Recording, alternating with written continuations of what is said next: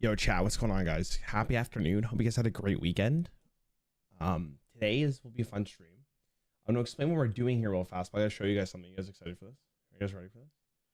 So, some of you guys might know this. I have a brand new cat. And we love our new cat. His name is Zuko. Look at this. Hold on. You ready?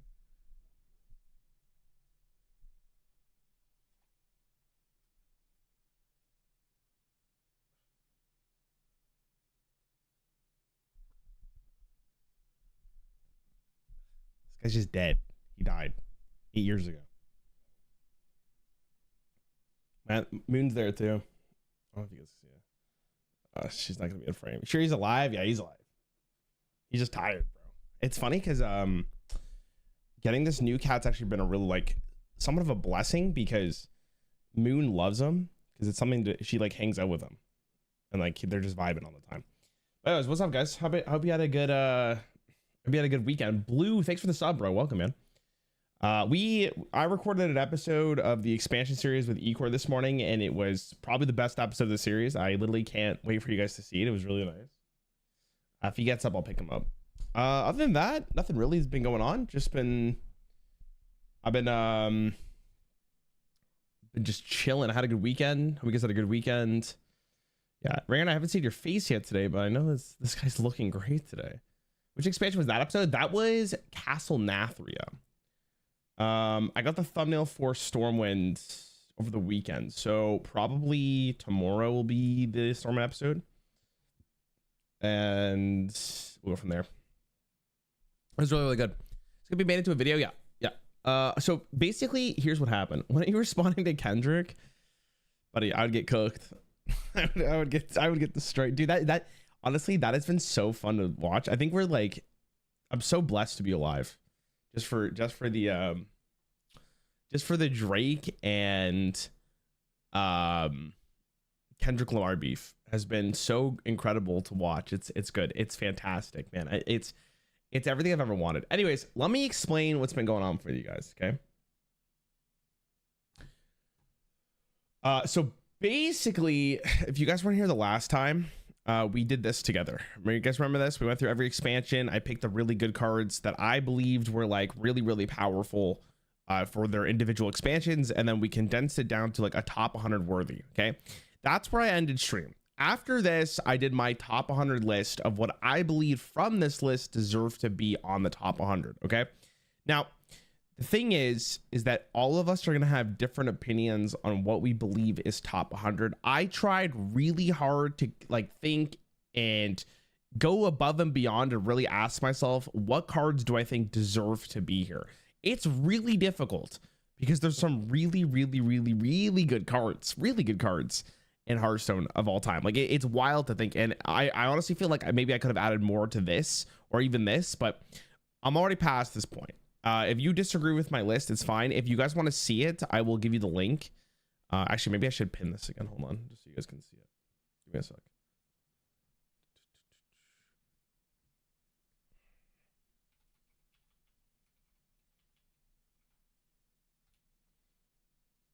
Give me a sec.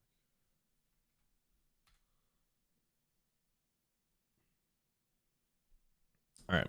We're talking only current state of the cards. No, when they were at their all-time peak. At their peak. And I will explain this very soon. Explain it very soon. Play Panthers and Zombies Heroes? I've not. No. Someone keeps telling me to play it, and I just haven't played it yet. So yeah. Hey, Ryan, as a free player, what is the best way to build my collection? Should I just buy Whizbang with my gold, or is it better to play Arena? If you're Lucas, if you're good at the game, Arena's not bad. It's more time consuming. But if you don't think you're if you don't think you're great at the game and you're just looking to get packs, probably just spend your gold on. I would actually probably recommend. No, Whizbang packs are probably good. Whizbangs are good. It's good. Anyways, so yeah, that's basically what I've been doing. So I came up with this as my top 100. Again, you might disagree with me. Today, I was gonna do this off stream, but I decided to do this on stream with you guys. And where did I put that? Hold on. Did I close it? Wait. Hold on.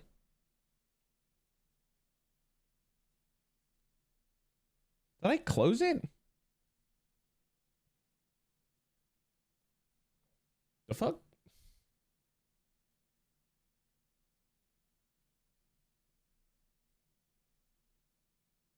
Okay, I don't know. The hell? I was like, I swear to God, I made it. Okay. Anyways, now we have this this wonderful tier list here. Actually, I think for the sake of this, actually, I'll just do it here. For the sake of this, I'll put myself up here. Give me one sec, chat. Sorry, I could have been more professional about this, but you know, I'm a kind of an idiot. Oh, reminds me, by the way, boys. Reminds me. Tomorrow we will be doing a stream with Frost Prime. Frost Prime and me, he will be helping me on A20, which should be very exciting. So if you're a Slay the Spire Andy in chat, it should be a good time. I'm gonna move you guys here. So that'll be tomorrow. Will be good. Night of the Woods OST, please, or share our chat history. You can share our chat history. I don't know. I don't think I've ever spoken to you personally, so I'm not too worried here. I'm not too worried here.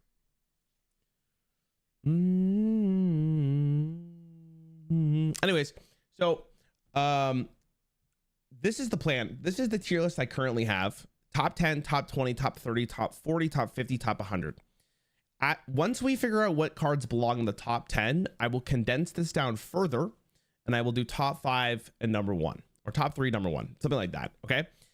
Here's the list of cards in my top 100 list. Again, if you want to see what they are, they're right here in this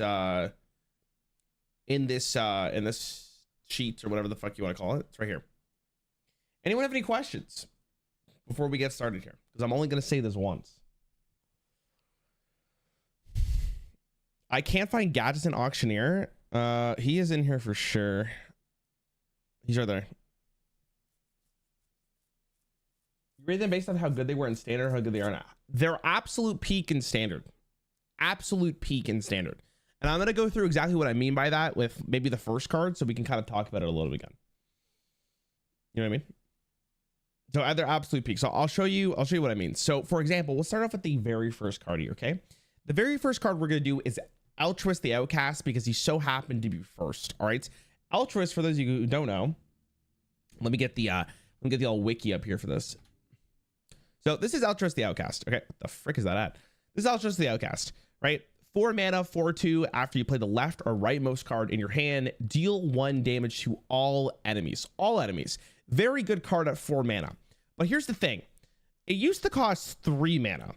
And that is what I'm considering at its absolute best. 3 mana. Because yeah, the card was still good at 4 mana, but it had to be nerfed at 3 mana, making it that powerful. Okay. So that's what I mean by we're going to look at it at their absolute peak. So the question is, amongst all of these cards, is Altruist the Outcast actually worth a top 50 slot, or is it just top 100? There's a lot of good cards on this list. That's the craziest thing, right? So that's the example here. Now, the most important thing here, chatters, is we can't have too much recency bias, because a lot of us remember the current power level over everything else in the current game. Okay. Like there's cards have been here for a long time, etc., etc. So me personally, I thought Altruist was a really good card, but Altruist actually needed some setup. Altruist at 3 mana was obviously really great, but I think it's a top 100 card. Was it very powerful? Absolutely. But I think it was carried from the fact that there was a lot of 0 cost cards in Demon Hunter, because A, Twin Slice was 0 mana at the time when this card was broken, and Skull of Gul'dan was very, very good. So I'm going to give it a top 100. Okay. Next on the list, we have Anubricon. Let me whip up the old Anubricon here. Now, Anubricon is kind of a spicer. In its current form in Hearthstone, it is 8 mana, 7/7 battlecry, gain 5 armor. Your next 3 minions this turn cost armor instead of mana. It's also non-dead. I don't know how reasonable that really matters, but this card was changed an absolute lot. It was, look at this shit.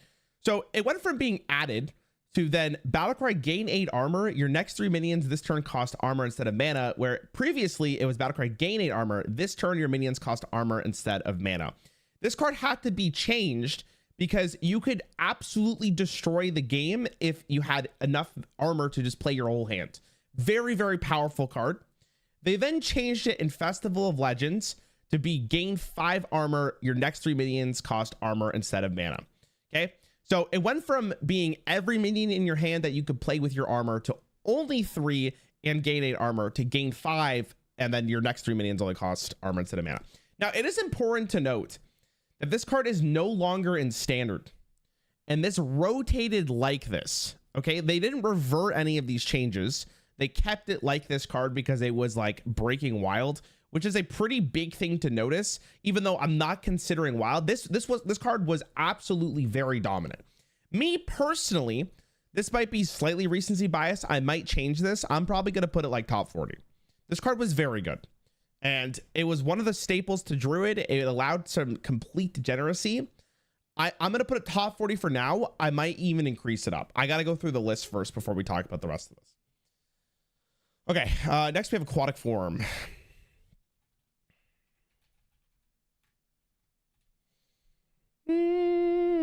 Okay, Aquatic Form.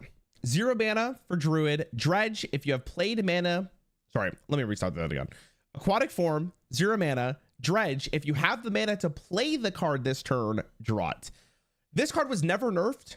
Very, very good card. This is a card that will be ran in every single Druid deck until something, if something is ever better than this, maybe it's -1 mana so you get mana back, or they reprint it and then maybe it has better art. I'm not really sure. The really powerful thing about this card is that it's literally free for a card draw, and you get to pick the card draw from the bottom of your deck. Very, very, very good. Very, very good card. Here's the problem though. This card, I wouldn't say warp the meta around it. I think it's just a very good card to put into your deck, and that is why it's deserving to be on the top 100 list. But me personally, it's a top 100 card. Very good card. I wouldn't put it any higher than that, but the fact that it's top 100 speaks alone for a card that just draws you a card for free. I think that's just very, very good. I think it's very, very good. Okay. Astelar.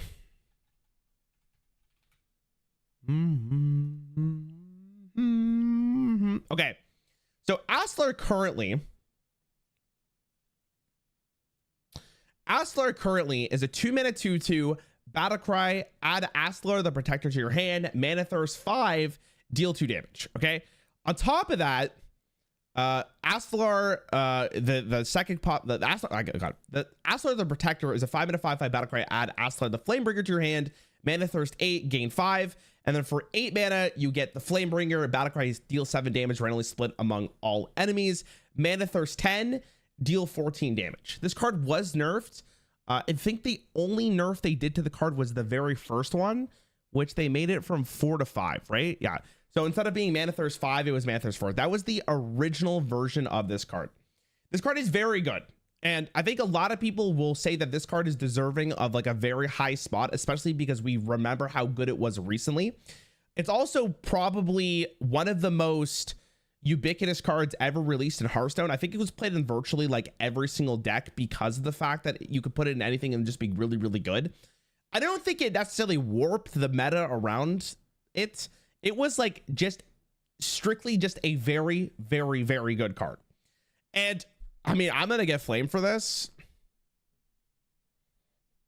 You know what? Honestly, it might be there.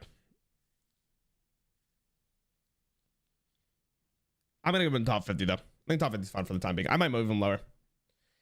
I think a lot of you guys will look at this card and be like, holy fuck, he's so broken. Chat, you guys don't realize what other cards are on this list. You guys are sitting here going like, holy fuck, he's so broken. Guys, this card was good. Don't get me wrong. I think this card was infinitely worse if Brain wasn't in there. He's just a good card.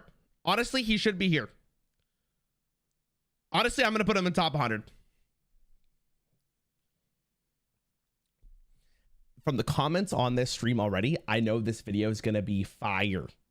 I know this video, the engagement on this stream, it's going to be hilarious. It's going to be hilarious. Anyways, next card.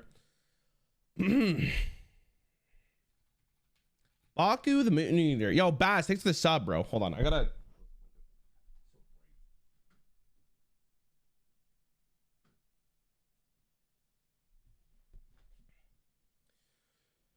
Okay. Baku the Mooneater. 9 mana, 7/8, start of the game. If your deck has only odd cost cards, upgrade your hero power. I'm not gonna all the upgrade hero powers are here, which is really nice. I wasn't gonna pull them up, but yeah, over here. If you're curious to see what they are, they're all right here. Wow, this is crazy. Wow, this is amazing. Okay, so Baku the Mooneater is really interesting because Baku the Mooneater is a card that never got nerfed, but it's a card that was rotated early. There's only 2 cards in existence that have been rotated early, and Baku is one of them. Baku warped the format around this card, and you didn't even have to play it. That's how powerful of an effect this was. We will truly never know how good Baku would have been in the year of Rise of Shadows, Savers of Uldum, and Descent to Dragons because they rotated it out. This will be the same conversation with Gen as well, but we'll get to Gen when we get there. I personally think Baku might be one of the most game warping cards of all time. And it's very rare you see an effect this powerful in current Hearthstone, even though like in current Hearthstone, you wouldn't actually want to use your hero power like every single turn. But in its prime, when it was in standard, it absolutely warped the game. The thing is, you can't nerf this card without actually changing its text, which means the card's design is so fucking powerful. And we're going to see an example of this later on where a card's text had to be changed because there's no way of actually fixing the card without changing the text. I think in its prime, I'm going to probably put it in top 10. I don't think there's a card that there's not a lot of cards that warp the game like this card did. So I believe it is a top 10 card. You might disagree with me, but the card was very, very good in standard at its prime. All right, what is next? Barnes.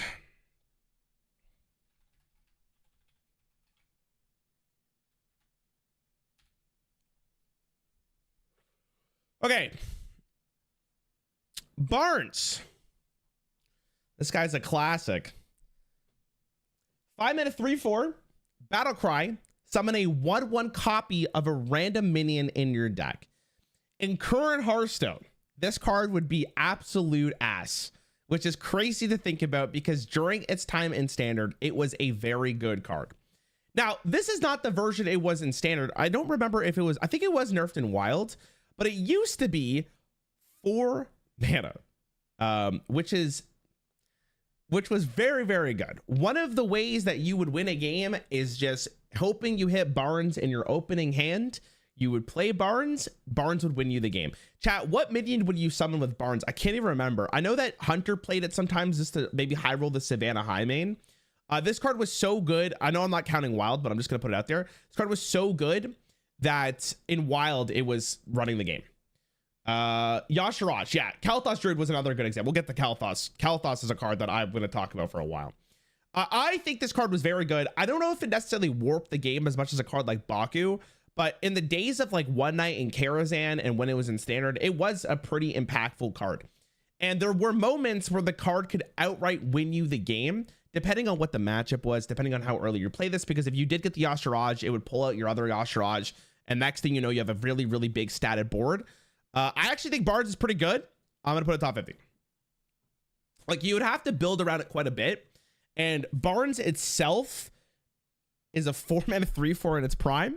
But if you pulled out a really good minion, it was quite a good card. Honestly, I might move it up. We're gonna get there. I have to see how I feel about these cards before we continue going. Because everything's gonna change. Because I can't remember all 100 cards as I'm doing this. This will change for sure.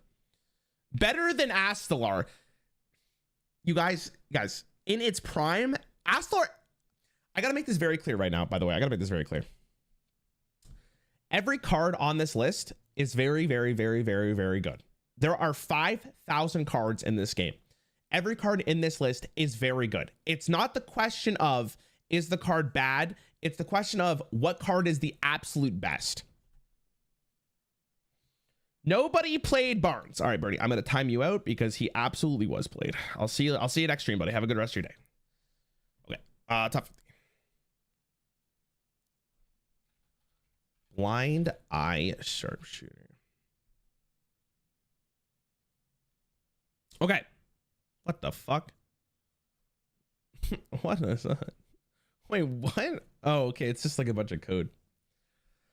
Okay. Blind Eye Sharpshooter. Currently, it is a 4-mana 3/3. After you play a Naga, deal 2 damage to a random enemy and draw a spell, then switch. But this is not the version I'm referring to. I'm referring to... what the hell is... What is going on here? I'm referring to when it was a 3-mana 1/5 is what it was. I have no idea what's going on with the Hearthstone wiki on this page. Absolutely crazy. I just talked about how Barnes could win you a game on its own. This card could win you the game on turn 3. If you had a good hand, this card was able to win the game on turn 3, and there's nothing your opponent can really do to it. They nerfed it to a 1/3, I think, and it didn't do like anything. It was still like insane. I guess you just couldn't tempo it. Then they made it a 4-mana 3/3, and obviously the mana reduction mattered a ton. There's also the rotation, which I think Voyage in the Sunken City had like a lot of Nagas in it. But in its fucking prime, bro, this was a very, very, very powerful card. And it kind of warped the game around it because it was just very, very good. Like 3-mana 1/5 win the game if you had a good enough hand. And Demon Hunter has the ability to do so much damage. I think I've definitely seen people die on turn 3, but what the average was, what, turn 4? It was very good. It was very good. It was very good. Honestly, I'm going to move Barnes down here. These aren't in any order, by the way. I'm going to put that top 50. I think that card's disgusting. I'm really glad it was nerfed. Thank fucking God.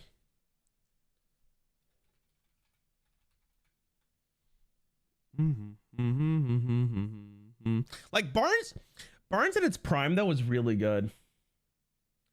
Such an annoying card.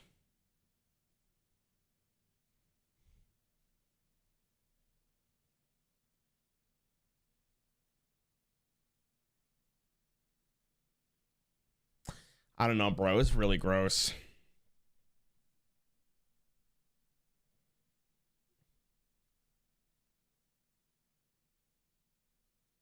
Hold on, I'm thinking on this 1 sec. Hold on. Okay, I'll leave there for now. I'll come over this. Okay, Boogie Down. 4 mana. Currently in the game, it is 4 mana. Summon 2 1-cost minions from your deck with the finale keyword. Summon another. It's a holy spell, which is a good card. Which is fine. But the real thing I'm talking about here is the 3 mana version of this. Now, I could already see people in chat being like, "Wow, this card's not that good." Guys, this was a good card. This was a very good card. This was insane. It was nuts. If you coined into this on turn 3, the amount of games Paladins would win is disgusting. It was 3 mana, summon 3 cards from your deck and draw them. It was nuts. It was nuts. Very, very, very good card. Now, I don't know if it's better than a lot of the other cards on here. I think it was very, very good. I'm going to put it here.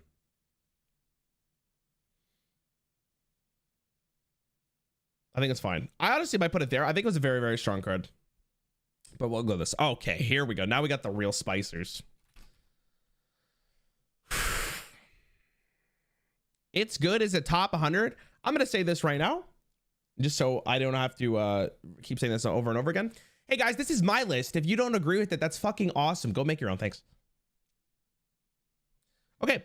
Bran. 3 mana 2/4. Your battle cries trigger twice. In its absolute prime, it would be the year of 2023 Hearthstone, not in 2015 when this card was released. Because in 2015, this card wasn't as good as it currently was, or when they brought it back in 2023. Thankfully, we got it back in 2023 so I could talk about this, because this card was very good. And it turns out as battle cries got even stronger throughout the game's life cycle, this card only got better. This card is a must kill card. You have to kill it. You can't leave it on board. If you actually could keep it on board, you probably lost the game. The thing about Bran, though, is it added a lot of degeneracy to this game. It's crazy. The real question is this better than the Highlander version from Warrior, right? That's what it really comes down to. I think this guy's really good. Is it a top 10 card is the really big question. I'm not sure.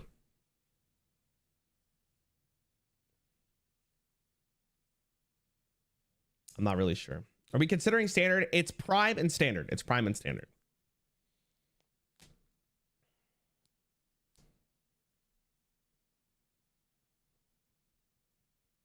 How'd you decide what cards to rate?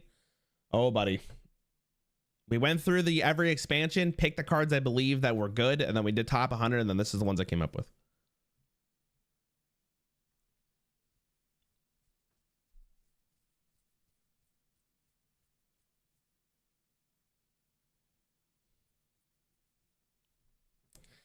I feel like if I put it top 100, it's not good enough.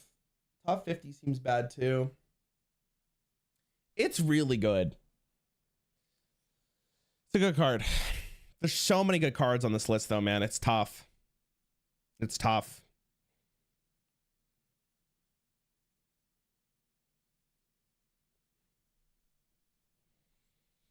I think it's somewhere here. I feel like it's somewhere here. Because this card wouldn't be as good if it wasn't for this card.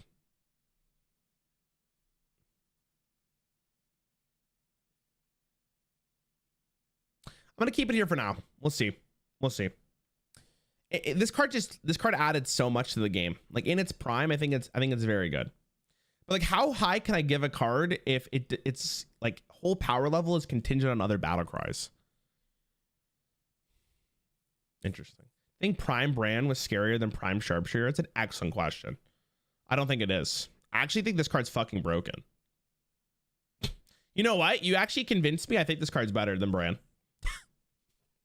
We'll leave this here for now. I might move this card up. This card was really good. Okay, Cold Arms.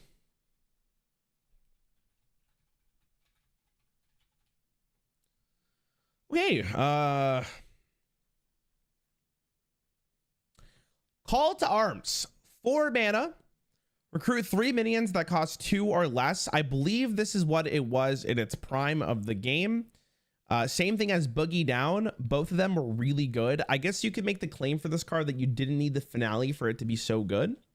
It is an absolute clusterfuck of a card. Let's be real here. Very, very good card. Comparatively to Boogie Down, I'm actually not too sure which one's better. It's this is a card that I think a lot of people saw very often. You know what I mean? It was a card that was very, very so often, man. You saw it so often. It was nuts. Was it nerfed in standard? It was, right? Oh, it was nerfed pretty. I mean, it took a whole expansion realistically to get nerfed though. It's not. I thought it would have been worse. So this was really good from what? Because Even Paladin was so strong, and that you put into your deck, and then Even Paladin was really good. Even Paladin was nuts. Really, really good deck. And then when it was nerfed, it was played in Baku, or it was played in Odd Paladin almost for sure. It's a good card. You kept it in the mulligan too because it was so nuts. You coin into it. It's nuts. Really good with Quarter Creeper if you wanted to run it. Oh no, Quarter Creeper was nerfed before you did this. Never mind. I mean, it's a good card, man. But again, it's like, dude, there's so many on the list that I think are so fucking good. But man, I don't know. Like, see, Boogie Down's also really good. So it feels weird to put one above the other. I'm not sure which one's better because I feel like if Boogie Down was also in the game, it would have been great. But I feel like maybe Call to Arms is just a better Boogie Down, right? And it's at least in its current state. Might just be top 100. Might just be top 100. He gets a top 100 angle. Maybe top 50.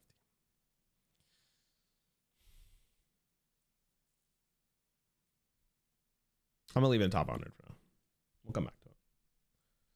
We'll come back. I'll have to look at the list again. Okay. Celestial Alignment. 8 mana. Set your mana crystals to 0. Set the cost of your cards in your hand and deck to 1. This card was one of the most annoying cards in the game because it used to say, set each player's mana crystals to 0. Set the cost of cards in all hands and deck to 1. This card was very polarizing in the sense that if you went against a slow deck, it used to be 7 mana, sorry. Used to wait, was it used to be? It used to be 7 mana, right? I believe it was. Wasn't it? Am I stupid? Yeah, it used to be 7 mana. 7 mana. If you were a slow deck against this and they play Celestial Alignment against you, you probably just lost the game. Very polarizing effect, very good. The reason that this card was so good was because you could play Celestial Alignment, and then the turn after you could go Nourish, and you would just already have more mana crystals. But it got even better because of a card called Lady Anaconda, which I will have to pull up so you guys can see it. So you would play Celestial Alignment, you would play the Lady Anaconda.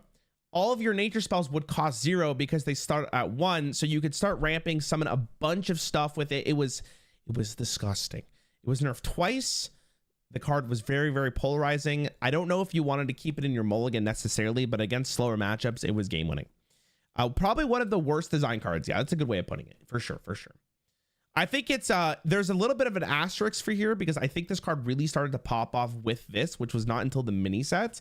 But we're looking at the card in its prime with Lady Anaconda. That being said, was it really that meta warping? I don't know. It was very, very good.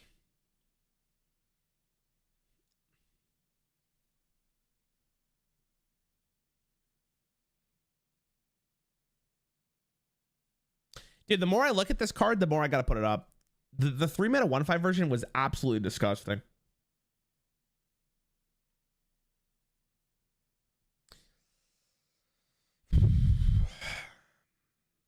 This is gonna be tough. I'm already freaking out. We have so many cards to go. We'll come back. Okay. Construct Quarter. 3 mana. Destroy a friendly minion to summon a 4/5 undead with Rush. This has 3 durability. I believe this is what it released when it first came out. Yeah. When the mini set was added, then it was nerfed to 4, and then it lost a durability.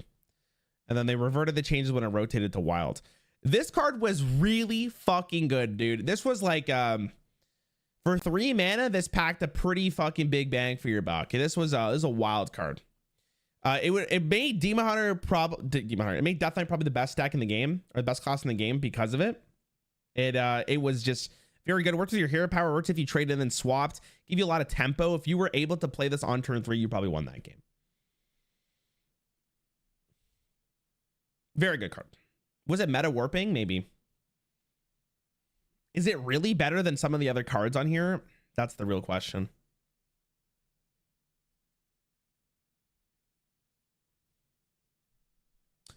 For the time being, I have to put it here. It was good.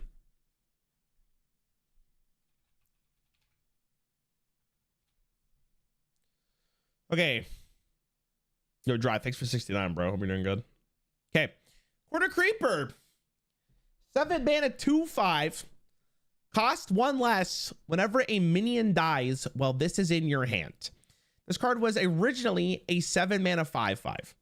This card warped the game around it. People did not think this card was going to be as good as it was, and it turned out it was very good at a 7 mana 5/5.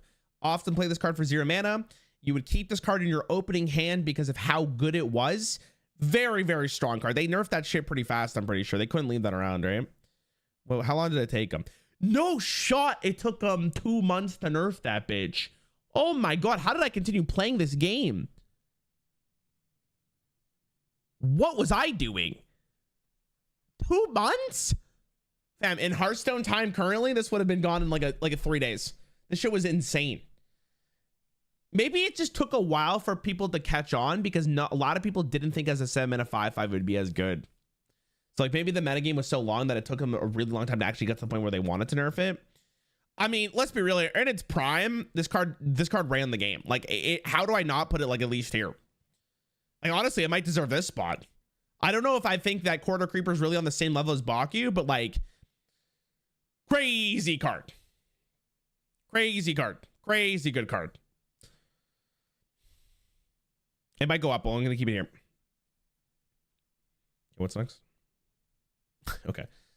I don't really have to talk about this one too much, but I'll talk about why I wanted to put it into the top 100 list. At least from By the way, chat, I want you guys to know this isn't just only my personal bias. I did speak to a lot of other people who I trust their opinion on, talking about what they thought of the list, etc., etc. Counterfeit coin. 0 mana, gain 1 mana crystal this turn only. It was printed for Rogue and Mean Streets of Gadgesan. Really good card. It was just a very good card to put in Rogue because every single Rogue deck basically ran it because it activated combo. It was able to, you know, get you to a higher mana crystal earlier. It's probably like the 100th on the list. Again, this is the one where it's like, where was it? It was good with so many different cards. It deserves to be here because a lot of Rogue lists ran it, but I don't think it's anything better than that. I think it's that. I think it's fine. I'm gonna leave it there.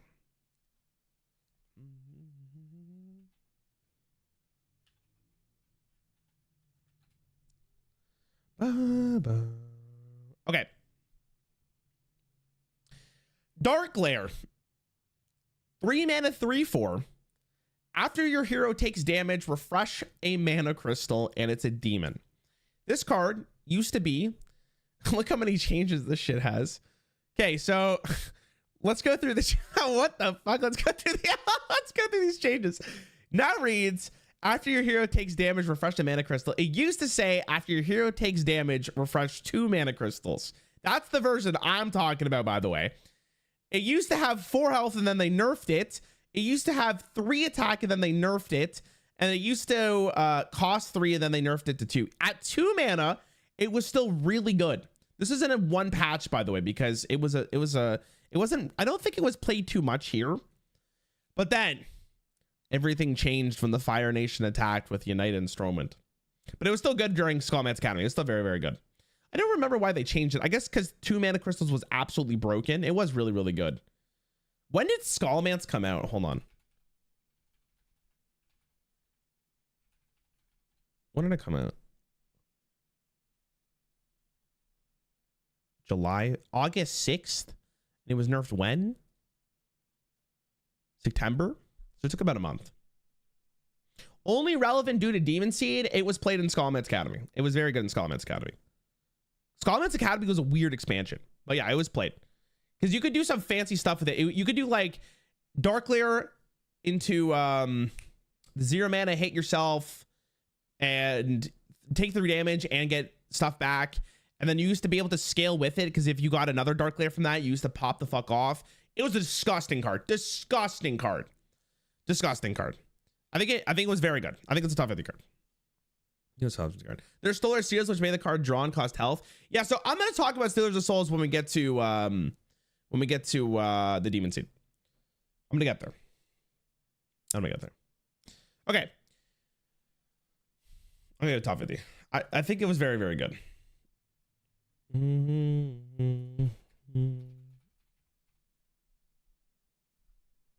Okay. Deck of Lunacy. 2 mana. Legendary spell. Transform spells in your deck into ones that cost 3 more. They keep their original cost. This card might be one of the highest mulligan cards of all time. And most importantly, when the rotation happened during Forged in the Barrens, this card was a must-play card in competitive Hearthstone because of what it did to the game. Now, obviously, after more spells were added, wasn't nearly as good. They also nerfed it, I believe. It used to be from 2. Oh my god, they made it 4 mana. Yeah, they nerfed it to 2, or they nerfed it to 4 from 2, and then they didn't touch the card until it reverted. So this card was very good. It did warp the meta around it because it was just that powerful. It was the high rolling potential with this card was just very, very consistent. So therefore, it was just a very good card to pick. I'm gonna pick something here, chat. A lot of you guys are not gonna like this, but this is my logic here. 2 mana spell that fundamentally warped the metagame around it, and games were decided if you got this card early enough. It wasn't even like, this card was so strong at 2 mana, you didn't even want to play Enchantress Flow before it because you wanted the highest cost card in your deck to be 10 mana for the Grand Slam.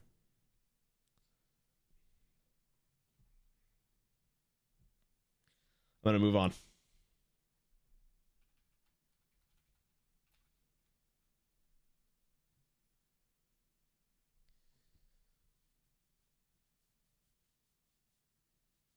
lot of you guys are going to be like, oh, there's no way it's a top 10 card. Chat, this card ran the game. Like, if you didn't get this card in your opening hand and your opponent did, you lost. Like, if your opponent had this card in their opening hand, you lost. Like, so much of the time. It's top 10. Anyways, let's continue. Okay. Deep Miner Bran, I hardly know her. 6 mana, 2/4 battlecry. If your deck started with no duplicates, your battlecries trigger twice for the rest of the game. This card used to say, if your deck has no duplicates, your battlecries trigger twice for the rest of the game, meaning that if there was something in your deck that was a duplicate, this effect would not proc. Currently in standard Hearthstone, there is no way for you to interact with this card. Now, I have a feeling that this is gonna be nerfed. Okay, there's no way there's no way they can leave the card like this without having some kind of counterplay. There's no way. Dirty Rat, sorry, yeah, you're right. Other than Dirty Rat. But I think there's a lot to be said about this card, okay? The thing is, we have to ask ourselves, is this card truly better than just regular Bran?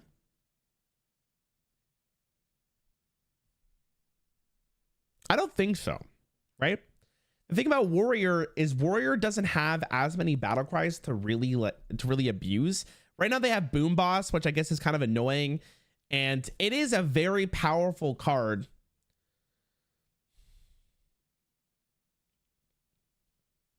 This is gonna get nerfed for sure. This was a neutral card. Yes, it's hard to compare. It's not hard to compare. I don't think so at all. I think if you think of how good this card is, I think the regular Bran's better. I think the regular Bran is just a better card. Forget the Astlar meta. I remember Astlar being there, but wasn't Bran was there, right? Am I trolling, or was he here the year before? I can't remember anymore. Bran was playable with Astlar for sure. For sure. I remember those days, but I don't think he was here last year.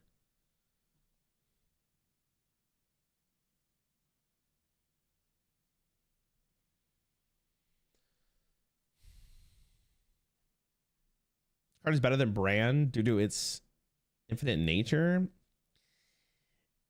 The thing is like, yeah, I think you could probably get more value from this card because it's not like an onboard effect. But let's be real here. I think often if this card was played, you probably lost, right? Like this card was genuinely played with cards like a Nubricon, right? Yeah, like it's good. But I don't know, man. Me personally, I'm more of a Bran guy, and I think people are going to be mad about me because of recency bias, but I think it's a top honored card. Like, if I'm thinking about other cards on this list, I think there's better cards.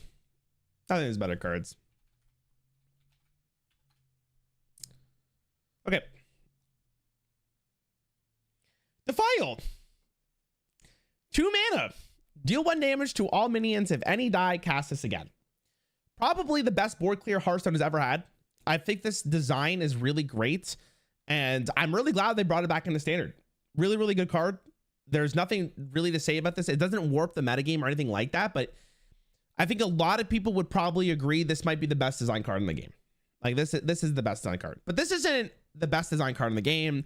This is the most powerful based on its prime in Hearthstone, and I'm going to be honest, it's not that good compared to some of the other cards on this list. I wish I would put it higher, but come on, chat.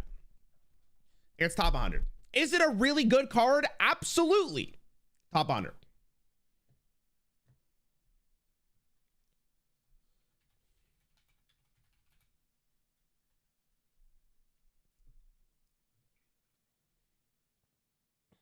There's so many of you guys who only think of like, you guys, okay, I'm going to say this, chat, because you guys got to realize there are so many other cards that are more deserving of the top 10 spots or the higher list. Okay. Good card. Really good card. But remember, every card on this is a good card. Remember this. Okay. Anyways, Dino Tamer Bran. 7 mana, 2/4 battlecry. If your deck has no duplicates, summon King Crush. If anyone doesn't know what King Crush is, this is King Crush. This card was really good. Highlander Hunter was probably the best version of Highlander you could play other than maybe Mage. It was just good. And it worked really well in the Hunter deck. You played it as a top end. Turns out 7 mana to get 2/4 Brain was really great. Probably not even top 100. I disagree with you. It was very good. It ended up getting nerfed from 7 mana to 8 mana because the card was backbreaking if you played it on turn 7. It wasn't an insanely good card. It's not top 50 worthy. It's definitely top 100. Pretty easy to talk about that card. Definitely worthy of top 100. Very good card. Very good card. Dirty Rat. 2 mana, 2/6 taunt. Battlecry. Your opponent summons a random minion from their hand. This card is probably the most hated, one of the most hated cards in Hearthstone. Feels really good to play it sometimes. Sometimes you just lose when you play it. 2 mana, 2/6 pulls. Mainly just used as a tech card to pull your opponent's like big minion Battlecry or like combo piece out of their hand. I don't think it was ever nerfed. History tile now shows which minion was pulled. Interesting. For a little bit, you didn't know what card you pulled, even though you could probably see on the base. This card has some recency bias for sure, because they added this card into the core set and people like will get this played against them and then they'll lose and be like, wow, that card's fucking bullshit. But let's be real here, guys. It's a really powerful effect. Top 100 worthy for sure, in my opinion. But again, I can't put it higher than top 100. Good card, but it's top 100. It's a good card. Okay. Dun, dun, dun, dun. Okay. Dr. Boom, Mad Genius hero card for Warrior that came out in the Boomsday. 7 mana for 7 armor. Battlecry. For the rest of the game, your mechs have Rush. This is every hero power you get. This is the thing it would look like. You have 2 mana, gain 7 armor. 2 mana, summon 3 1/1 microbots. 2 mana, deal 1 damage to all enemies. 2 mana, discover a mech. And 2 mana to deal 3 damage. This card, when we have to go through its timeline here because it's really interesting to look at the timeline. This card was added in the Boomsday. Didn't see like any fucking play until Rise of Shadows came out. And Rise of Shadows, that's where the card truly started to pop off because the metagame was so good for Warrior. And I think also Rogue got nerfed pretty early on. So there wasn't really a deck that could deal with this. It was, and Bomb Warrior was added in Rise of Shadows, which gave it some kind of inevitability in the late game. So in Suvers of Uldum, which is surprising, I thought they would have nerfed this easily or earlier. Cost 9 mana instead of 7, and then when it rotated, it went back to 7 mana when it came out. This card was really good because what happened in Rise of Shadows was the entire game was based around this card. You would go against Dr. Boom mirror matches that would last for 50 minutes long, and you were forced to run Elysiana into your deck because that's what the metagame really was. And for a very long time, this was the card. And the mirror matches often felt like whoever drew Dr. Boom first won the game, which hero cards can often feel like. It's in its prime, this card ran the game. Again, and a lot of these cards you could say were running the game. It is very difficult to me to put this card in top 100. I actually think it's really, like, I don't think it's fair to the card to put it in top 100. I actually think it's like maybe here or here. I guess this card, you could not play 2 games of Hearthstone. Maybe the odd person was playing something else, but this card, you had to run this card in your deck. 99% of the games are probably against it.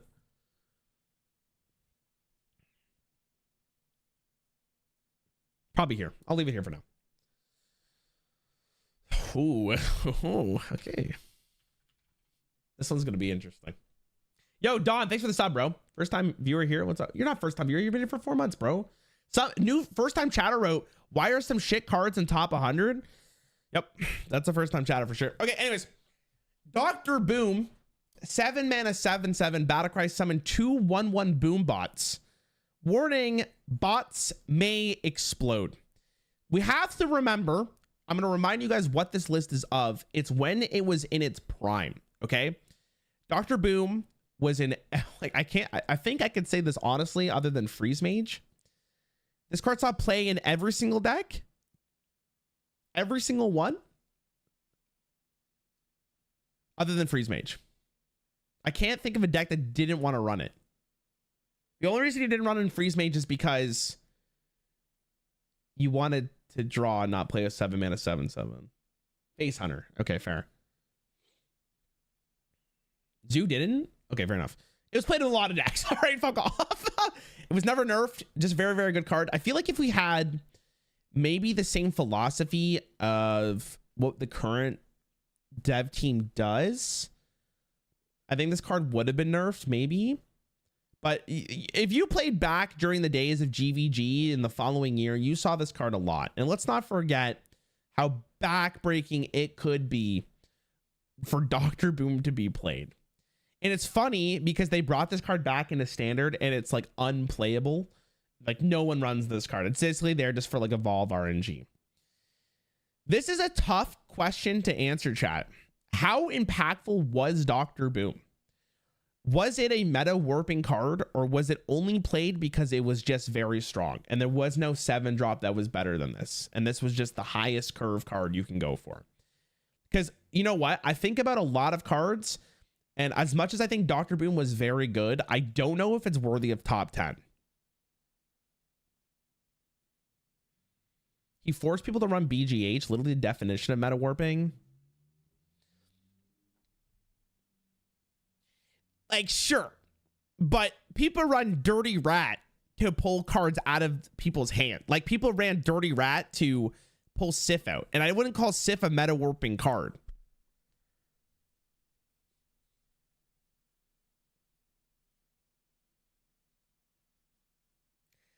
The thing is, like, I think it's really hard to look at this card and call it good because you see so many cards. You've seen so many newer cards that are just better than this.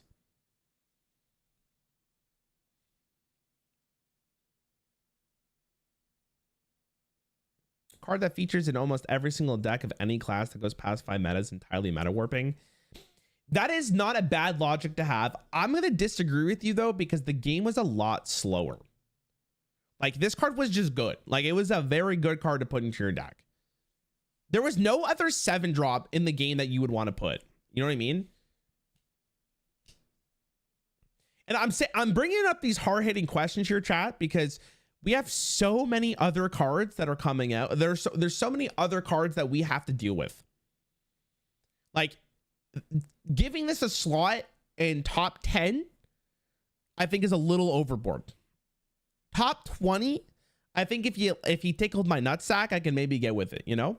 Top 30, I think I cook with top 40. Top 30. I think we cook with top 30.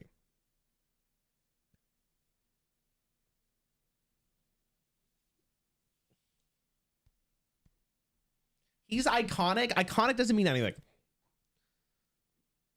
I can move it later, for sure. I can move it later. I'll put him next to Brand. He's all cozy next to Brand. All right, we might come back to him. It's hard because there's so many other cards we still have to talk about. I'm not disrespect, bro. There are 5. Listen, bitches. I swear to God, dude. There are 5,000 cards in this game. There are 5,000 cards. 5,000. He's in the top 100 of all of these cards. You can eat my ass. He's not being disrespected. Someone just wrote Quarter Creeper is not better than Boom. I can't listen to chat. I literally can't listen to chat. I can't. Like that's incorrect. That is incorrect for sure. Okay, anyways. Dragon Queen Alexstrasza, 9 mana 8/8. Battlecry. If your deck has no duplicates, add 2 other random dragons to your hand. They cost 0. It is important to note for Dragon Queen Alexstrasza, because this is what the card currently is in the game, that I'm going to talk about this right here. Can no longer generate Dragon Queen Alexstrasza.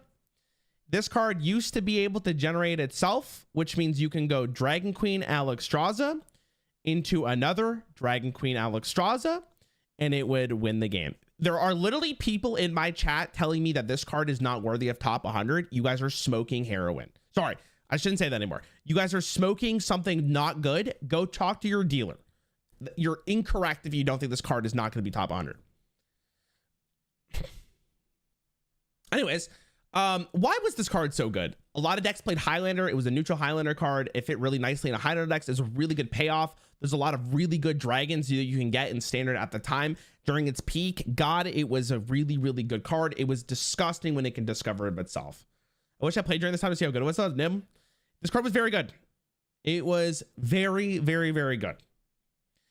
Now, the thing is it really better than some of these other cards? Like, it's so fucking tough because this card was so good.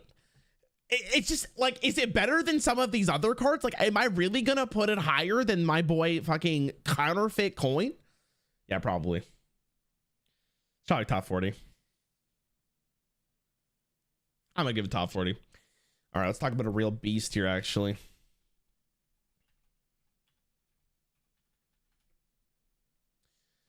Okay. Drakthar. 4-mana 4/4. Battlecry. If this costs more than every minion in your deck, summon one of those minions. This version of the card is garbage. Garbanzo beans. But before that, it used to be, where is it? If this costs more than every minion in your deck, summon two of them. My brother in Christ, this was one of the most disgusting cards. Okay, this was gross. And it's funny when you look at this card and you summon two minions from your deck, you didn't think it was going to be that good. Oh my God, it was insane.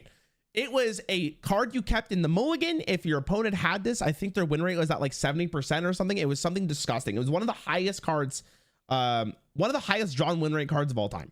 Very, very good card. And this is why, chatters, when you look at some of these cards, you have to ask yourself, are some of these worth a higher thing? Because Drakthar is a card I guarantee a lot of you guys probably didn't remember, and it was disgusting. So like, somewhere around here, because it warped the meta. Very good card. It was kept in your mulligan. If you had it, my God, the game was awful. It might be top 10. Realistically, it might be. Like, I'm tempted to put both these up here, but we're going to get back to that later. We're going to get back to it later. We're going to get back to it later. Okay, what's next? Oh, this is a spicy. Woo. Here we go, buddy. Edwin Van Cleef. 3-mana 2/2 combo. Gain +2/+2 for each other card you played this turn. I have to first say this. I know I'm talking about its absolute prime, but there is something to be said about a card, especially a card like Edwin Van Cleef, that was played virtually every year for Rogue because it was that good. This card saw play at every world championship it was in for Standard, Chat. Every single one. Your thoughts? Very good card. Very, very good card. This card could win the game on turn 2, depending on what your hand was. Sometimes in Classic, this card would fundamentally just lose you the game because you couldn't interact with it because it was so big. And there are a lot of highlights of this card. And people talk about iconic with Dr. Boom. I'm going to say something that a lot of you might not like, but this card is more iconic in my mind. This is a very, very strong card, and it has multiple moments where I would consider its prime. I have to talk about one thing here, chat, because I think a lot of you probably forgot. They nerfed this card to 4 mana. They nerfed it to 4 mana in Dark Moon Fair, and then they changed it in like 2 weeks or some shit. It was very weird looking at this card at 4 mana. It hurt my eyes. So I didn't like that. I didn't like that at all. Why? It was because I believe of Galakron Rogue. Because Galakron Rogue had Lowkeeper Polkelt after Skullman's Academy. So you could do like a disgusting... I can't remember why they nerfed it. Oh, wait. I can't remember. Was it played at 4 mana? I don't think it was, Nim. I think it was like... See, the problem is like when something gets nerfed, people have a tendency of not really playing it because it's like, oh, it's bad now, right? It's bad. But it's because of Foxy Fraud. Yeah, that's what it was. That's what it was. So the question becomes, chat, does a card that has multiple primes and has consistently been very good for the Rogue class end up being a better card than most of these other cards? And you know what? I think it does. I think it's a top 10 card. Like, I think legitimately looking at Edwin Van Cleef over all of these years, and it being very good for all of them. Like, this card has stood the test of time. I think it's a top 10 card. Again, I want to remind you guys are giving me shit for putting Dr. Boom in top 30. You got to think about every other card on this list. There's so many cards. Anyways, what's next? Ooh, see, this is another Spicer. I hope if I type this in, of course it doesn't. Okay. All right. ETC Band Manager, 4 mana 4/4. While building your deck, assemble a band of 3 cards. Battlecry, discover 1. This is a card that has been played a ton since its release. Another really well designed card. I wish I could put it higher, but let's be real here. I don't think that it is worthy of anything higher than top 100.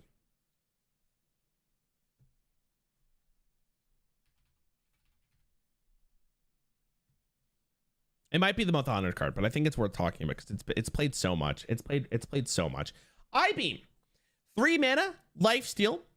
Deal 3 damage to a minion, outcast. This costs 1. Some of you guys might be like, oh, I-Beam's not that good. What the fuck? Why is I-Beam here? The outcast of this card used to cost 0. Now, some of you might be like, well, that's not that good. This card was nerfed in 24 hours. There are very little cards on this list that have been nerfed in 24 hours. Fucking broken in its prime. Really good card. It allowed for tempo. It gave you life. It allowed you to push damage when you couldn't. Very, very good. Very good card. Now, the question becomes, is an I-Beam that costs 0 mana better than some of these cards?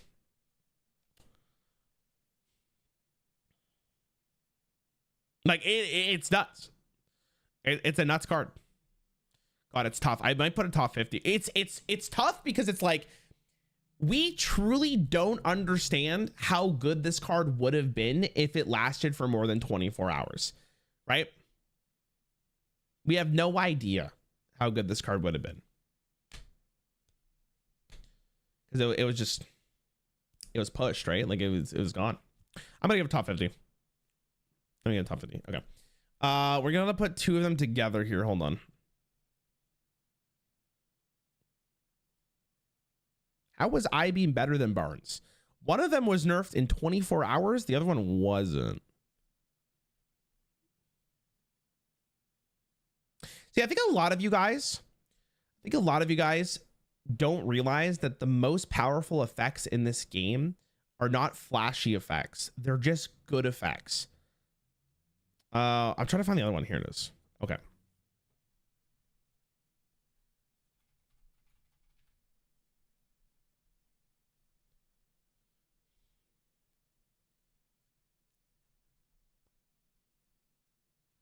Oh, I know why this is bugging.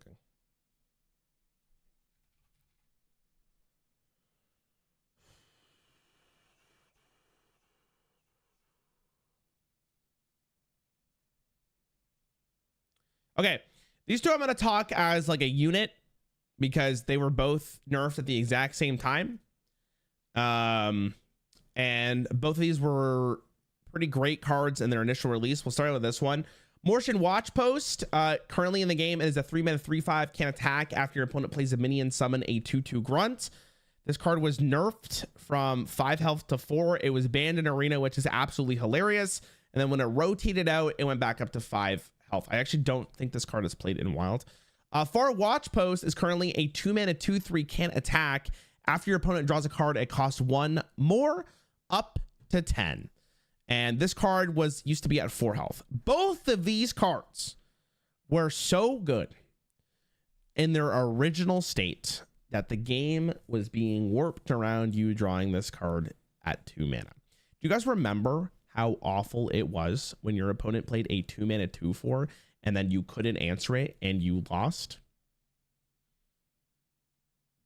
You remember that? Part of the reason why they were so good was because it was a 4-set format. That's fine, but again, this is in its prime. Yo, Mark, thanks for 100, bro. Fuck this list. Get me to the Mesa Falcon guy. He'll tell you all you need about any card you want. All right, Mark. Thanks for 100, bro. I appreciate it. Far Post made me quit for 3 years. Holy shit. This card was very, like, the thing about a card like this is, again, this is a card that's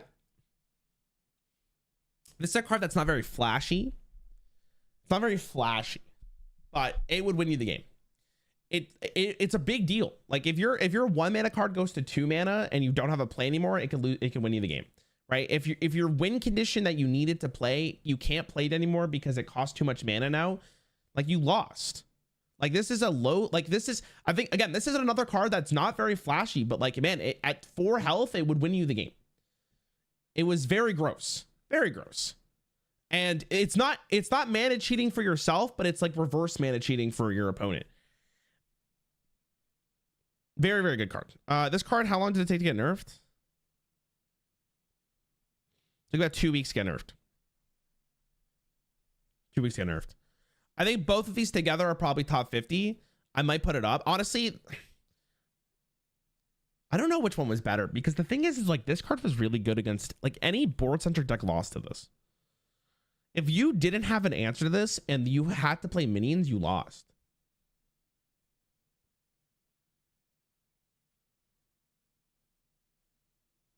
Two mana was much better. See, chat, you guys are, again, I disagree with you guys. This card was good. Mortion wasn't that good. So you guys are so funny because this card wouldn't have been nerfed if it wasn't that good. Like at 5 health, this stopped any board-centric deck to be played.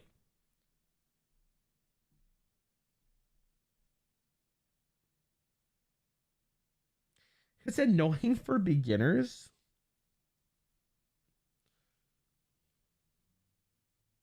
Did you play the meta outside of rank 25? During this time, I was a top 1,000 legend streamer. This specific meta game. This is where I was.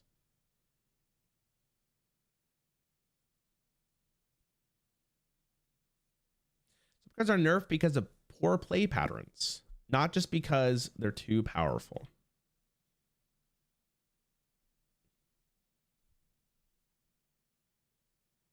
The 3/5 really seen play. The 2/4 is very good. Don't get me wrong.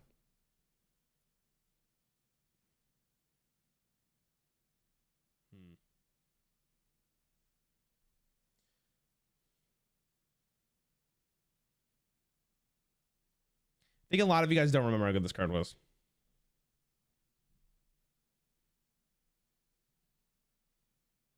It's a good card. I'm just gonna say there are 50 cards better than this one. See, I'm really glad that I don't listen to you guys because I think a lot of you guys are like very emotional about this.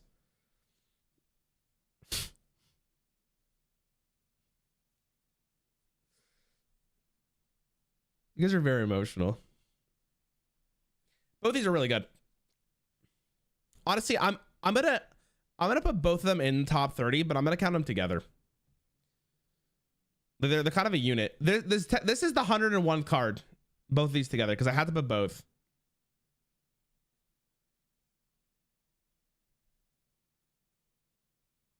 Wonder why the 4 mana one was always so weak.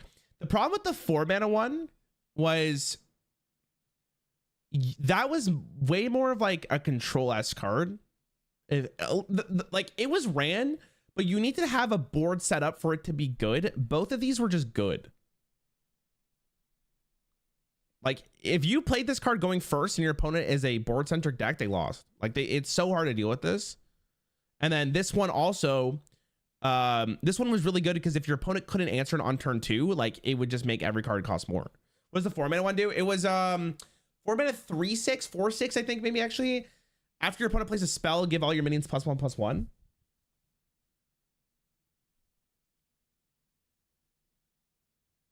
Can't believe Mortion Watch Post is rank higher than Call to Arms. We might change this again. I have to go through the list and change some stuff up. It's tough, dude, because I was gonna do this off stream, and I was like, dude, I'm sitting here like, how do I even go through this? Anyways, I'm gonna keep it there.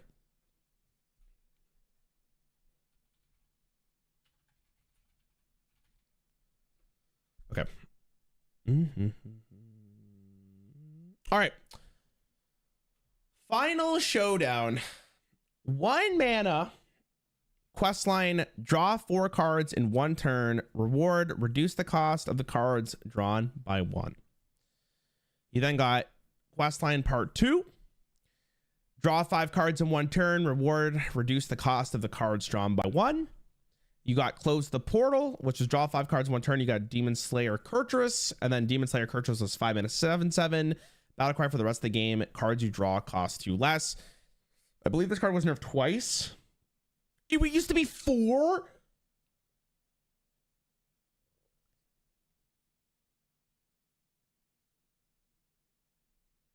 That's a yikers for me, dog. Ugh. So sorry about that. The real reason why this card was very good was because actually this first step right here, drawing 5 cards or 4 cards in 1 turn, or 6 cards or whatever it was when you actually did the first one, was really great because it discounted all of those cards, which means you had an insane mana reduction. Dude, can we just talk about Demon Hunter? Why when Demon Hunter gets really good stuff, it feels so stupid to play against? Anyways, I go on a list. Il'gynoth is also on this list, which we need to talk about. This card was very good. Okay, the question is, how good of a card do we really think this is? Again, we have to think about how insane Demon Hunter truly is. I don't remember how long, like the thing. Okay, in United in Stormwind, I believe that it wasn't very good. It was played, like it was kind of laughed at, right, for a really long time until later on. I think it needed something, but when it was really good, it was very strong.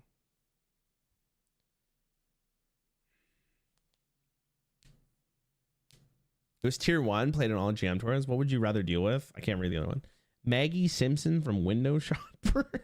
Who's Maggie Simpson? Oh, Magtheridon. I'd rather go against Magtheridon every day of the week.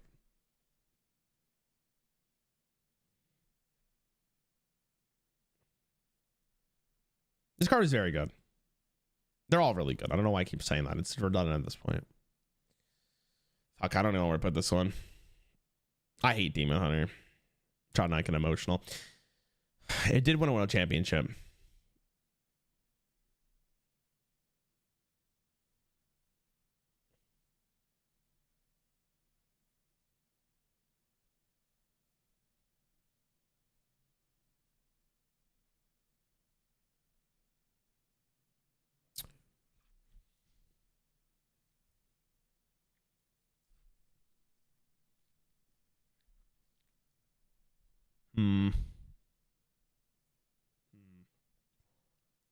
It's probably here. I honestly, it might be. Hold on.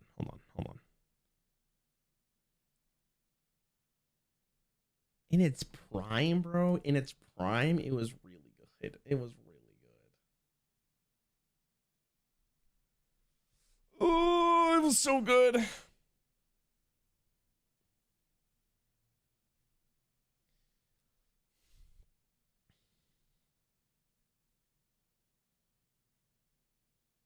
I'm gonna leave it there. We might come back to it. Flamewaker. Oh my god, I hate this card.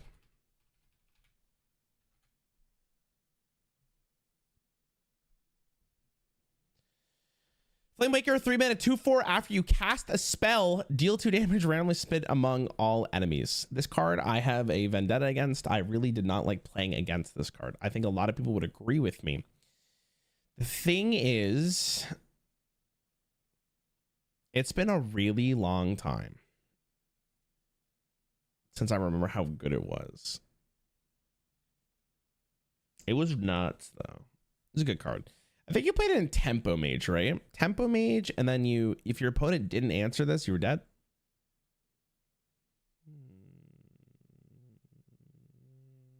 Playmaker's power came from the tilt fact as much as the power. People invested so much into killing it. I mean, you can't leave. Let's be real here. You can't leave this card up. You couldn't leave it up. Like, again, you would lose.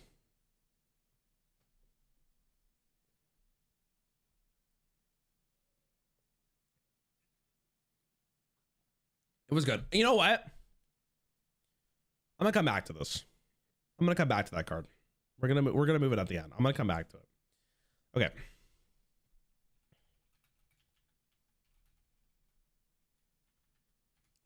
It's hard. That one's hard. Okay. Flash of Lightning. 3 mana, draw a card. Next turn, your nature spells cost 1 less. This card was actually just recently nerfed from 3 to 2. This card enabled a deck that would be able to kill you on turn 5 pretty consistently. In a vacuum, might be one of the strongest spells ever printed. And because of the card pool currently in the standard format at 2 mana, this card was good. It was also played before rotation because it turned out that discounting all of your nature spells, which most of your spells in Shaman are nature that deal burn, are really good. No, just aside, after this list, please make more collabs with Mesa Falcon guy. You can even move in. No, look, I'm moving. There'll be more. There'll be more. Marco, there'll be more. What the hell are you talking about? Be even strong if it didn't draw? Yeah, for sure. Recency bias.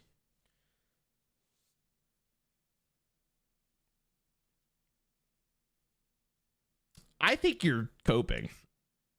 There is not a lot of cards that set up an OTK on turn 5. And when I'm talking OTK, I mean your opponent dies on 30 life.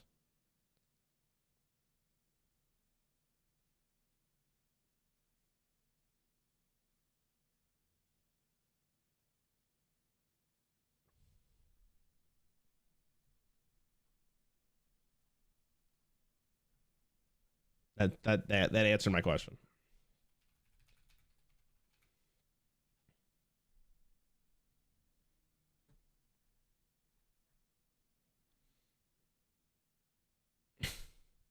Okay, Force of Nature, not this version. Currently, this is a 5 mana summon 3/2/2 treants. This is such a bad card. What the fuck? It used to be. This is what I'm talking about. This is the one. This is what I'm talking about. All right, 6 mana Force of Nature for classic. Summon 3/2/2 treants with charge that die at the end of the turn. This card was very good. And it's funny because this card wasn't really played before the first World Championship. Now, some of you guys might be like, why am I bringing this up? This card enabled an OTK from Druid, which was like 14 damage from hand with Savage Roar. Now, this is an asterisk because I do have to include Savage Roar for this. Okay.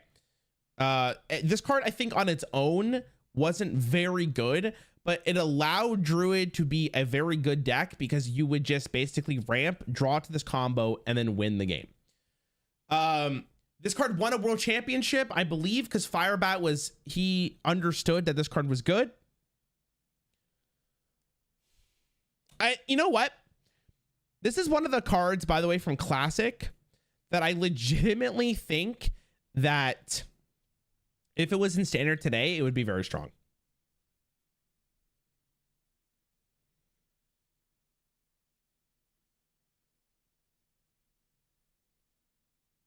What are your odds on the wiki? I don't know. I don't know, man. See, I say that. Let me tell you why. Let me tell you why.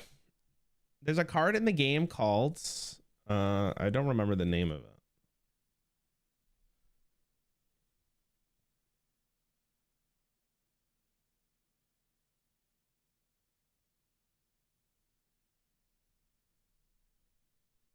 So I don't know. It's tough because it's like, I think at its prime, it might have been the strongest combo in the game. Was it meta warping? I honestly think so. But the thing is like, would this card get played nearly as much if it wasn't for Wild Growth at 2 mana in Nourish? Wild Growth is a hell of a card at 2 mana. Savage Roar saw a lot of plays in metas after. Buddy, you just told me not Force of Nature because they nerfed it. They changed it. They changed the card. It was played forever. And then they changed it. What are you talking about? It didn't see play. Savage Roar saw play forever because they changed it. Huh? Anyways, every token Druid deck existed because of Savage Roar. Savage Roar should be on the list, not Force of Nature. Would Force of Nature not have seen play if it was this? Of course it would have saw play in every token Druid deck. Are you okay? It absolutely would have seen play. Anyways, I think in its prime, because of how good it was in its time, with Savage Wars and Asterix.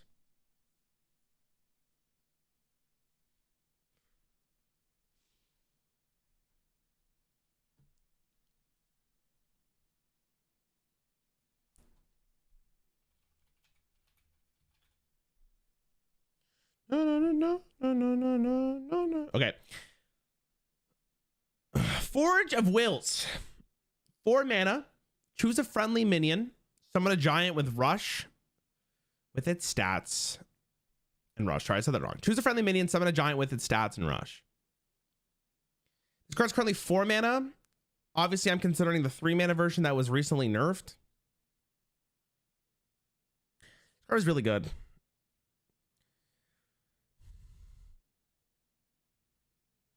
Three mana version top 20. You guys are too.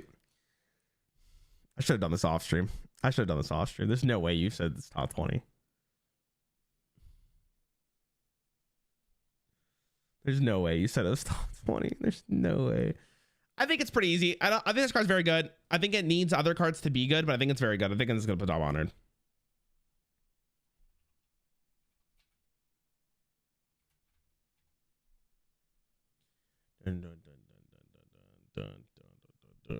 I can't wait to read the YouTube comments here. It's gonna be great.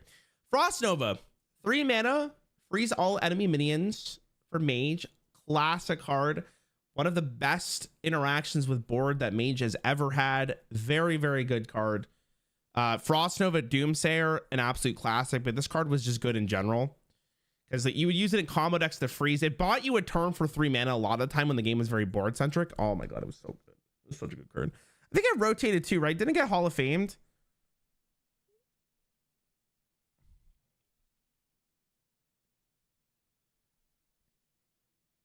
I guess it didn't.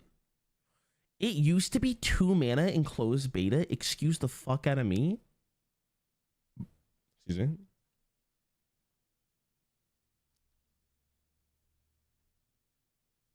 It used to be 2 mana. Actually, I had one of the best chat experiences in the stream, to be honest. Love seeing people's perspective. You know what's crazy? I don't think I put Ice Block on this list. Ice Block should be here. Oh, no, never mind. It's here. I'm trolling. There's too many cards. I forgot. It's here. It's here. I'll give it top honored. Really good card. Really good card.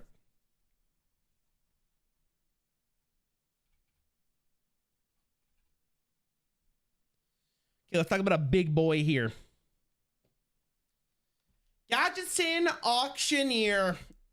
The OG boy at 5 mana 4/4. Whenever you cast the spell, draw a card. It was nerfed to 6 mana. At 6 mana, it was still very played. And recently, it was nerfed to 7. This card saw played every mana. Maybe at 7, it might have been too weak at that point, but I'm not sure. I think for a lot of Hearthstone's lifespan, this card was a 6 mana card. Am I wrong, chat, or no?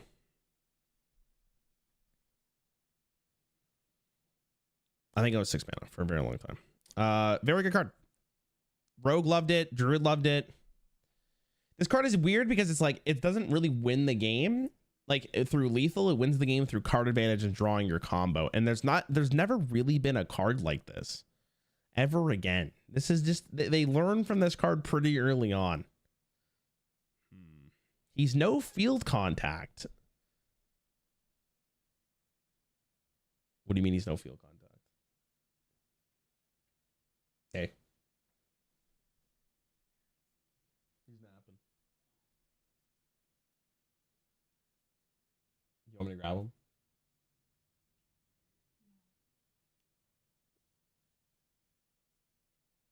You're kind of interrupting here. What are you doing?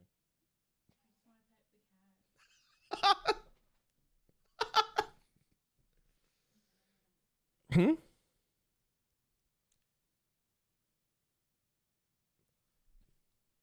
How's your work? Was it good? Was it good? Top 100 girlfriend? No, she's number 1, bro. Actually, top 10. Top 10. Okay, where are we putting this card, chat? I've got top 500 on US with gadgets and 100x. No field contact. You dropped him. The game was over. We'll get to. Can you relax?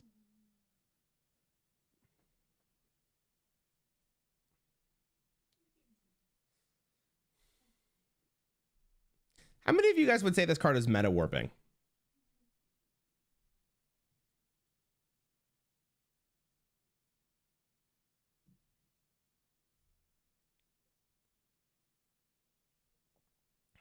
This is Hearthstone's version of Max C?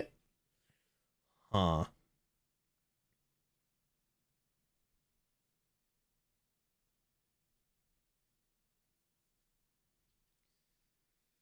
Deck defining, not meta warping, I think is a really good way of saying it.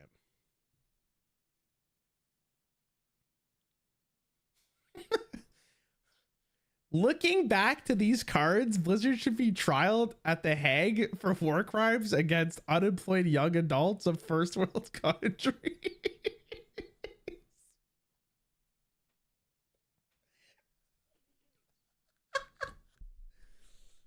Holy shit, that's so funny. Classic was a time, bro. That was a time. They definitely learned a lot from Classic for sure.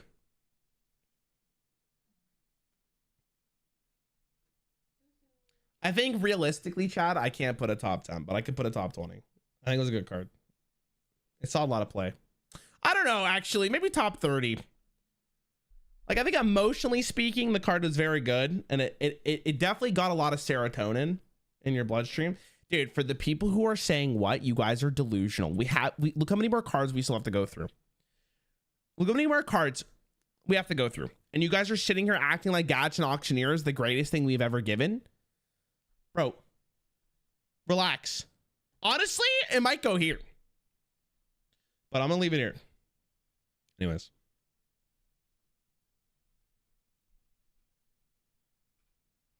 Honestly, you know what, chat? I grabbed this card. What the hell happened? Anyways.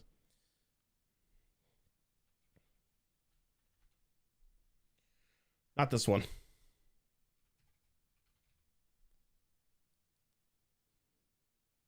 I think it's the Tempest. Yeah. Okay. So let's talk about this real fast. You know, Galakrond is a really hard card to evaluate. Beginning to doubt if Rarran played Hearthstone for 2020 with these rankings. I think you guys are delusional because so many of you guys look at this card and go, yeah, it's really good. All of these cards are good. All of these cards are good. But let's be fucking real here, boys. Don't get me wrong. Auctioneer is great, but it wasn't meta warping. It was just a good card that let you cycle through your deck. Don't get me wrong. Not bad, but you guys need help. Anyways, Galakrond's tough because there are 5 different versions of Galakrond.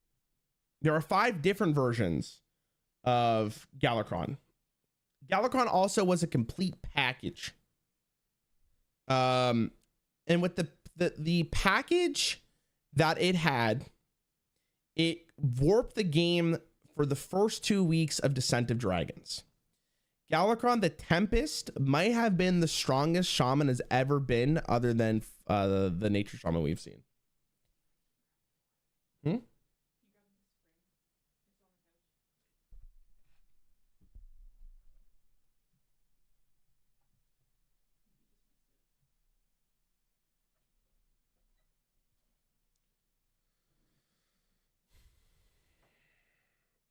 We're getting a Shaman Stone and Jades.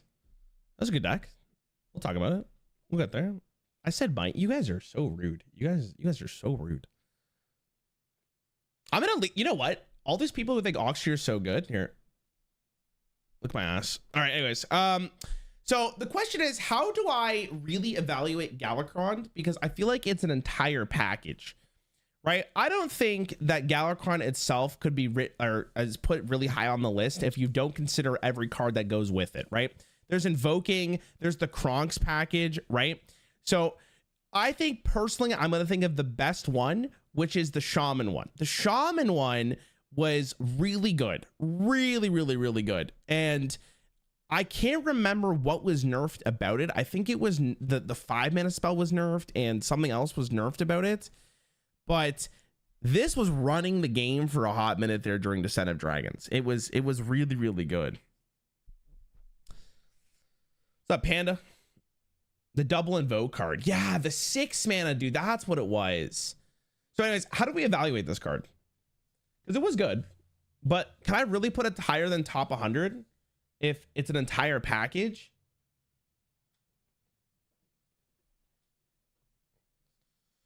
It was 5. Yeah, it was 5. Yeah, that's right.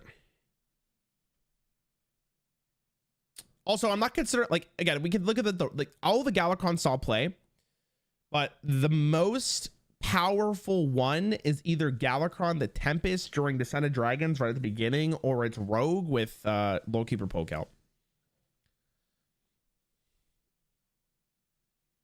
You used to summon 3 ones? I think it was always 2 ones.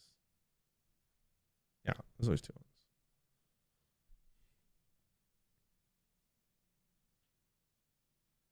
Ranking cards or packages. Some of them have asterisks, and we'll get there soon because I have to talk about one when we get there. And you know what? I'll give you an example. You know, we'll do this card right now. We'll come back to the Galakrond in 1 sec. Where is he? This guy right here. Because this is why I gotta bring it up. Because Grim Patron, 5-mana 3/3. After this minion survives damage, summon another patron. Great fun card. Awesome deck to play around. This deck would not be nearly as good if it wasn't for Warsong Commander. So am I really going to sit here and tell you that Grim Patron is a top 50 card? No. But if you have Warsong Commander with it, which is kind of what you needed, then maybe I can make it slide for a top 50, right? So it's the same thing with Galakrond. Like, this card was really good, but when we did this list, everyone was like, you have to have Grim Patron. It's so good. I'm like, I don't know, man. Like, it's mainly Warsong Commander. I don't think it was Grim Patron. So that's why this is like this. Anyways, we're back to Galakrond. We'll get the Grim Patron soon. I think personally, because Galakrond is a whole package, I can't put it higher than top 50, but don't get it twisted. This deck was really good. Like this deck was nuts. And when it was in standard, absolutely top 100 card. Okay, so let's talk about Grim Patron here, shall we, chat? Because this is going to be probably the Grim Patron Annies back in the day. This was a big deal. Okay.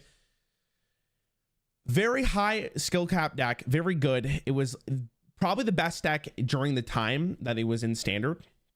But you guys can't sit here and tell me that this card would have been played without Warsong Commander.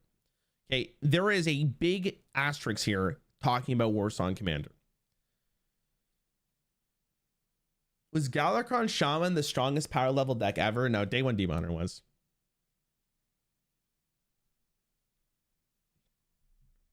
And we'll never truly know how good Day 1 Demon Hunter was because it was nerfed so fast. Okay, so when we evaluate this card, do you put it at top 100? And like, be like, yeah, it was really good. But how could it be better? How could it be really, really good if it wasn't for Warsong?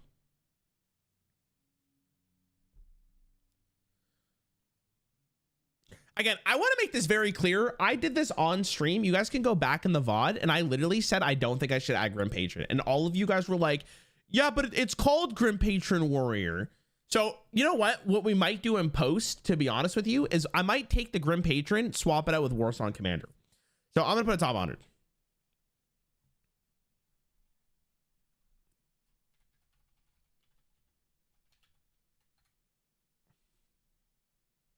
Okay.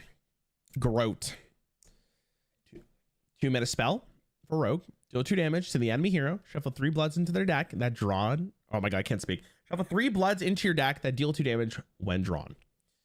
This card made a deck in standard called Garrote Rogue. That card might have been Rogue's best deck of all time, depending on if you could play it optimally.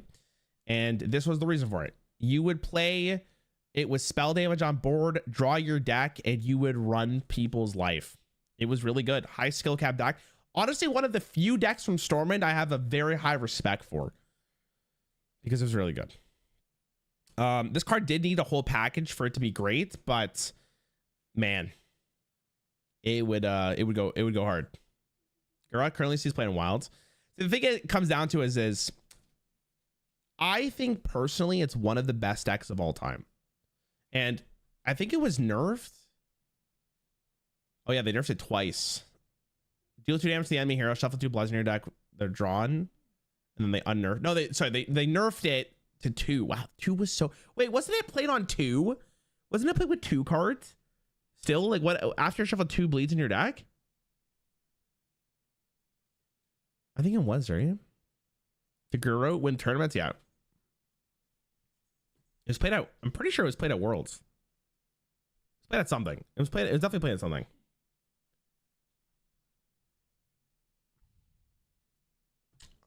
It's so tough because there are other cards that it really relied on, right?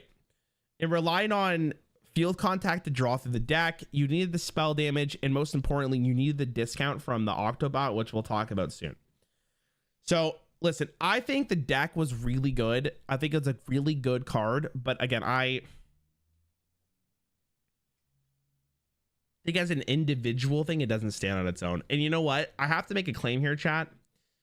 I gotta move him down because on his own, like I think he's a top 30 card.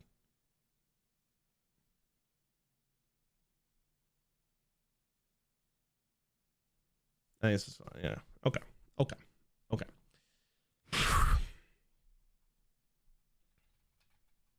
I like Edwin though. Edwin's cool. Oh, my music stopped. Okay. If a Questline or Galakron needed a package to be good, why are you shitting on Patreon? Okay, so the Final Showdown didn't need a package. It was just a good card. It was Rant. You would run this card in your deck because of the first iteration of the Questline.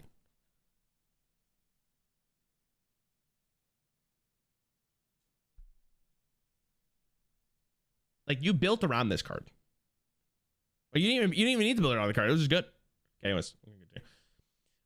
Getting Grey Mane. 6 mana, 6/5, start a game. If your deck has only even cost cards, your starting hero power costs 1. We already went with Baku. Baku, obviously, I think is one of the strongest cards to be ever made because it warped the game around it. This is the other card that was rotated early. There are only 2 cards in the game that have rotated. Chat, what are the 2 cards? We've talked about it. Pop quiz. I mean, I don't really have to talk about it. The fact that it was rotated early. That's a top end card. Really, really good card. Okay.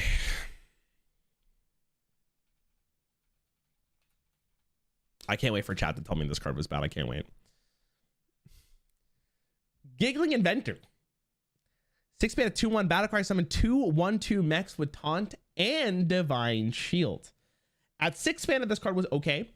It was still good. It was played. It was good. But this card released had 5 mana. And at 5 mana, this card might have been the best card from the Boomsday Project. Very good card. In fact, at 5 mana, I think every deck ran it. Yeah, I'm pretty sure every deck was like, yeah, 5 mana for that amount of stats. It's pretty good.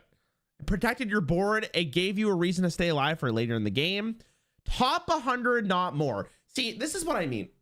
This is not a very flashy effect, but this card would win you the game. And if we're considering this at 5 mana, the fact that this was able to be put down onto the board and protect your life or have minions on board that you could buff, like it was just a win condition. It was great. It was really good. And a lot of decks had trouble dealing with it. It slowed the game down or it helped you get a lethal push. It's just good. Like, it's just a good card. At 5 mana, it was fucking insane. 5 mana was nuts. I think a lot of you guys probably don't remember how good it was at 5 mana.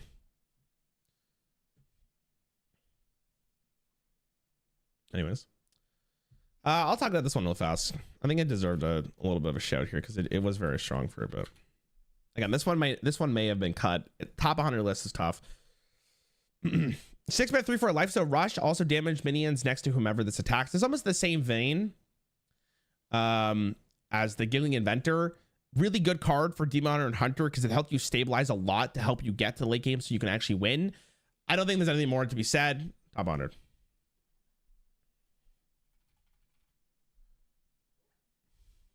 Okay. Assyria.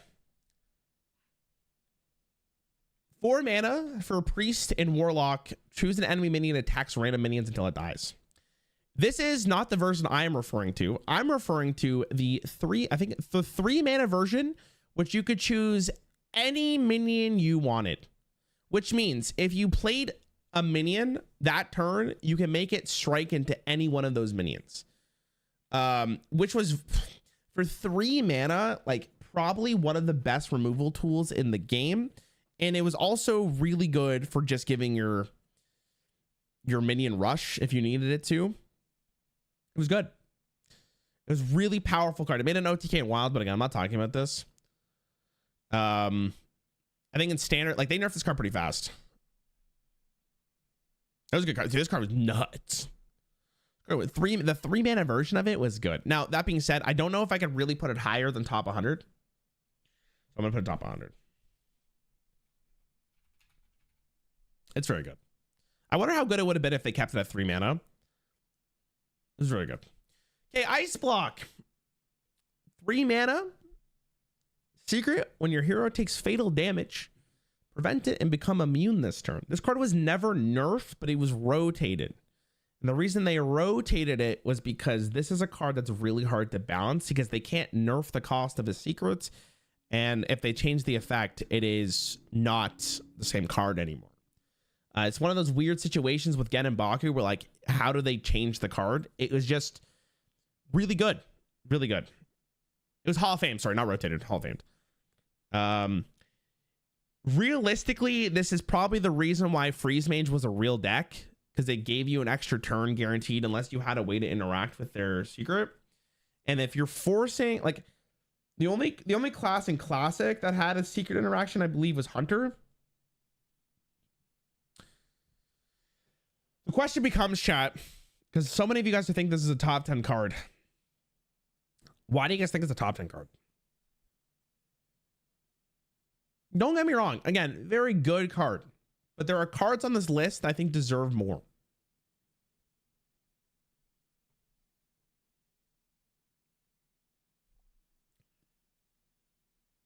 I hate playing against Ice Block, but it's not, probably not top 10. So the thing is, a lot of these cards have emotional attachment for people, right? Like, this card is frustrating to play against, and you probably remember you losing games to it because of the fact that, like, it's that good. I think they Hall of Fame this card purely for design reasons, because they can't do that. Chat, I don't know why these ads were here. I don't know. You could go, I can show you guys my entire history. I've never looked up My Little Pony on anything. Like, you can go through my history if you want. Okay. I personally think this is my tier list. You guys can blow me if you think so. I'm going to give it top 50. I might move it up depending on what the list ends up being. I think it's a very good card. And I think for what it was very strong. I don't think it's going to go past that. Unless we'll come back here. Look, see, you guys are copium. Oh my God. Guys, there are so many good cards. There are so many good cards. Anyways. What's next? Ooh. Ooh. Ooh. Please just make it clear the intent of the tier list is. The intent of the tier list is when a card's in its prime. Is this card's prime better than other cards on this list? No, I don't think so. That's what the tier list is. That's what it was from the beginning. Was its prime better than fucking Quarter Creeper? I don't think so. Was it better than Deck of Lunacy? No fucking shot it was. Anyways. Okay. Il'Ganis. 4 mana 2/6. Lifesteal. Your lifesteal damages the enemy hero instead of healing you. This card was nerfed to 6 mana and it still saw play.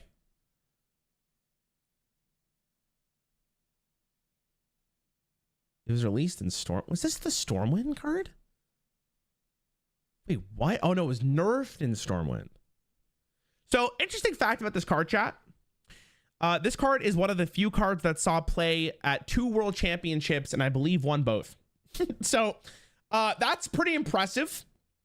Also, I think in standard, this might be the highest possible damage with a card like this with the whole combo. It gave Demon Hunter a win condition from healing itself through other cards.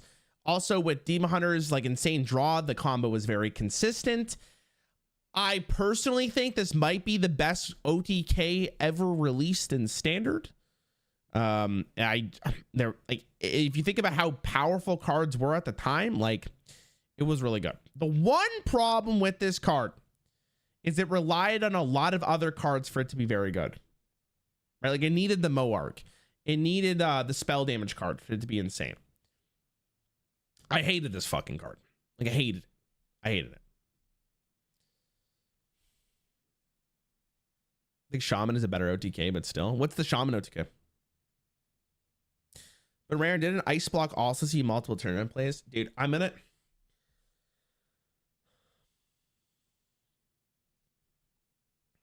Ice Block is a good card.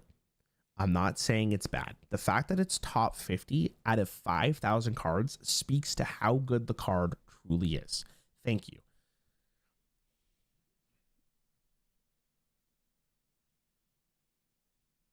This literally loses to Ice Block. True. True, it does. It really does. It really does. Na, na, na. I love this song. Okay. I'm just going to time you out, bro. I'm so tired. Oh my God. I should have done this off stream. I think I'm going to get triggered. Where's Marabi? Dying in ice. What was the OTK I wasn't playing when this was in its prime? You went Il'Ganis, 2 Moarg Artificers, a spell damage card that gave you spell damage +2, but you couldn't target the opponent's face, but that didn't matter because you're Demon Hunter. And then you played a 1 mana card that did 1 damage to 3 minions that had lifesteal. And this card would fuck you up.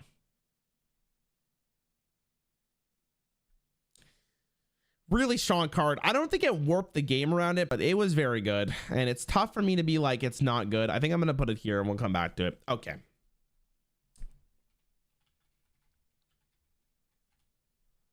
Okay.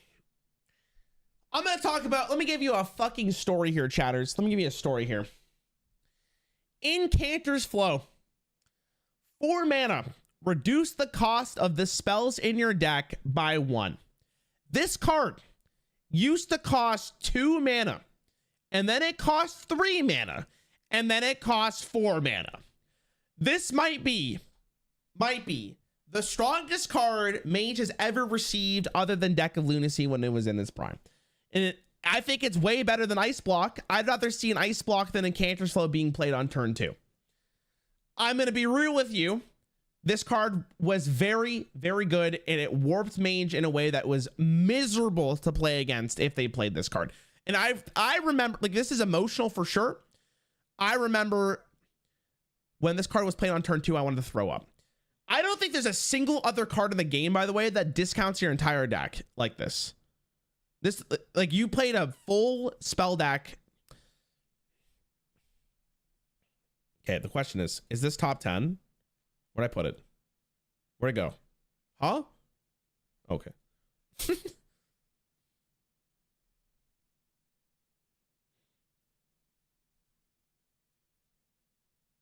Why can't, what's going on with this tier list? We're going to talk about Pocket Galaxy later. Don't worry. We're going to talk about it. We're going to talk about this. Don't worry. Top 20, I think we got stronger cards. I think I would, honestly, I'm willing to put this here. It's in the same vein as Flash of Lightning, but I'm going to leave it here for now. For now.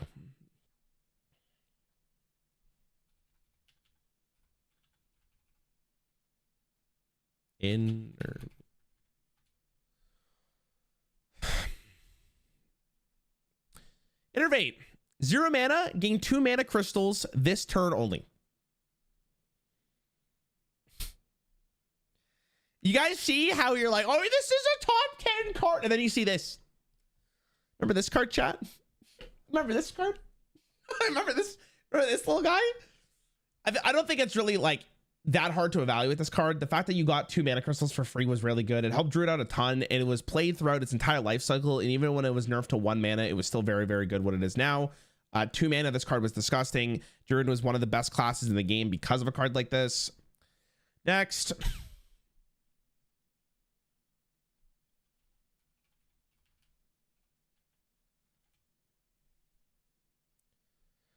Okay, Iron Deep Trog. 1 mana, 1/2. After your opponent casts a spell, summon another Iron Deep Trog. This card was good, but it was even better at first when it was first added to the game. I thankfully didn't have to play against this version because I was playing Mercenaries. After your opponent cast the spell, summon another Iron Deep Trog was the nerf.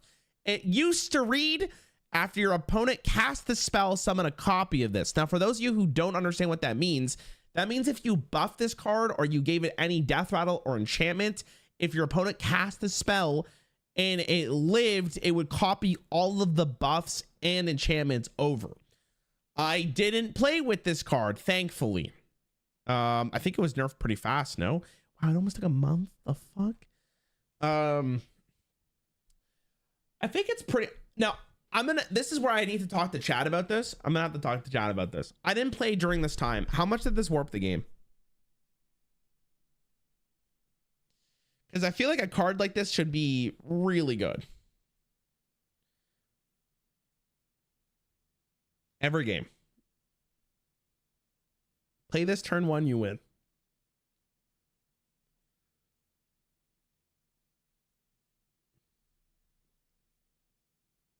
Imagine playing spells LMAO. Paladin was disgusting. Yeah. I'm pretty sure this warped the game, right? Seems like he was the Undertaker of his meta. Yeah, Undertaker's another card we're going to have to talk about for a while. So the version that I'm talking about, I'm pretty sure was great. I'm going to trust chat's judgment here. I can't tell you honestly, but I can't remember. I'm going to put it in top 20. I think a card like this that impacts the game this hard on turn 1 is really disgusting. Oh my God, I'm gonna have to read this. Hold on.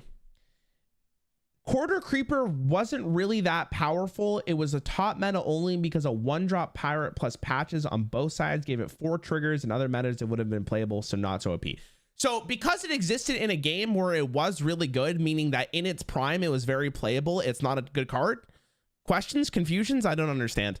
That doesn't make any sense because we don't live in a reality where that metagame wasn't there. So therefore, Quarter Creeper was fucking broken. Okay, thank you. All right, let's talk about the good shit.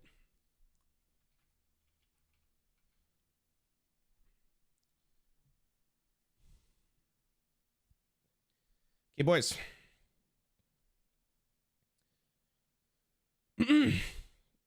Kal'thas Sunstrider. 6 mana, 4/7. Every third spell you cast each turn costs 1. This is not the version I'm talking about. I'm talking about the version that says every third spell you cast each turn costs 0. Is this the best card that has ever been made in the game? I don't know. Dono Walling Bunny Hopper? Wait, what did Bunny Hopper say? Are you choosing the top on the cards? Buddy, I did a list. I went through every expansion. I picked the cards I thought belonged there, and then I talked about top on or worthy, and then I picked the... There you go. All right. We're talking standard in its prime. So in standard in its prime, I'm going to be real, chat. This card deserves at least top 20. This is a nuts card. Nuts card. I'm pretty sure it's top 10. I'm pretty confident top 10. But it's at least top 20, and I'm not taking anything else for an answer. When was this card nerfed? How long did it last for? It cost 6 mana at its prime? Oh, fuck me in my ass. Oh, yeah, it's still 6. Okay, 6 right now. Skullmance, they changed it. And then they unnerfed it when it rotated. Druid was gross. You know what I also remember about this card was the Inner Demon Demon Hunter deck.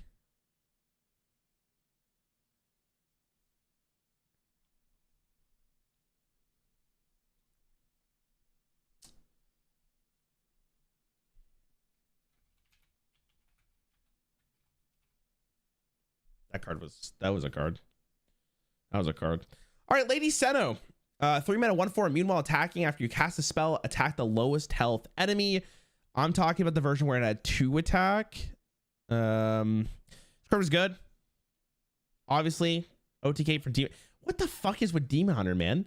There's so many dumb shit in this game because of this class. Oh my god. I think it's good. I think there's better win condition, chat. I'm gonna be real. Like, I think there's just way better cards than this. So I'm gonna go top 100. I think it's worth discussing. I think it is a top 100 card, but I don't think it's worth anything more than that. It was a good card. I think Il'gynoth is a way better card, personally. All right, let's talk about everyone's favorite card. Leroy Jenkins. 4 mana is the one we're speaking about here, not the 5 mana one, the 4 mana one. 4 mana 6/2 charge battlecry, summon 2/1/1 whelps for your opponents. This card was great. Obviously, win condition for a lot of decks, and classic especially. It was like the win condition. It was the reason why Miracle Rogue was a deck for the most part, other than like maybe Edwin and the Gabson Auctioneer. It was played in every aggro deck. It was played in Handlock as a win condition. And it has this copy pasta. Yeah, the copy pasta. When was it nerfed? It was nerfed in what, Nax?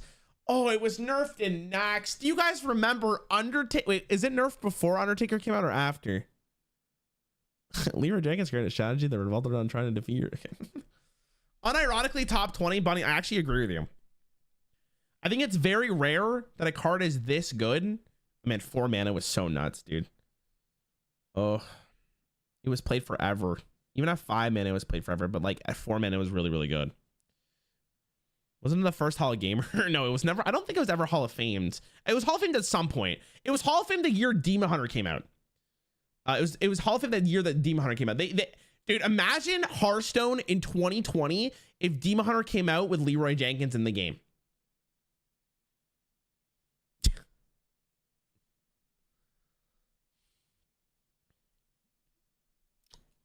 I can't put it in top 10 yet. I can't. We only have 5 more slots here, boys. I can't put it in top 10. I think there's more deserving cards. It's somewhere here. I'm gonna put it in top 20 for now. I can't put it in top 10. I can't. It's illegal. I can't.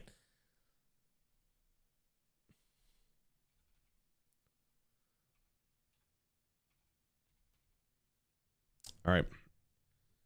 Lightning Bloom. Currently the card says 0 mana, refresh 2 mana crystals, overload 2. What it used to say is basically what Innervate did, which is gain 2 mana crystals and they would overload 2.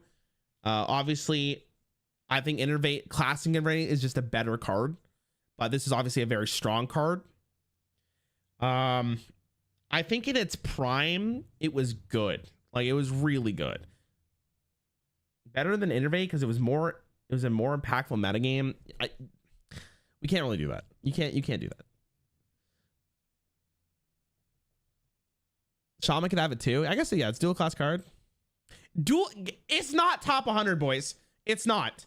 OG Innervate is a strictly better card because there's no downside, and it was discussed. They had to nerf OG Innervate. They made this card post Innervate because they thought the metagame was okay with it. And it wasn't nerfed, I believe, until it rotated to Wild, right?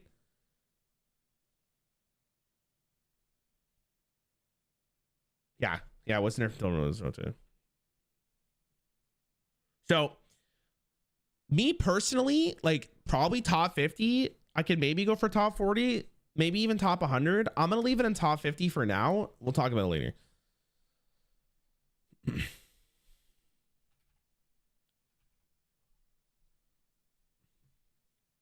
All right, my dad.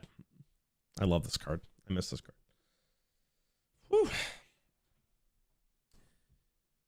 Lotheb. 5 mana 5/5 battlecry. Enemy spells cost 5 more next turn undead. I'm gonna say something. I think this card would be played currently in today's standard. It's probably for the best they don't bring this card back. I think in aggro decks it would be absolutely just running the game.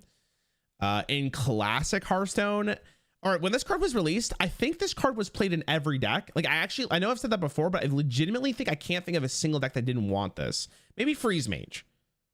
Maybe Freeze Mage. Very good card to play on tempo. Very good card to stop your opponent from doing a combo. It's just good. It's just a good card. It's just good. Do I think that it is a top 10 card? Probably not. It's probably not a get card I would necessarily call meta warping or meta defining. I think it's just a good card. And I think because of that in its prime, like it was played in every deck. It's like Dr. Boom. It's like Dr. Boom. Like I think it's just a good card. It was played in every. I think it would be played today though. I think it'll be right here.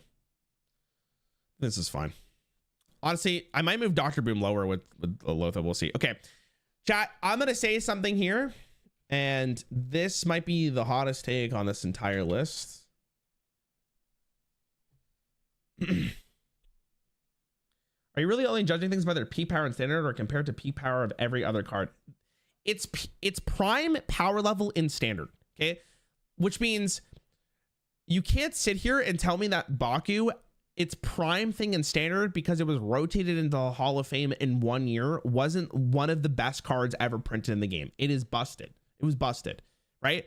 Deck of Lunacy in its prime was disgusting.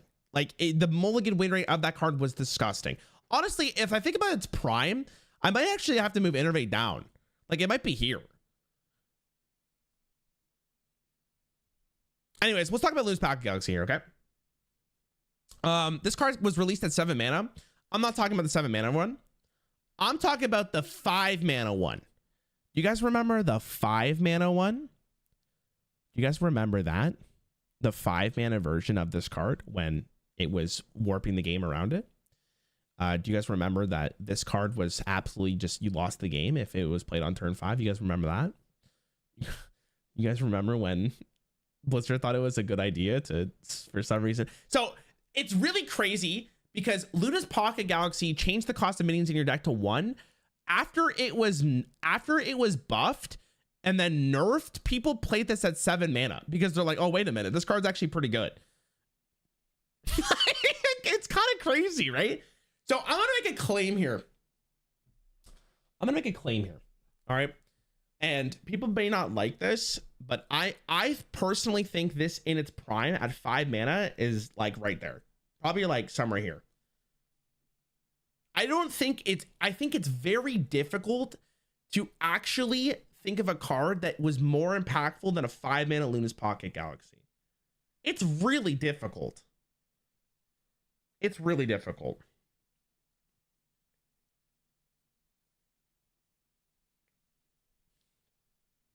I can think of 10. Bunny, go. You're telling me in its prime at 5 mana, it wasn't one of the most disgusting cards of all time?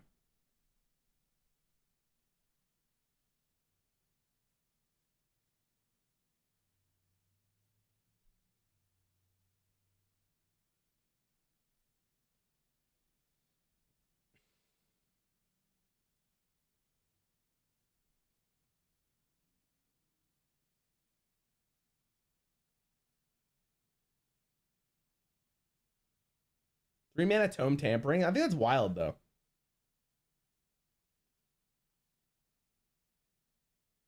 The only downside in your deck, Baku, Geta, Lucia. Who's CTA? What the hell is CTA? Oh, Call to Arms. You know, actually, that we talked about Call to Arms for a little bit. Some of these other cards, Call to Arms is probably gonna go up. I think Altruist might actually go up too. Same as Blind Eye Sharpshooter.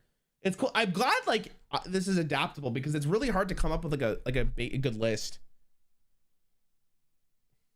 It's tough, man, because like so many of these cards I think are gonna have to move because there's other cards I think are just objectively better.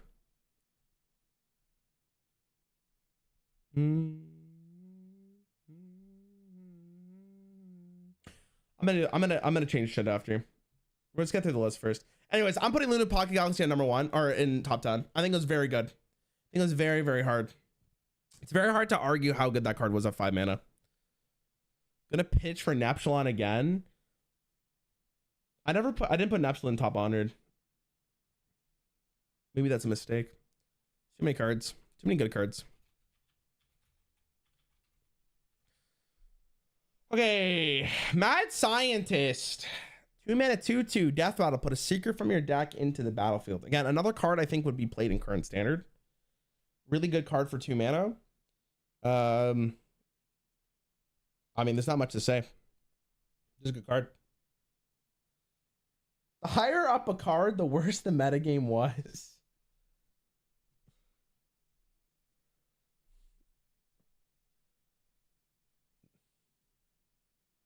So bad? Huh? Oh my god, dude.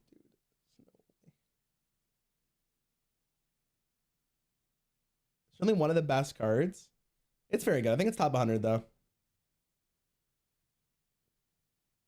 No shot that sees play right now. Chat, how many of you guys think this card would see a play right now?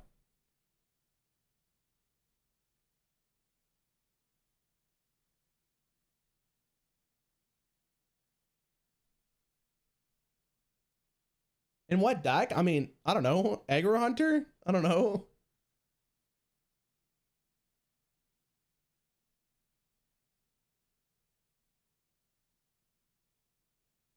Anyways, I think personally it's a top 100. But it was really good. Very, very good card. Okay.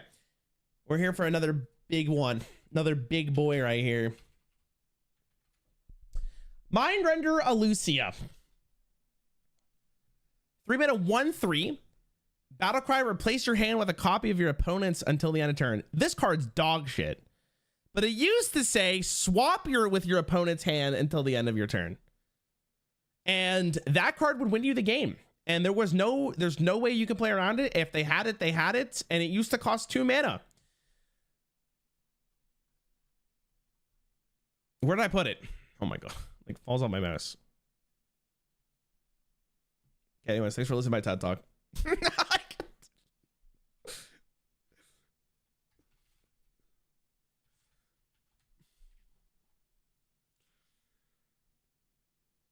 Most powerful card ever printed outside Gen and Baku. Changed my mind. It was a good card. It was a good card. It was a good card. Okay, Mysterious Challenger. For some reason, it's at 5 mana instead of a 6/6. We're gonna talk about the 6/6 version, which is actually right here, which is very nice. 6 mana 6/6 Mysterious Challenger. Battlecry, put one of each secret from your deck into the battlefield. This card was good. Probably the best card from TGT. I can't think of another card from TGT that would be better than this. It was good. Was it meta warping? I don't know. See, it's tough because the deck that ran this card was more of like a curve deck, right? So you would go like 1-drop, Shielded Minibot, Muster for Battle, Piloted Shredder, Loatheb, Mysterious Challenger into this, right? So this card was good. Like, it was a good card. You play this on turn 6 after you played all those other cards, and it was like, it probably just winning the game because like your opponent was so far behind at that point. That was a weird time in Hearthstone.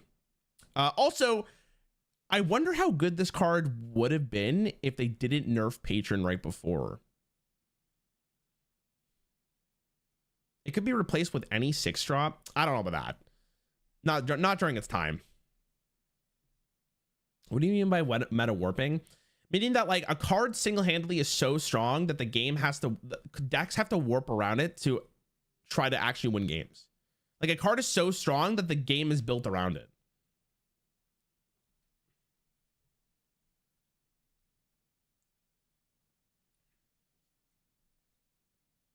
It was good. You know, it was matter. You know what? Chat, I'm gonna be real with you guys. Now that we've seen more cards, I think he goes down. I think weirdly this is probably like a 50 card too. I might have to move this up.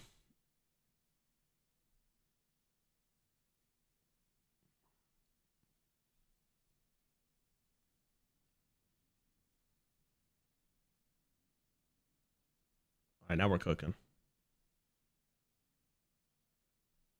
Now we're cooking. Where's Ogre? Edge. Edge.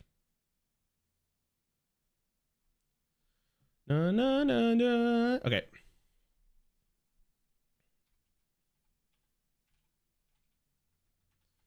This is gonna be a weird one because I can't wait for chat's reaction to this. Nazos first mate. 1 mana 1/1 equip or battlecry equip a 1/3 rusty hook pirate. Some of you might look at this card and go, "What the fuck? Why is this card here?" This card was nuts. This is one of the best reasons that you would play Pirate Warrior, and it was really good with patches, but single-handedly as a card, it is fucking insane. Now, the thing is, I don't think it ever warped the game. You would keep it in your mulligan, absolutely. Can you play the Raynad clip? What's the Raynad clip? I don't remember what it is. Raynad.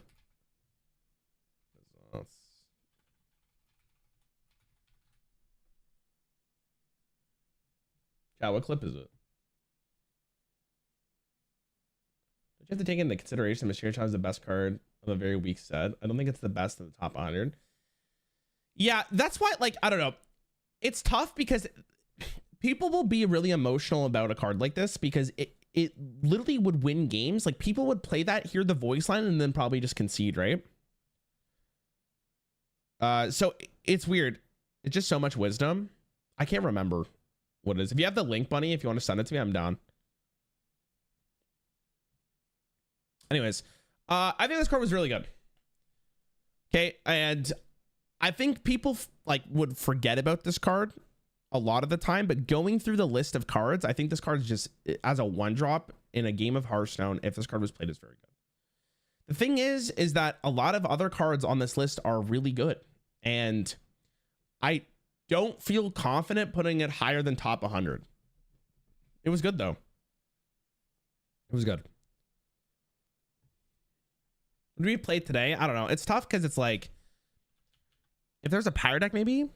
Yo, Yoga Pants, thanks for the sub. Crossy, thanks for the sub too, bro. I'm sorry I missed that. I hope you're still here.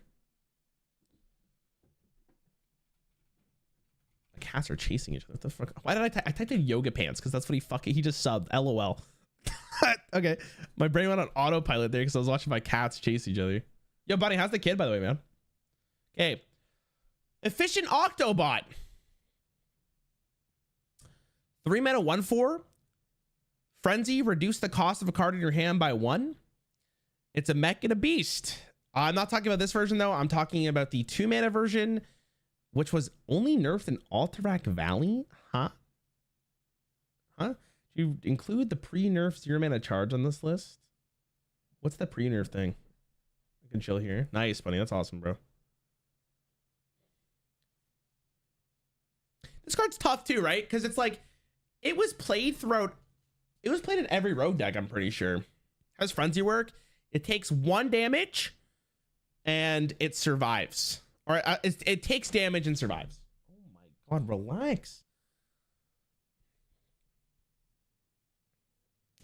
I have no idea how good this card would, like, I don't even know where to put this on the list because it's just mana cheating. Is mana cheating that good? Mana cheating's good. I'm gonna do a top 100. I think it's really good, but I don't know. I feel like you need other cards. Okay. Ooh, buddy.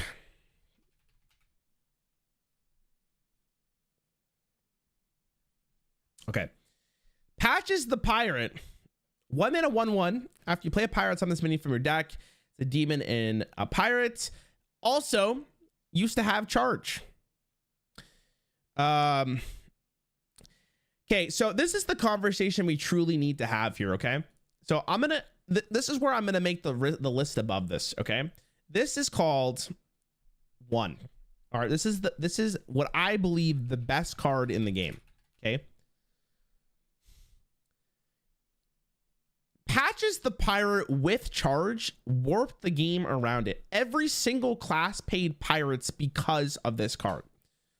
But is it more meta warping and more of a, as a card in itself, is it more impactful to the game than Baku or Gen? Because let's be real, I don't really have to discuss. If you played during this time, you knew how good it was. Like, it's a card that was in almost every single deck. It comes down to, like, how good is this card? It was overplayed. Let's be honest. Dude, you guys are so cringe. There's no way you just said that. The only time this card was bad is when you drew him. In 99% of circumstances, it was just good. I don't really agree that everyone ran pirates, even in mid-range.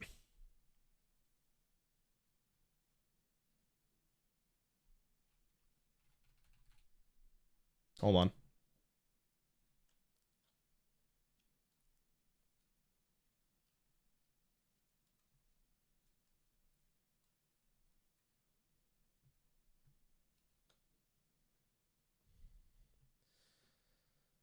Sponsorship, sponsor. Okay.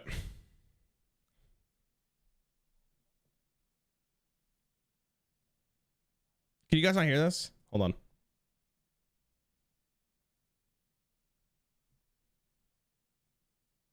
Tools. So it's here now. Here's a Tempo Rogue list that's solid.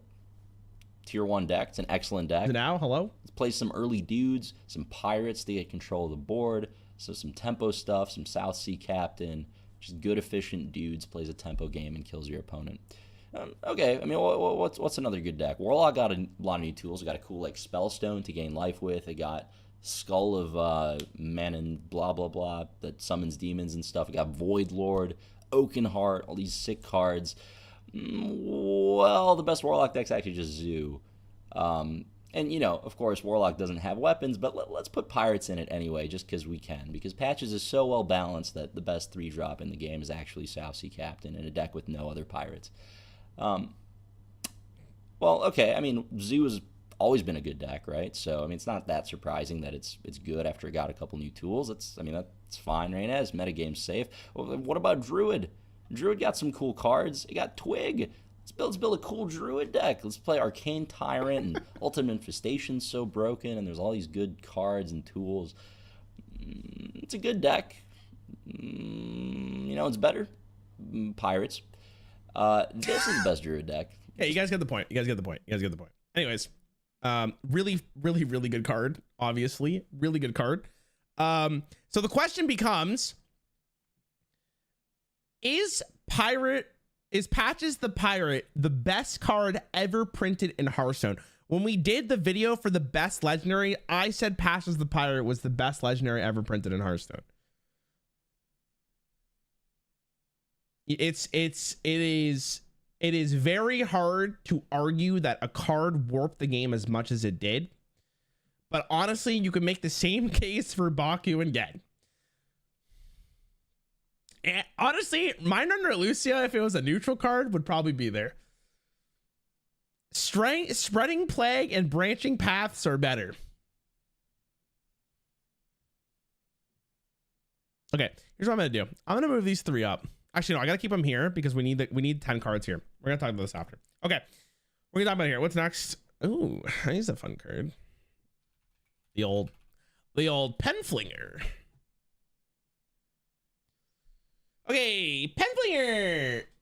1 mana 1/1. Deal 1 damage to a minion. Spell burst. Return this to your hand. We're not talking about this fucking one because this one's atrocious. It used to say deal 1 damage, which means you can go face with this, and it was really good. Also, probably one of the most iconic voice lines of all time. If you played against it, you probably remember like, "Hey, loser, wasn't me." You know, that card. This one was really good. It was a very good card. A lot of decks played it because it was just good. I think there was like Paladin was the main one for sure. I think Rogue played it. I'm pretty sure Demon Hunter played it. I don't know if it's more meta warping than some of these cards, but it was really good. I think I have to put it in top 100. Maybe it was like top 50. Oh yeah, you used to hate yourself, Warlock. I'm gonna put top 50. I think it's a good card. How many cards are in? 1, 2, 3, 4, 5. Okay, there's 9 cards in there. We'll talk about this after. We might move some cards around. Ooh, another slapper.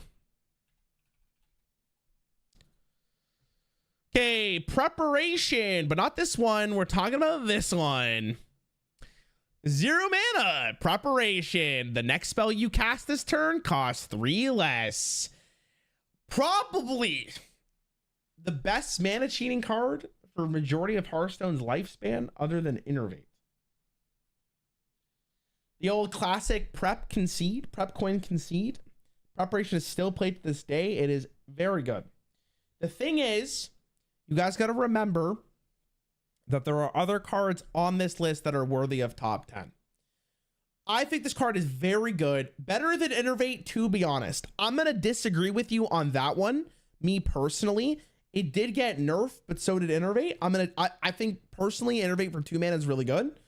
I probably think this is a top 20 card, but we might move this bitch up. Okay, we might move it up. I'm gonna leave it here. Okay, we only have 2 more slots for each of these. Dude, I gotta move some shit down to top 30. Holy fuck. This is crazy. There's so many good cards. Okay, next on the list. My cat keeps smacking me. Any tips? If you stop being a little bitch. No, I'm kidding. Okay, I don't know. It depends what you're doing. All right.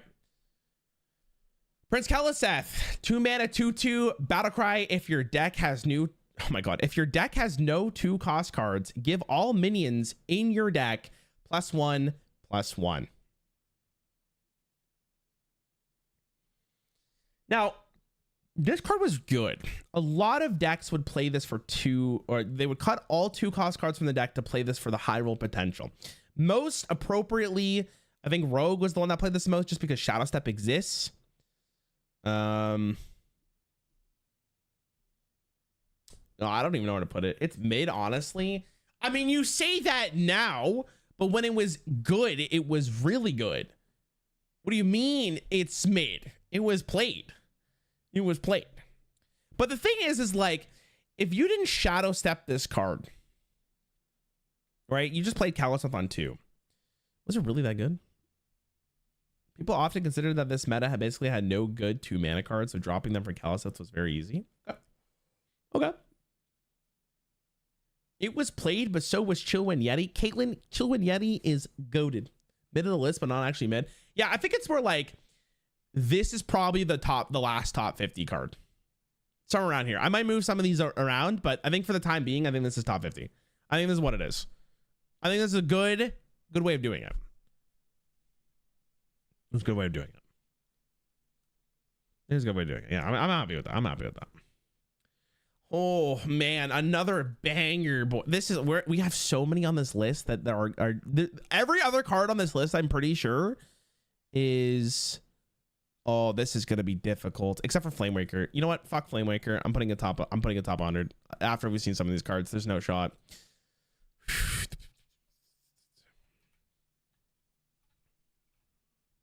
I might change that after. We'll see. Okay, chat. Let's talk about my goat. My goat right here. Prince Renathal. 3 mana, 3/4. Your deck size and starting health are 40. Probably the most iconic card from the year it was released. It changed standard forever that they nerfed the starting health to 35. It's very hard to argue that this card didn't actually change the game for the better, I would say. I miss it dearly, and I wish they would rotate it back into standard. I don't think that's going to happen. I'm still sad. Yeah, even the nerf version was played. I don't know. I think it's just really good card. Really good card. Really good card.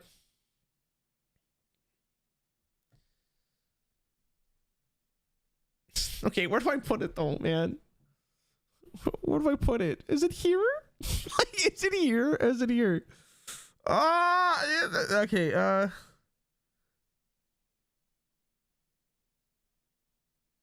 Oh my god. I love this card. Low Trog is criminal.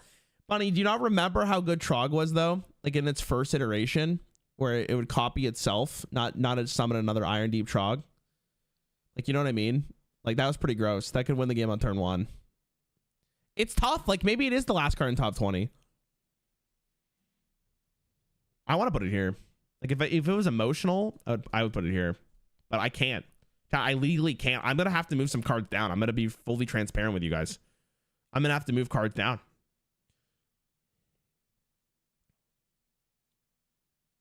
I'm going to have to move cards down.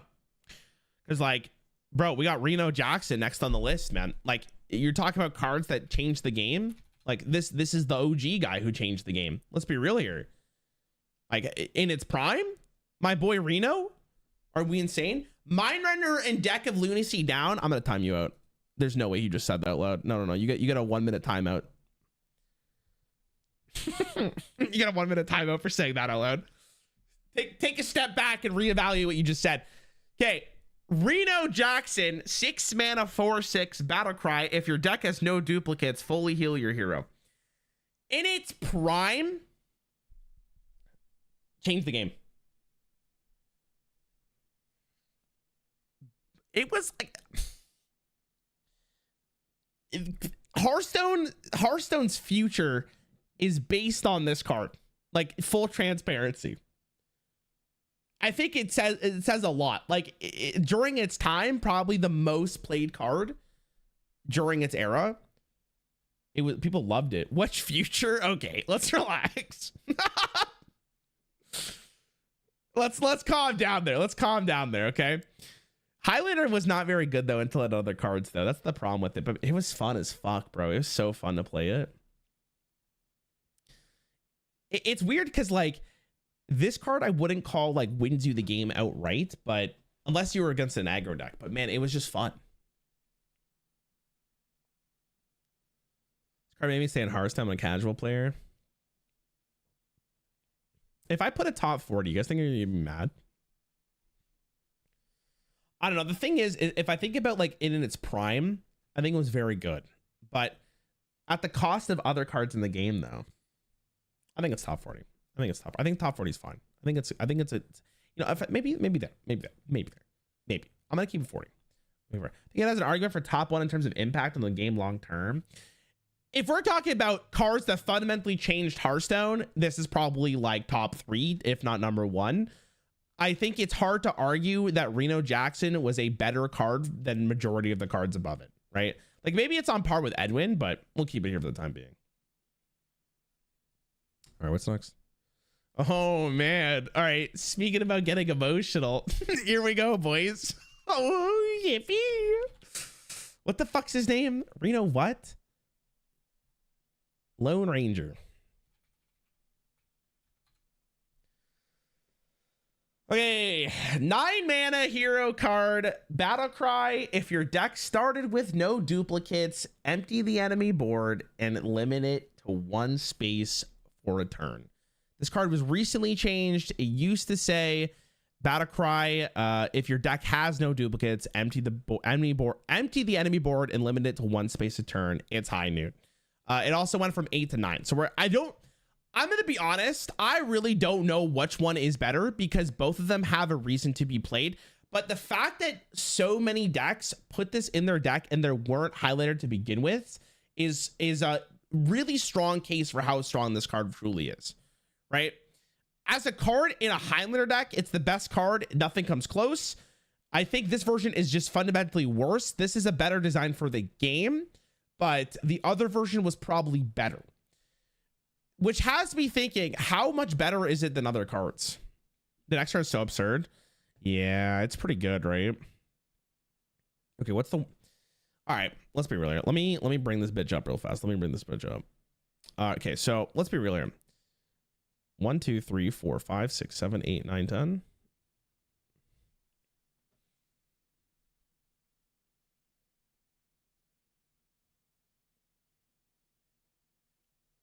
Quarter down. Quarter is not going down.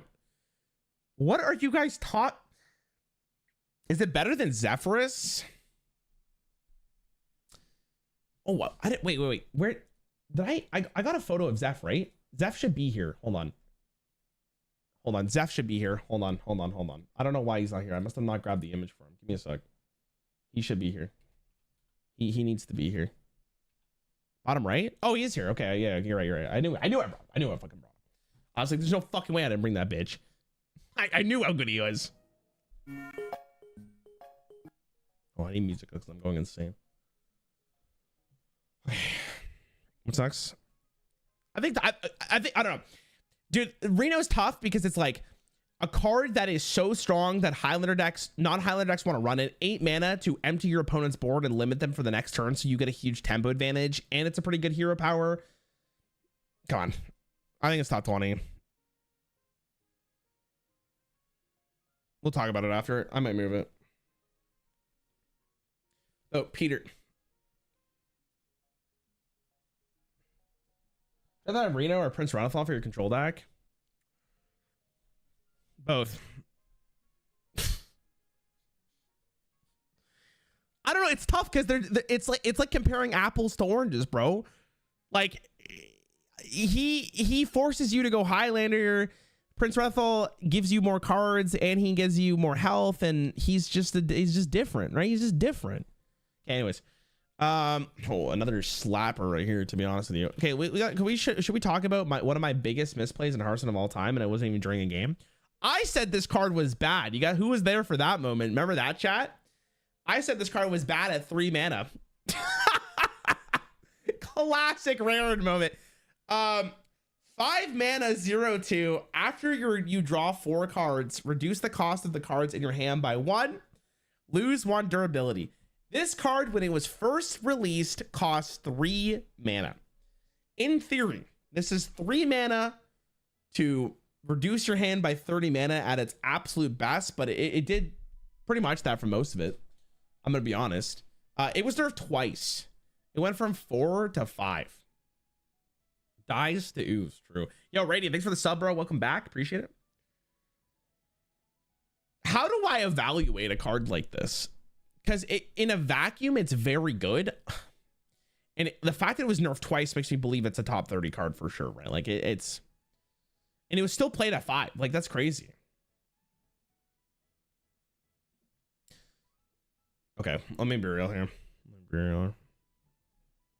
Yo, can we stop fighting here, children? Mooney. Stop. You're being a bully. Stop.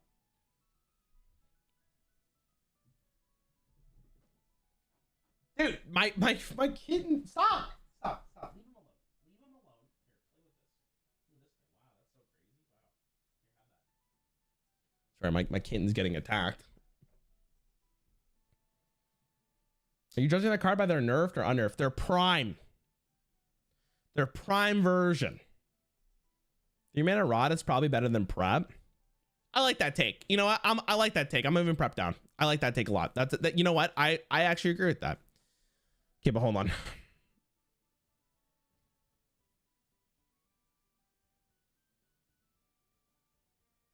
Okay, we're keeping this for now. This is fine. Oh my god, there's another card. You see how hard this is, chat? You see how hard this was? Secret Passage! 1 mana. Replace your hand with 4 cards from your deck. Swap back at the next turn. At best case scenario, or sorry, before this was nerfed, it was 5 cards. This was the best draw card of all time. What is there to say, bro? I don't know how this got past final design at 5. I don't know. I couldn't tell you how that got passed. They must have been smoking the hashish that day when they're like, this is good. this is a good card right here. Oh.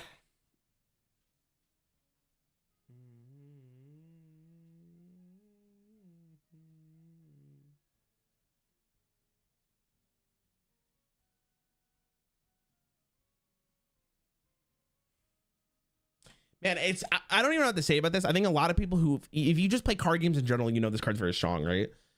So it comes down to like, I think this is the best draw card in the game.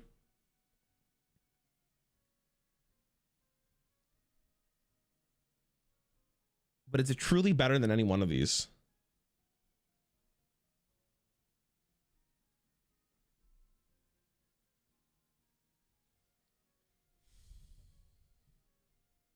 Better than Flash?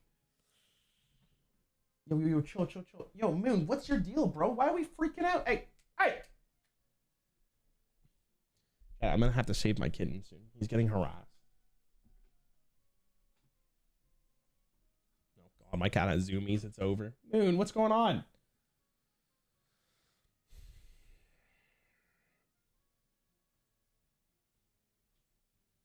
Better than Trog? Trat really overrated and not gonna lie. I didn't play with Trog, so I don't know when it was in that version. I mean, it's arguably like it's top 5 rogue cards probably of all time. It's really hard to imagine a world where rogue wouldn't want to play that. Like if it was in standard today, would see play? It would see play forever, right? It would see play forever.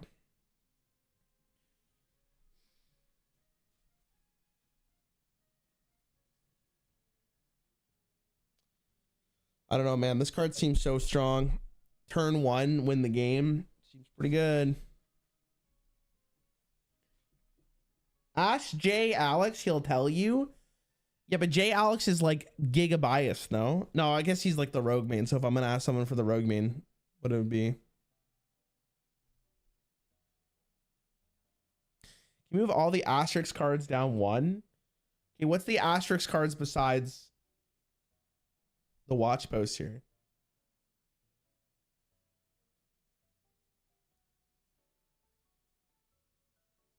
Chat, what's gonna get me more engagement on the YouTube video? Trogger Secret Passage higher. Flash of Lightning seems way too high.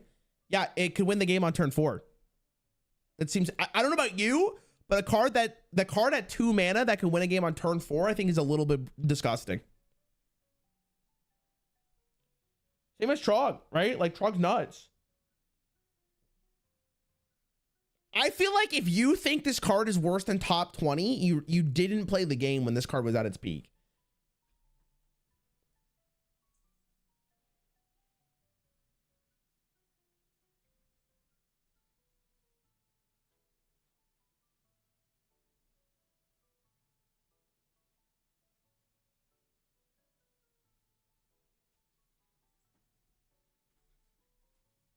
Can we add Mukla? No.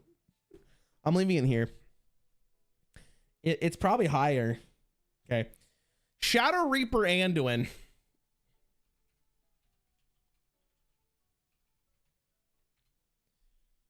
Okay. So here's the thing about Anduin. 8 mana, hero card for priest, the Death Knight, battle card to destroy all minions with 5 more attack. The hero power is void form. 2 mana, deal 2 damage after you play a card, refresh this. This is my hot take here. This card was not nearly as good without Raza and needed Raza. So I can't put this card higher than top 50. Good card. Wasn't meta warping though. Just a good card. That's the logic. Good card. Oh, fuck me. This is when we get really big. Okay, chatters. Shadow Step. 0 mana, return a friendly minion to your hand. It costs 2 less. This is where it gets really tough. Top 10?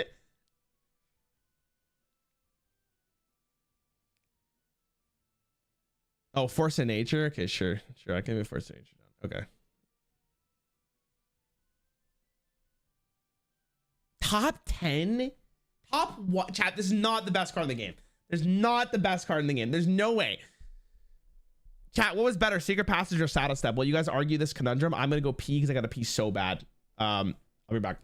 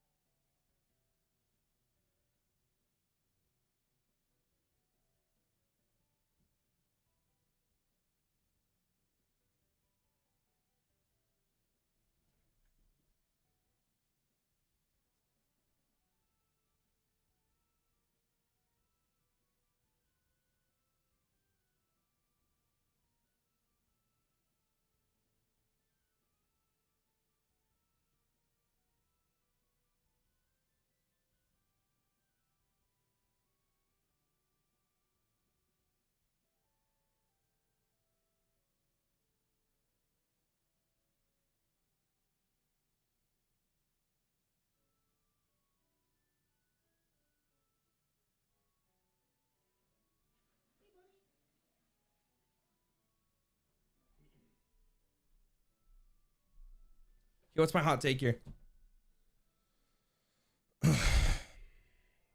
Shadow Step is better than Passage, but Austrian is better than both. No, it's not.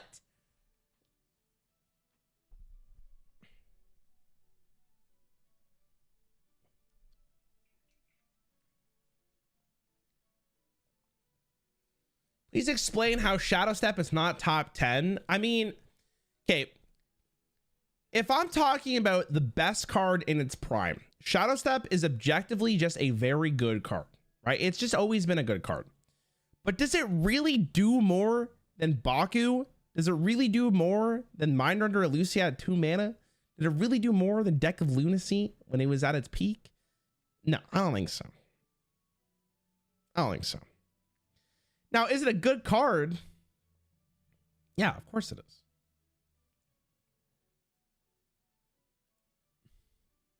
Personal hatred does not equal actual power level. Yeah, that's probably for the best. Shadow Step is greater than Kalathos. Okay, on that note, I'm just going to put it where I think it belongs. I'm putting it here for now. I don't think it's better than Secret Passage, me personally. I think it's worthy of being in top 50 because of how good it has been. But me personally, I don't think it touches anything above it. Thanks for listening to my TED Talk. Shock Splitter.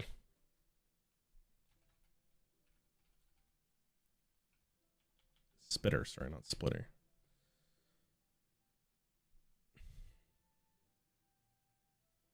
This is enough of Rarran being objectively wrong. I'm out. He didn't put the card where I believed it should be. Fuck. Bye. Okay, Shock Splitter. Battlecry, 4 mana, 3/3 Battlecry, deal 1 damage. Proved by your hero attacks this game. It used to be 2 mana, which is really good because it was very easy to continuously attack over and over and over again. I think a lot of people will be like, oh, this card isn't that great, but it's good. Like, it was a very, very good card. And I think, personally speaking, I think if it lasted a 2 mana more, it would have became one of the most hated cards in Hearthstone. But compared to other cards, like, fuck, bro, I don't know. Like,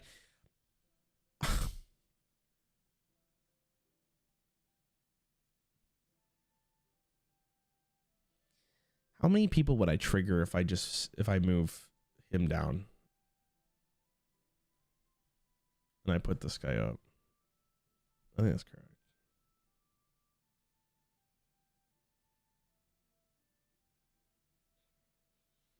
Shadow Splitter was only good because it was the last expansion of the year. Dude, why are we like, what is this watch posting, man? Like, the card was there, it was available, and therefore it was good. Like, what the fuck logic is that? It was good in the metagame it was in. Obvious. I can't with these chatters sometimes, man. Like, what are you talking about, man? Anyways. Okay, Shutterwalk. Holy moly.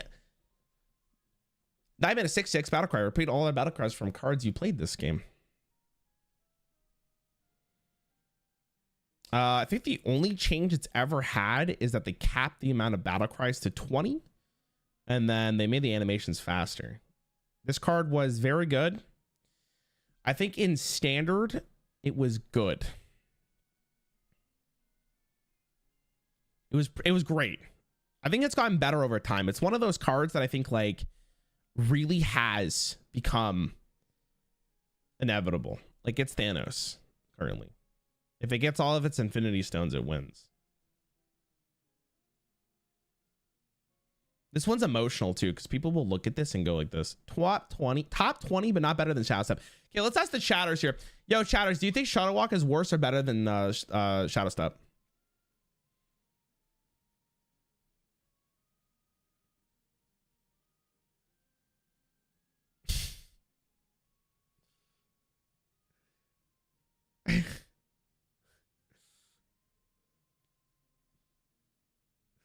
Shadow Step is better for its time and standard. Shadow Step has been in the game for its entire life cycle.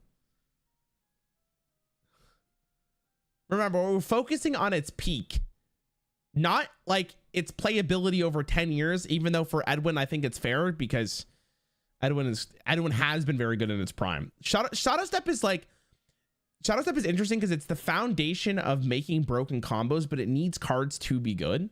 Like, if you don't have good battle cries, but it's the same thing you could say about Shutterwalk, right? Like, if there's not good battle cries, what are you playing Shutterwalk for? It's weird. It's like a weird, you know what? Honestly, I think they're all like pretty par. You know what? After I said that out loud, I think they're pretty much on par. All right,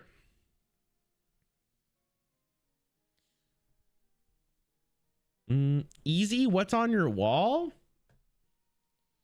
Golden Brash.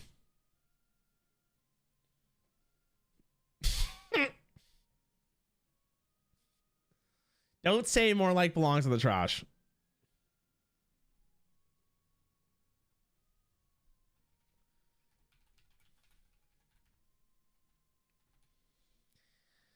Okay, Sinstone Graveyard. 3 mana location. Summon a 1/1 ghost.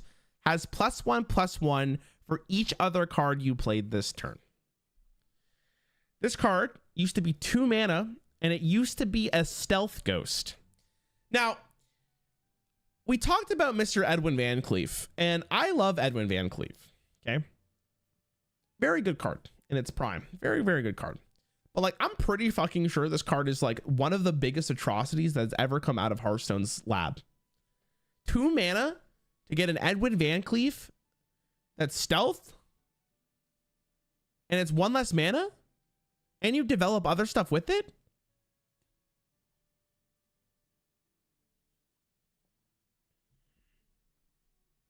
Shadow Step carried both this and Edwin. Okay.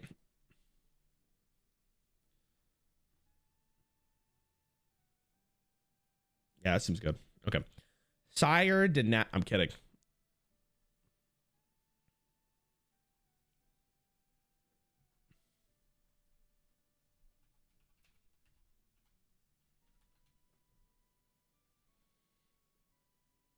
Okay.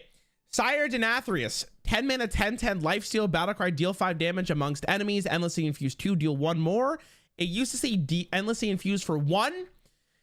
This card was a meta card. Very good card. Really good with Bran. It was especially good in, I think in Druid was probably the #1 card. This card was meta warping in conjunction with a Renathal. I was going to say a Nubricon and Bran, but it was a good card. Why is Deca Lunacy in top 10? I can't. If you have to ask, you just didn't play during its time. That's all I got to say. Can't be better than Astlar. Chat, you think this card's better than Astlar in its prime? Kind of needed Brandon Druid. No.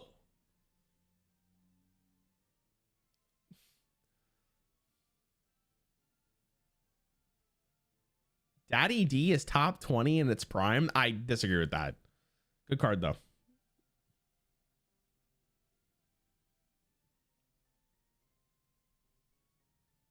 Barely top 100. This card was so busted that the only time I got legend was this in meta.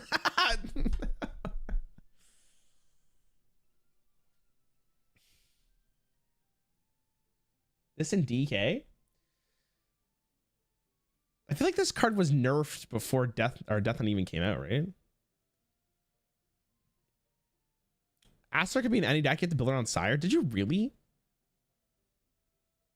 Let's go back to Rarran complaining about this card every single time it was played. Did I complain? I thought this card was gonna be bad. Like, I legitimately thought at first glance when it was endlessly infused 1 that it was gonna be bad. I was like, why would I hold this card in my hand for it to just die? For me to just die? But it ended up being really good. It's funny because when I talked to Gallon at, I don't remember what it was for. Maybe it was when they threw me out for Death Knight. I was like, did you guys actually think that Sire Denathrius was going to be good? He's like, yeah, we thought the cornerstone card of Castle Nathria was going to be good. I was like, fuck.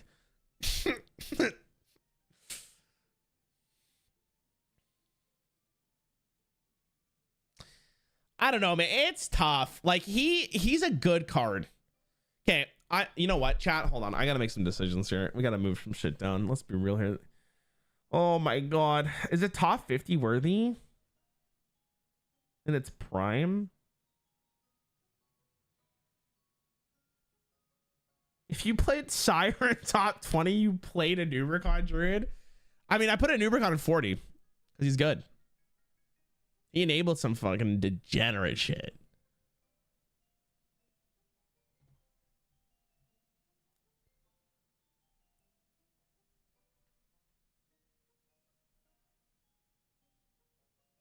I'm gonna move this here and go here. We'll do this. I don't know. I honestly, it's tough with Denathrius. Sludge much on this list? No, he's not. There's too many good cards. He didn't make the cut.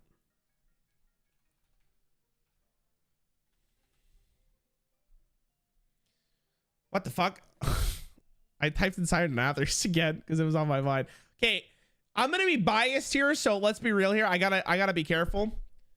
Risky Skipper. 1 mana, 1/3. After you play a minion, deal 1 damage to all minions as a pirate. I think this is the best card Warriors ever received. I think this card's insane. I think this is the only reason we had a chance against Demon Hunter when it was first released. I miss this card so much. I miss it so much. It was so fun to play with. It was so fun. I miss it so much. This is the card that I hit rank 1 legend with, so I'm biased. Chat, how good is this card? Surprised it's on the list? What do you mean? Why are you surprised it's on the list? If we didn't have this card in standard, there's no way we would have anything to fight with against Demon Hunter for time. We needed this card.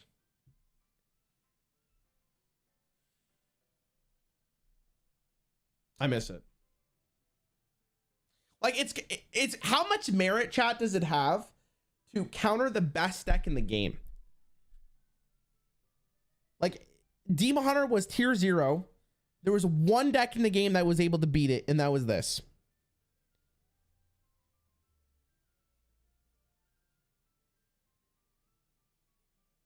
Like, I feel like that carries a lot.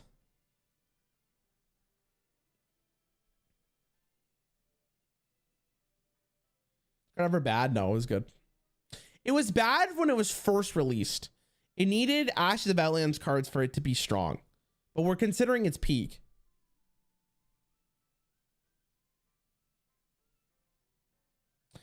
Man.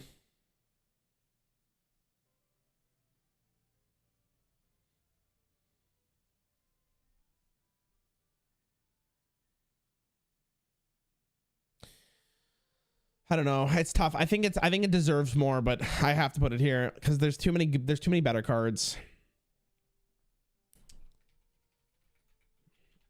Oh man.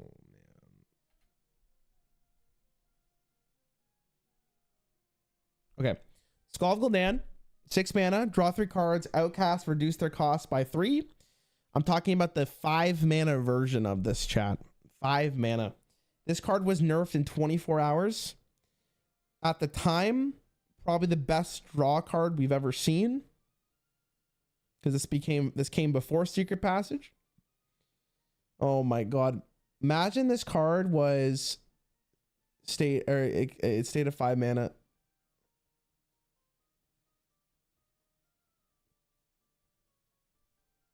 You haven't even reached C, that's what I'm saying. You know this card was stronger than I-Beam because it was still playing with a nerf? Tricky. I-Beam was played after it was nerfed. It was still very good. It's just that 0 mana, it was insane.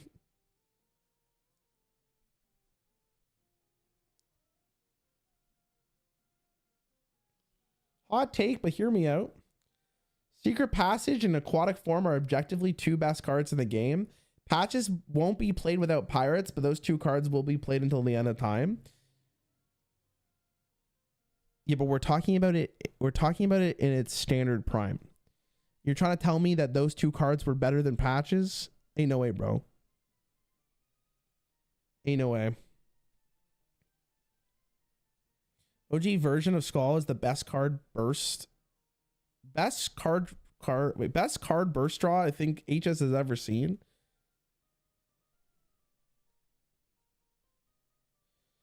You are okay in your thinking, but you need to look at the game more holistically. How about you suck my ass? I think I'm doing fine.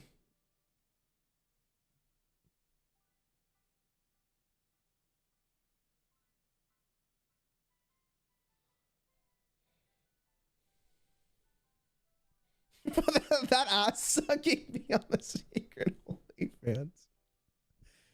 Okay, let's be real here. 5 mana Skull of Gul'dan.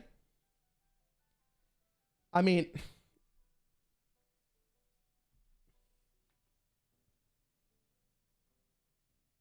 you thought I was talking about you? Oh, sorry, you didn't add anyone. That's my bad. I'm sorry. I'm sorry. You gotta add the person, bro. I just read it at face value.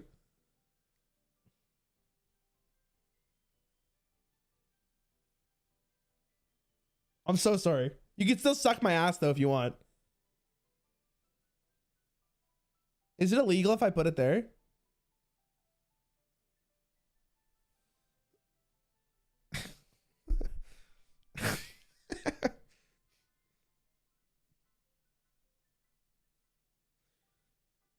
Okay, chat. I'm gonna do something potentially wrong, but I think I gotta do what I gotta do here.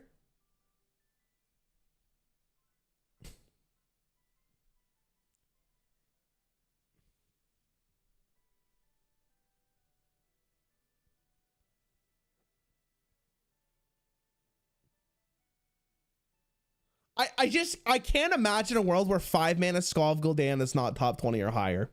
I just can't. Leroy was much better than Reno. Chat, you think Leroy Jenkins is better than Reno Lone Ranger?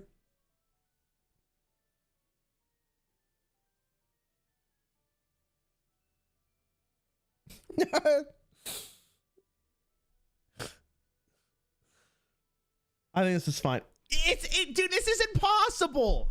There's so many good cards, and if I'm considering them in their peak, it's insane.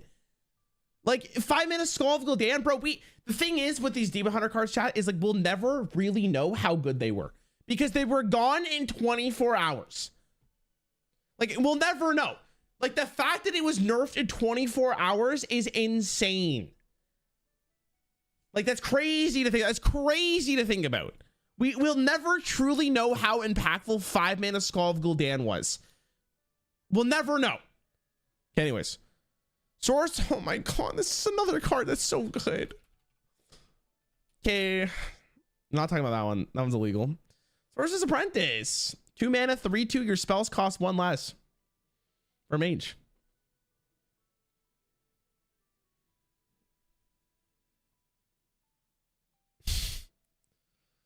A while for this card to be good. It was good in Classic. It was played. It was insane. It was good. I think what was the best for this? What was the best for this chat? What was the best deck for this one? Was it Quest Mage from Mangoro?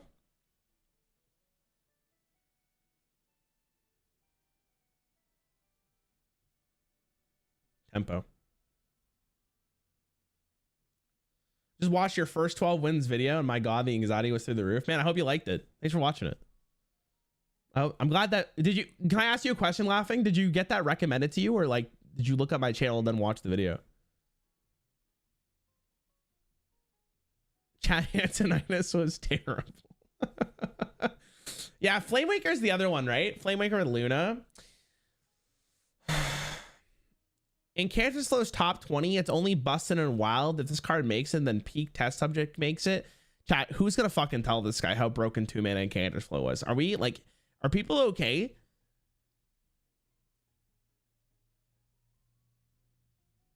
Too many of these girls with old, okay. I don't know. No one's really selling me on it. So like, I think I gotta put it here.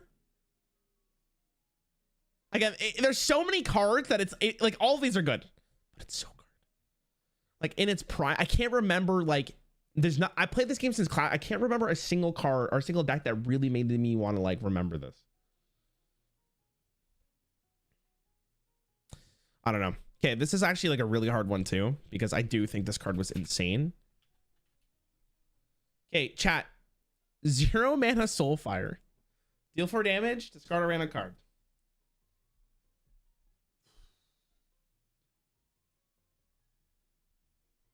Just because it was in every mage deck. Yeah, but like, would I rather have a jack of all trades or something that made me go like, oof, you know? Top 100. Okay, boys, let's relax here for a second. 0 mana Soulfire was nuts.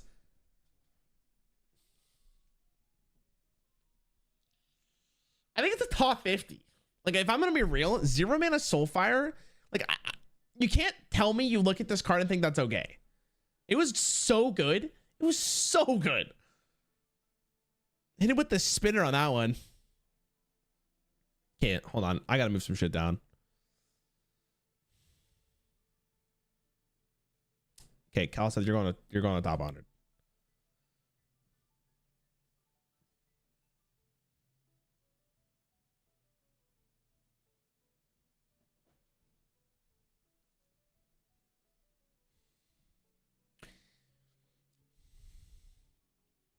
I'm gonna put it here now. It might go down. It might go down. It might go down. It might go down.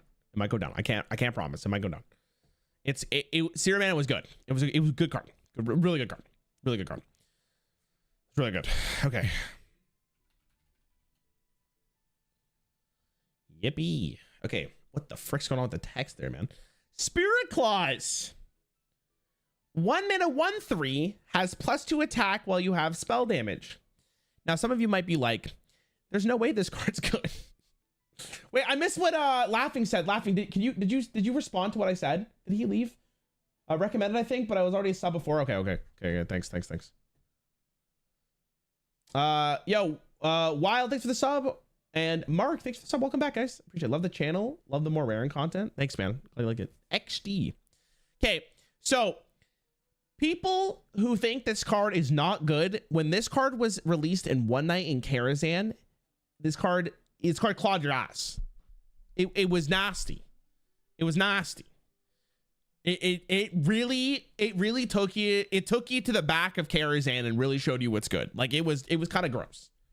And at its time, like in the time of Karazhan and Old Gods, when rotation happened, like this card, it just get in there, champ. How was it nerfed?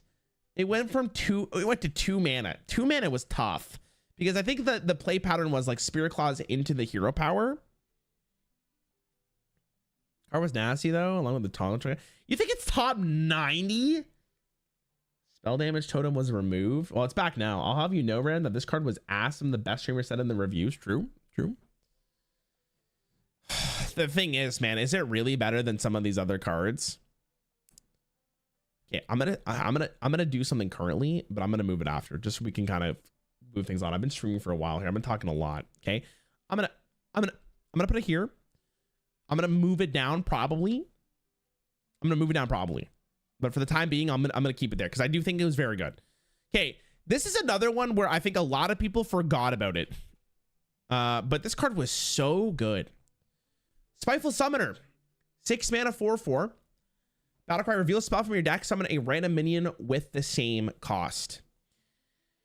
This card was very good, and it put a lot of decks to play Spiteful Summoner because it was very good. Like if you play this on turn 10, like people built decks to only run 10 cost cards or 10 cost spells so you can high roll. And then it was nerfed to 7. It was very good. First time I got a legend was Spiteful Druid. I love this card. Yeah, it was good. I mean, I didn't like it to be honest, but it was very good. Top 5? Okay, I don't know about top 5. But it was good. This card is so dumb. I don't think it's top 100. I think it's better. I think it's better than top 100. I think it's top 50, dude. I think it had people make decks because of this card. You know what I mean? Like I feel like it's so good. The problem is like, what do I bring down? It's not better than Keleseth. Where the fuck did I put Keleseth? He's top 50.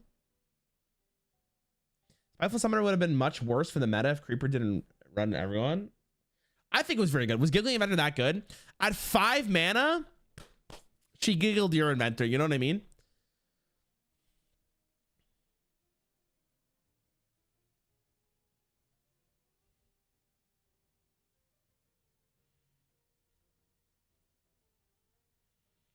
Fuck, I don't know what to do. I'm so lost. It's so tough. There's so many good cards. Okay, maybe I gotta make a bold call here. Okay, I'm sorry, Fortunator. You're going down. I'm moving Spirit Claws down. I'm putting this here for the time being. I think this card deserves to be here. I think the fact that decks were built around it and you consistently saw it until it was nerfed. Like I have to talk about it. I have to. I play your videos while exercising and time flies with your videos. I really enjoy your videos where you make other content with other content creators from other card games, great cards, I need more. Dude, thanks for watching. I'm glad I'm your workout material. God damn, bro. What's the reason for J Golem isn't included in the tier list? I think J Golem's good. Like you're talking about Jade Idol, you mean? Jade Idol is good. I just think there's better cards for Druid.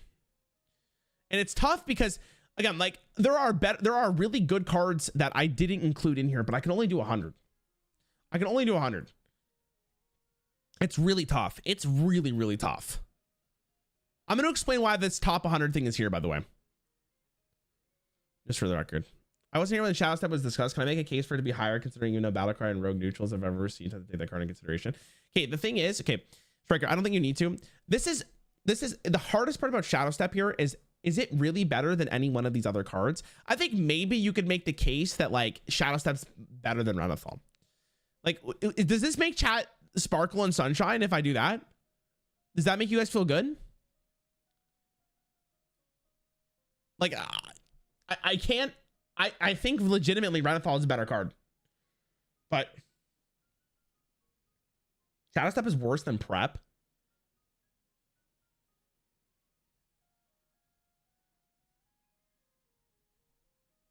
No, I can't, man. He was too impactful. He's too impactful.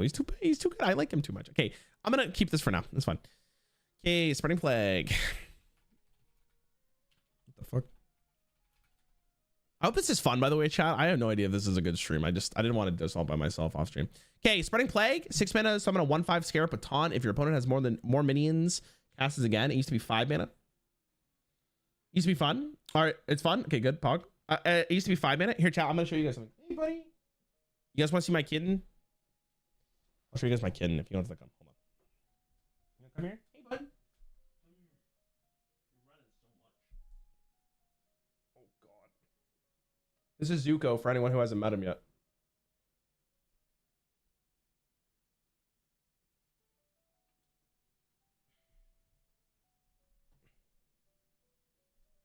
Okay. Mid-cat? Fuck off, man. He's so cute.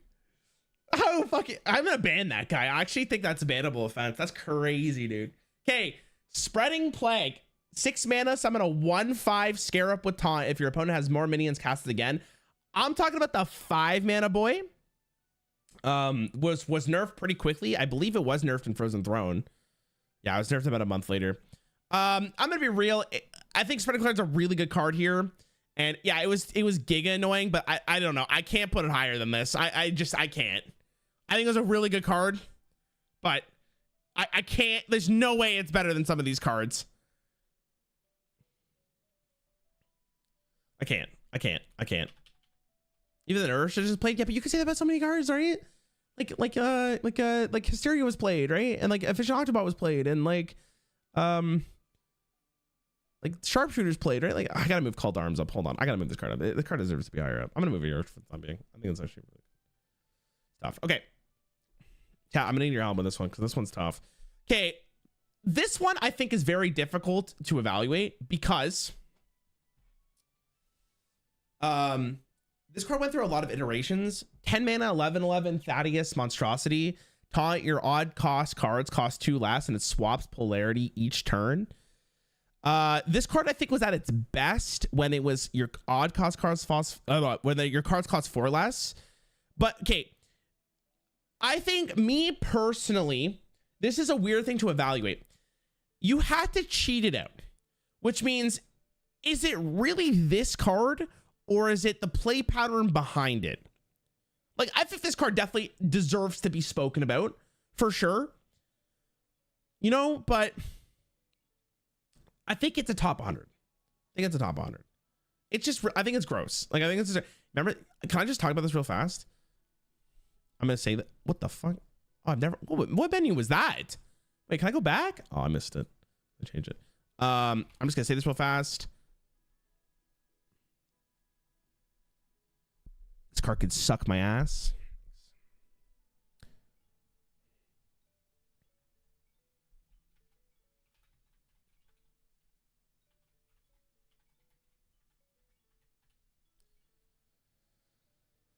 Okay.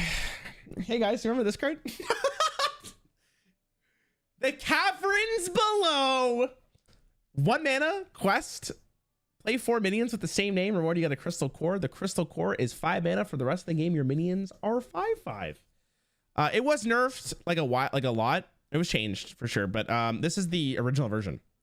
So now we come to probably the hardest decision here is the polarity of this quest worth it being higher than top 50? Yeah, right? I think it would be. This card was like, you played aggro or you lost, which means that card probably deserves to be higher. This card made Kibler swear. Oh my god. Oh my god, chat, look what's next. Okay, hold on. I gotta rearrange some shit here. I gotta make some tough decisions. I gotta make some tough decisions here, boys. I'm gonna be honest. Okay, what doesn't deserve to be top 50? Let's be real here. And it's Prime. This card's good, but I can't. Like, I think it relied too much on other stuff. I'm moving Mysterious Challenger down. I'm moving Shock Splitter down. Soulfire Bar 2. Good card.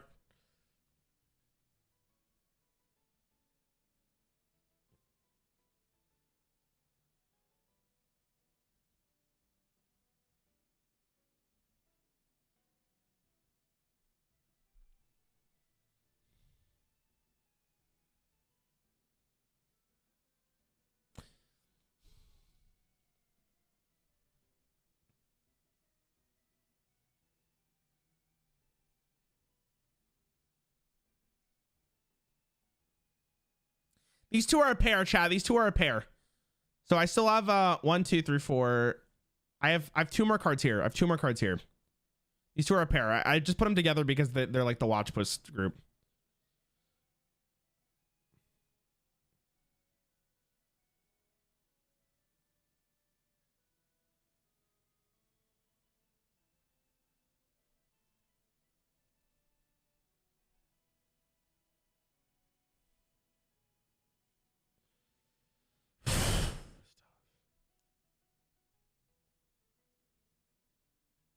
Okay. Okay. I can cook with this. I can cook with this. Okay. I can cook. I can cook. This is fine. 1, 2, 3, 4, 5, 6, 7, 8, 9, 10. Okay.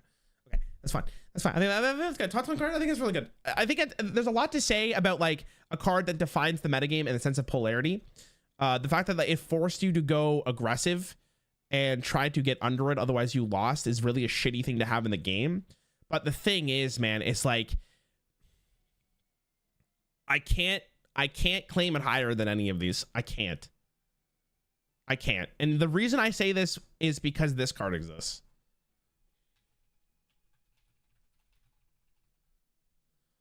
Okay.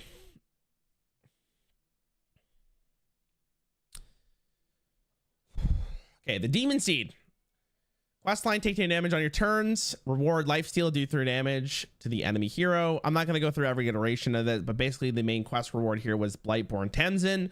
5 mana, 7/7 battlecry for the rest of the game. Damage you take on your turns, damage your opponents instead. If you go through the list here, it was banned in Wild because they couldn't balance it at the same time it was in Standard. And then when it finally rotated it, they balanced it in Standard. When it was at 8 damage, it was still, I think, played. But its initial release, dude, I can't even remember what the initial release was, right? It was just take 6 damage for every single one. Me personally, I think this is the strongest card in the game. At its absolute peak, I think it's the best card they've ever printed. I can't think of a card that has been so impactful in a metagame like Stormwind that is ran the game. Like, it ran the game. Like, it was disgusting. It's tough because it's like, how do you compare a card like this to other cards? So off the rip, chat, we're not discussing it. It goes here. Like, it's minimum here. The question is, what card is actually the best? It's extremely toxic, but is it better than Gen and Baku? See, it's so tough. It's so tough. It's so tough. Right? Like, all of these 5 right here. Like, honestly, actually, no, it should be like this. These 5 right here. Like, I think really a lot of you guys are underestimating how good this card was. This is really good. Why are Gen and Baku a pair like the watch posts? Because they're too different. The watch posts were like, they both have the same philosophy. I think chat, me personally, I think chat is misremembering how good this card actually was. But I just put them as a pair because they're technically 101 cards, so I put both of them together. Okay, we'll come back to the top 10 because I'm gonna have to actually order top 10. Okay. I think this card is probably top 100, but we'll talk about it. Okay. Theotar the Mad Duke, 6 mana, 4/4 battlecry. Discover a card in each player's hand and swap them. Used to be 4 mana. Remember those days, chat? I remember. Can I tell you guys the story to counteract the rod? I was like, damn, bro, this card at 4 mana is going to be broken. And it was. And I felt so good about it. Really good card. I can't put it higher than 900. It was just really good to get your opponent's tired and Athreus.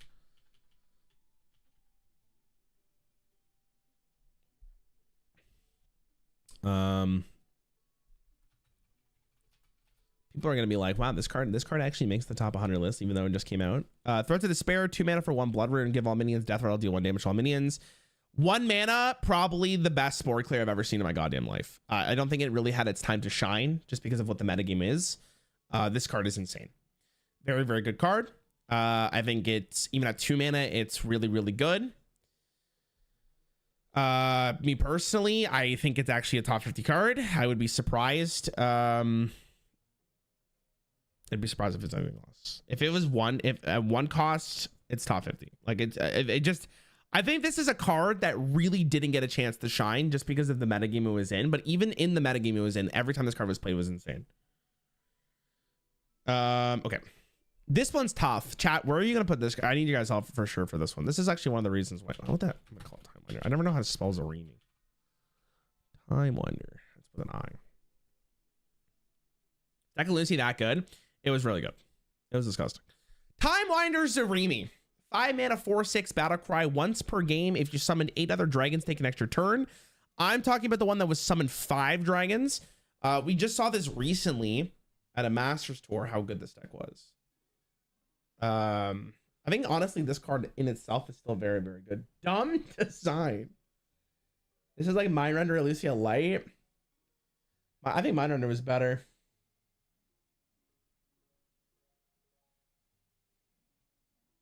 Getting an extra turn is really good. No, you're not wrong. I don't like the design either.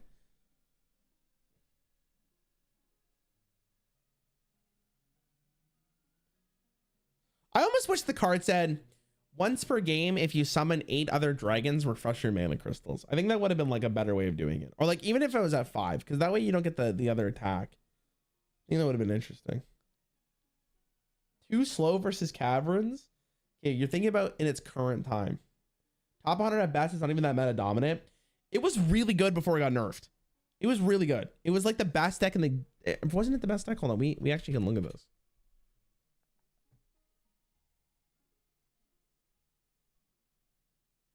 When was this expansion released?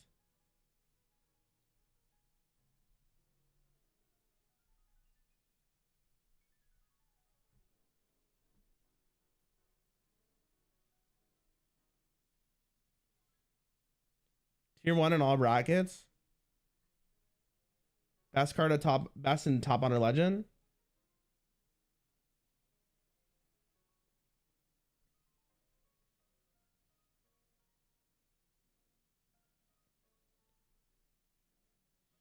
If you're judging how strong cards were in their prime standard, then Thread should be way down. 1 mana Threads is insanely strong, but it managed to push the EK anywhere close to the top meta game. Okay, I can make that. Sure, I can get behind that. I'll get a top. I'll do top honored. That's fine.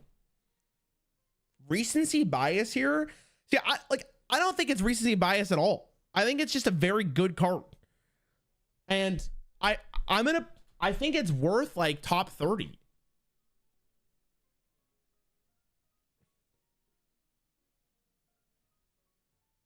I like the thing is like this card is gross.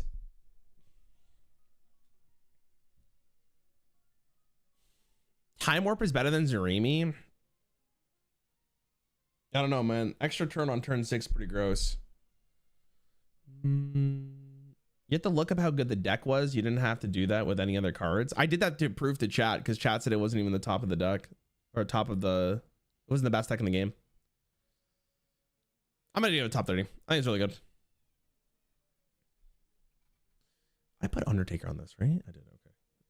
Because I think he's something special here. Okay, Tunnel Truck. 1 mana, 1/3. Whenever you overload, gain +1 attack per locked mana crystals. If you played during this time, you know how good this fucking card was, and it fundamentally ran the game for a little bit there. And I think it's really important to note that 1-cost cards that are this powerful need to be discussed of how good they actually were. So it was never nerfed.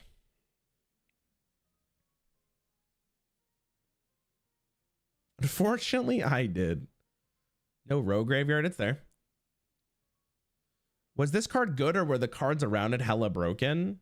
I mean, this card enabled it though, right? You play this on turn 3. Me personally, I don't think it's better than Trog, the other Trogs, sorry. And I don't think it's the best one drop.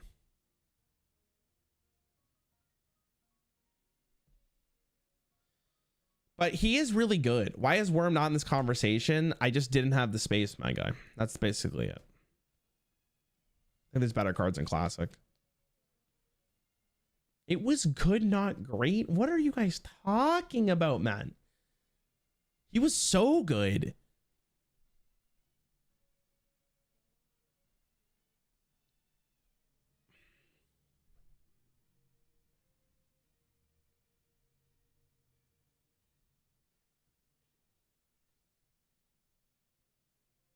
It should be higher. Like, it really should be higher. It's actually tilting me that it's so low.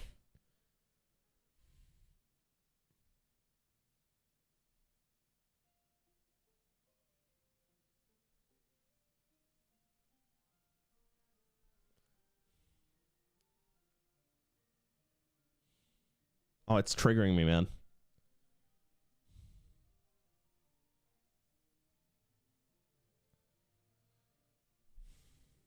Swap with Shutterwalk? I feel like if I do this, it's illegal.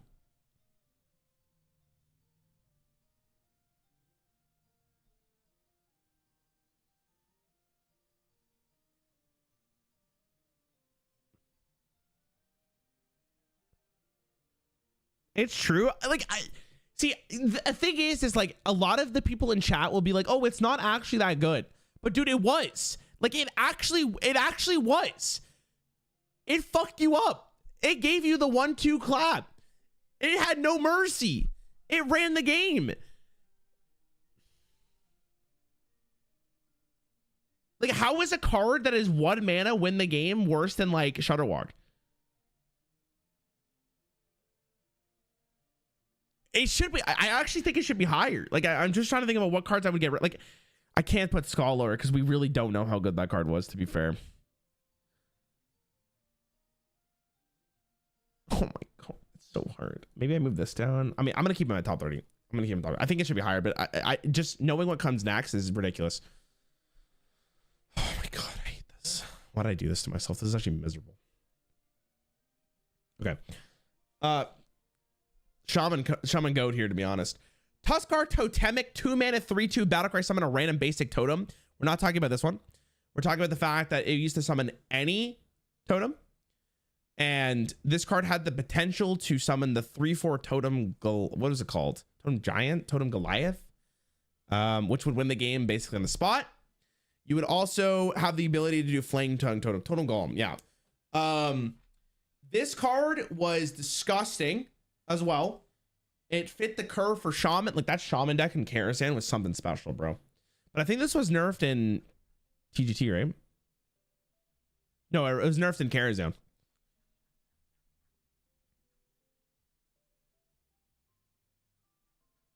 Was it 3 mana at the time? No, it was always 2. Wait, was it 3? It was 3. Wait, what? It was a 3 mana card. Oh, it was 3 mana. Oh my god, I thought it was 2. I was like, holy fuck.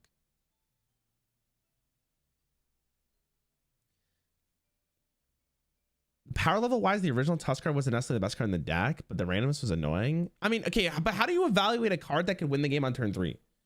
Because I think for a lot of decks, getting the Totem Golem was backbreaking.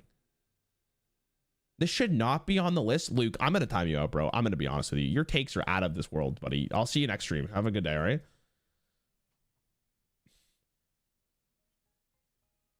Sorry, Skull. I think we just have Skull on there rotting the top or whatever. When the deck, it was Cause biggest and fast nerf we ever had. Feels very wrong. Wait, when the deck, it was in Cause the big... No, like, I think Skull has to be top 20 at least.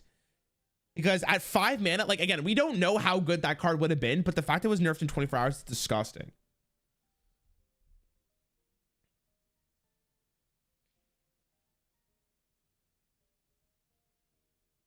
I don't know, man. It's so tough. It's so tough. But I think I feel illegal putting it anywhere lower. Like, how do you evaluate a card with this much variance? It's the best result, the worst. I would just say like how consistently how good it was, right? On average. And on average, it was played until it was nerfed.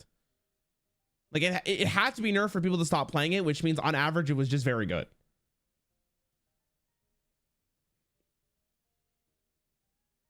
The card was good because Trog carried it when it flopped.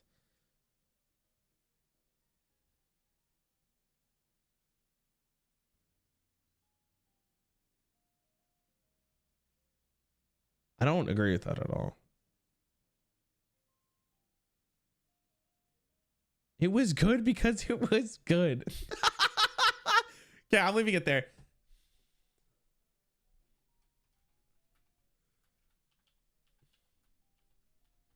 I think it was very good. Okay. Twin Slice. Current form, 1 mana, give your hero +2 attack this turn. Add a second slice to your hand. Second slice is just +2 attack this turn.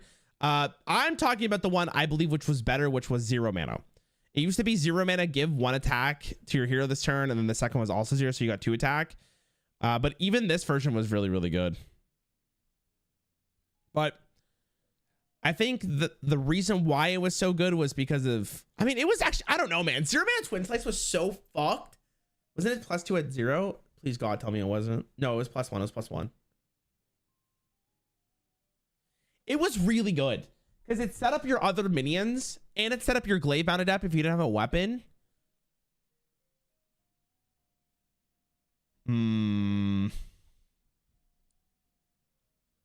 0 mana, 4 damage should be higher than Soulfire. Soulfire's in top 50 right now. I'm gonna put it here.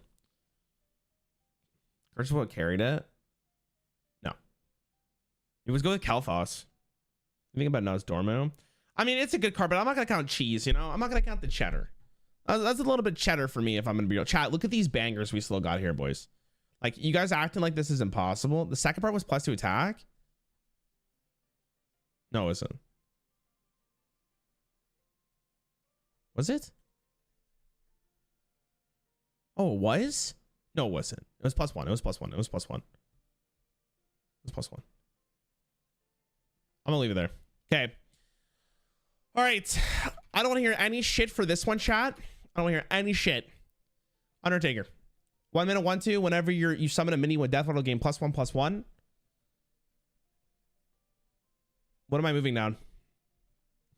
What am I moving down?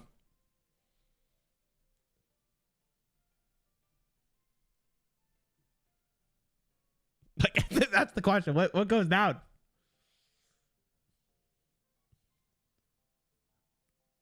Called Arms.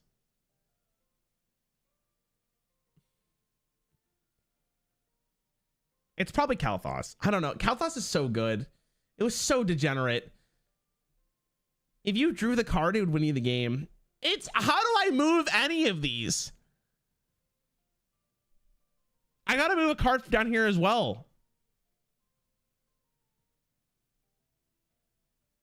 And here. Because, like, there's no way Undertaker is in top 10. No questions asked. It's a top 10 card. So I gotta think about moving and here and here. Oh no, we got one more space here. Okay, I'm moving this down.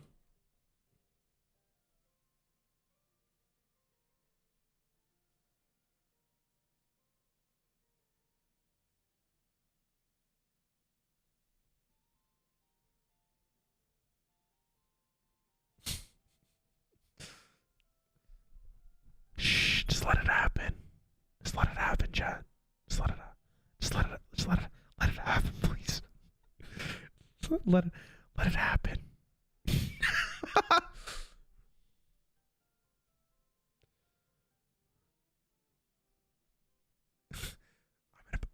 I'm gonna move Edwin down. Okay. What's the worst card here?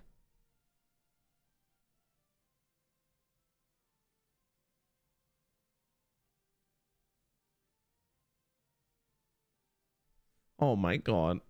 Okay, I'm gonna move this down.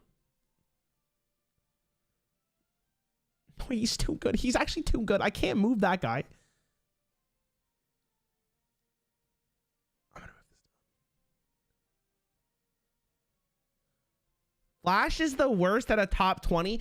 Fucking tell me how losing a game on turn 4 is okay. Someone explain to me how this card's not worthy of top 20 when it's single-handedly made a deck win on turn 4. Please.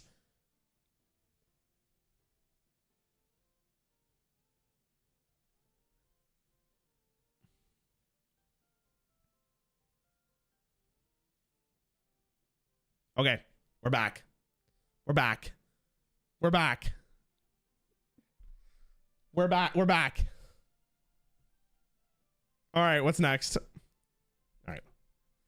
I like how I didn't even discuss Undertaker. I was just like, yeah, that card's top 10. Where's Innervate? He's right here. In the top 10 where it belongs. Okay, Velorok. 3-mana 3/3. While this is in your hand, play a card from another class to reveal Velorok's true form.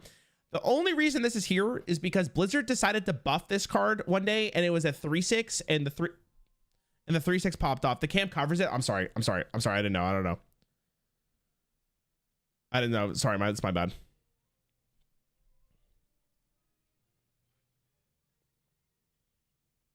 Try was a 3/6 for a hot minute. It's very broken. Why is it not here?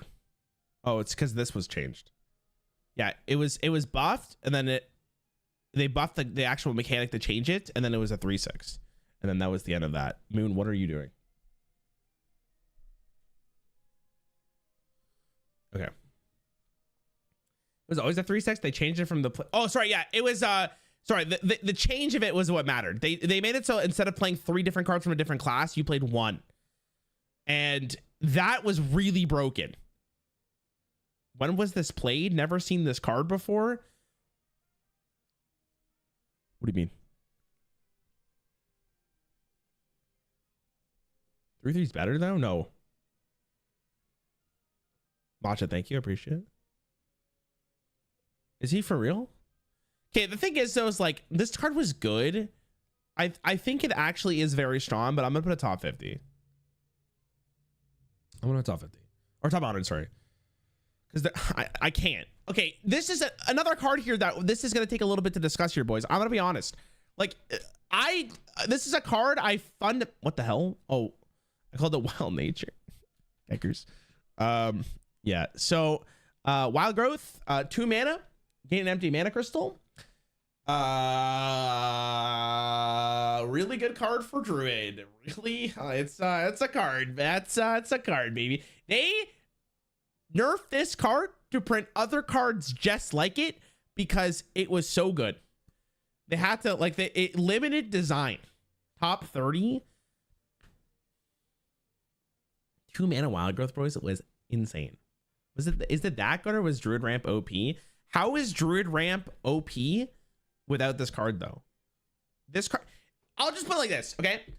The difference of you playing this card on turn 2 versus turn 3 is insane.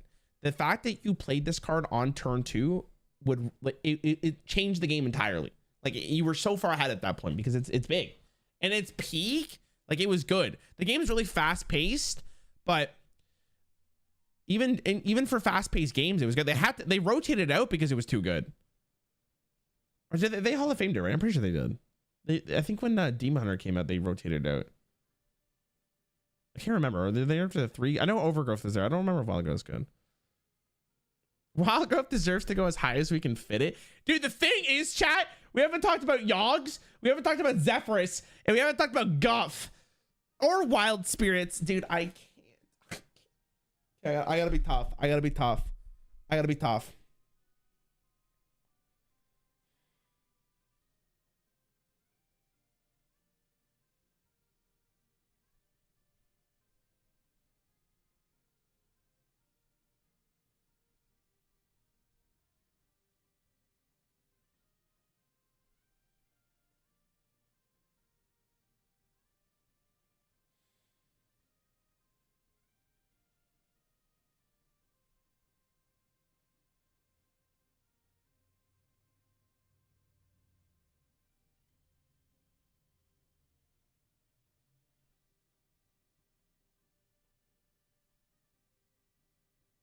I can't.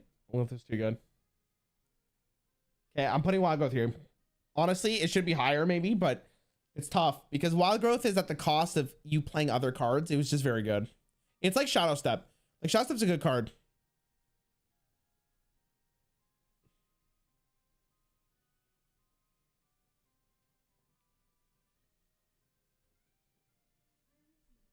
Actually, no, he's probably sleeping by the couch.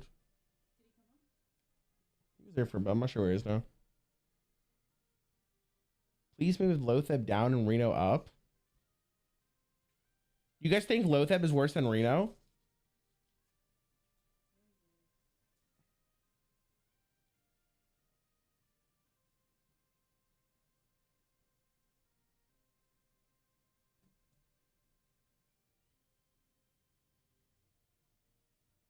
Lotheb's better. I agree.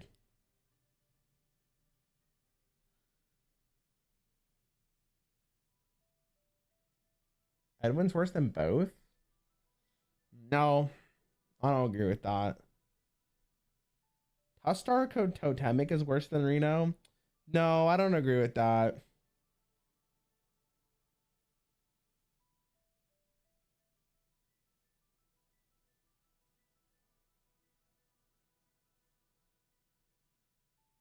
Wild Growth is greater than... Hey, chat, is Wild Growth better than Shadow Step?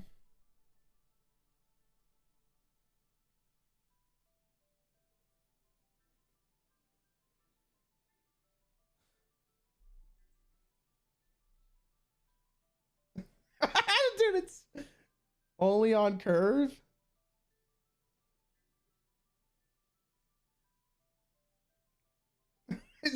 See how hard this is? Okay, anyways, I'm gonna leave it at 40. I might rearrange it. Let's see where the rest of the cards go first, okay? I gotta go chat. I'm hungry, man. Hey, what's going on? Yo, I'm probably gonna be here for another 30 minutes. If you want to. Or you can wait till after. I might order food, to be honest. Did my package come? Oh, there's some good meals in there. I might actually have some. I picked it up that week. It's up to you. We can go after if you want. But it might be too late. I gotta finish this, unfortunately. If you want to go, you can go. It's fine. Yeah, okay. You can drive if you want. Okay, Wild Spirits chat. Okay, boys. This is a card I also think is gonna be going under people's radar. Wild Spirits. Summon 2 different dormant wild spirits. Make your wild spirits awaken 1 turn sooner. I think a lot of people will look at this and be like, this card wasn't really good, but dude. It got like all of these nerfed except for this one. Like this was nerfed and this was nerfed. And this one was fine, but they nerfed all the other 2 because it was so good. And like if this card's played on turn 3, it was just insane. But like, I don't know, like, is it really better than some of these cards in here in its prime? I think it was really good in a vacuum, but like, I don't know. I think it's top 100. I think it was a really good card though. I think it had to be top 100. It had to be top 100. It had to be. Okay. This is going to be the hardest one because I don't think Guff is top 10. I think he's good. I don't think he's top 10. Okay. Wilder Guff. 5 mana. Battlecry, set your maximum mana to 20. Gain an empty mana crystal and draw a card.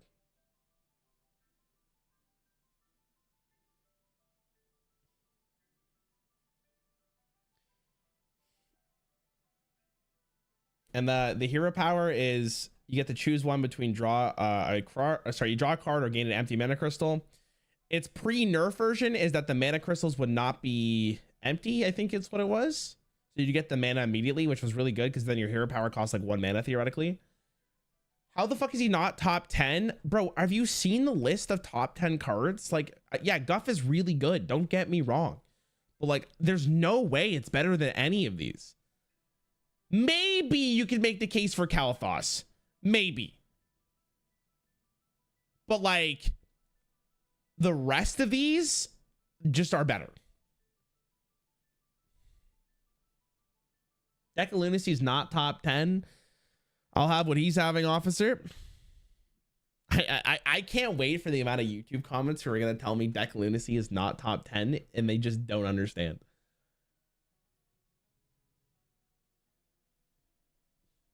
How did Kalathos make top 10? He warped the game around him. He was very good.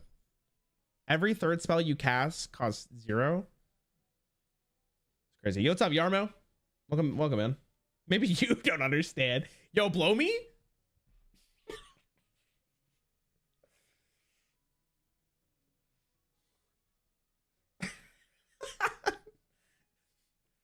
Not sure if Innervate still deserves top 10, to be honest. Guff on 5 is greater than Undertaker? Dude, that is the biggest hit of copium I've ever read in my chat. I think you deserve a... I'm gonna mod that guy. I'm modding him. He deserves it. That's a message from the heart, and he deserves it. That's crazy. But yeah, I'll give it to it. You're modded now, bro. That's wild. That's crazy.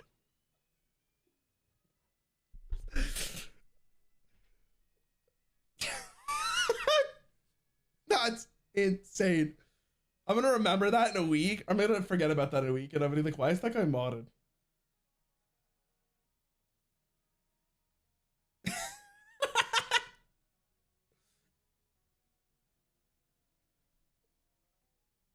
That's so funny. Undertaker goes to top 20. No, it doesn't. I am pretty sure at turn 1, if you had Undertaker, it's the highest win rate card of all time. I wish we had the stats for it.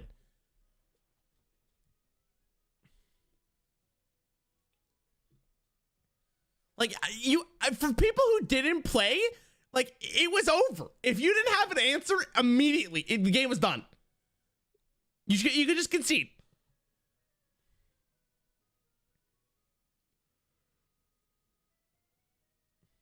Okay, let's be real though, chat. Where's Goff? I feel like, okay, me personally, I think this is fine. Like, he's a good card. Don't get me wrong. I think he's very strong. I just don't think he's better than some other cards.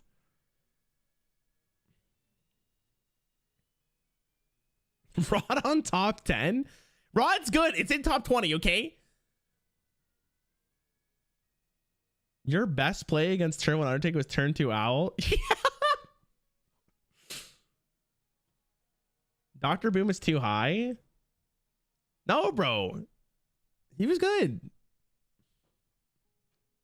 This is too difficult. Okay. Let's talk about Null. After looking at a lot of these cards, I think Null was really, really good.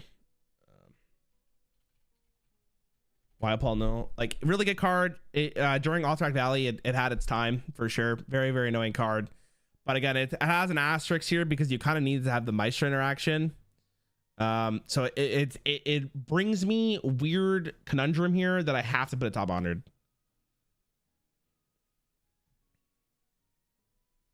Guff is better than Bran. Did I have different stats? I think it was always the 3-5, wasn't it?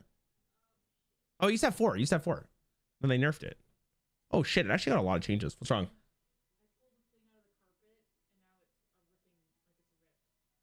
Oh no!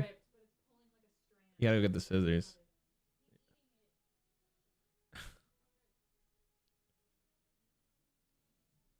Shot knows better.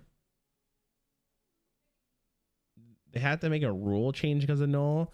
Yeah, you know, you're not wrong. Like, they really, but the thing, okay, let me ask you guys a question. And let's be real with each other here, okay?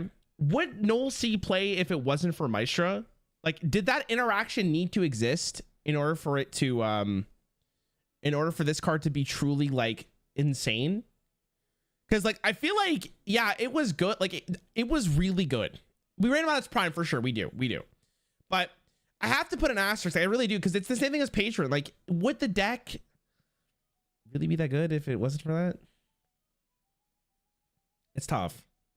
I don't know. You make a good point though. If we're rating it in its prime, like it was kind of warping the game, wasn't it? Isn't it the same problem with Deck and Lucy? What do you mean?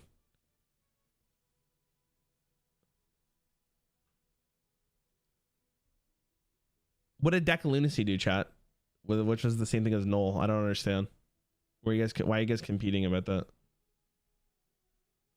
Deck and Lunacy was based on the spell pool. Yeah, but that's not an interaction. Like, Deck and Lunacy on its own was really good. Like, yeah, the card pool mattered for sure, but like it was just objectively good on its own. Like, no, you needed Maestra in the deck for the interaction to work. But I don't know. You could make the case for a lot of cards like that. Like, it needed other cards to be really, really good. So I don't know. Null is really good. It's tough because, like, what do you bring down? Like, it did warp the game for sure. We're not counting Wild Ponza. Snipstop wasn't there. You rate Deck of Lunacy after rotation. Pre-rotation, it didn't see play. We're rating at its prime. We're rating at its prime. Okay. I don't understand why you guys don't remember how good this was. It was disgusting. It was really good.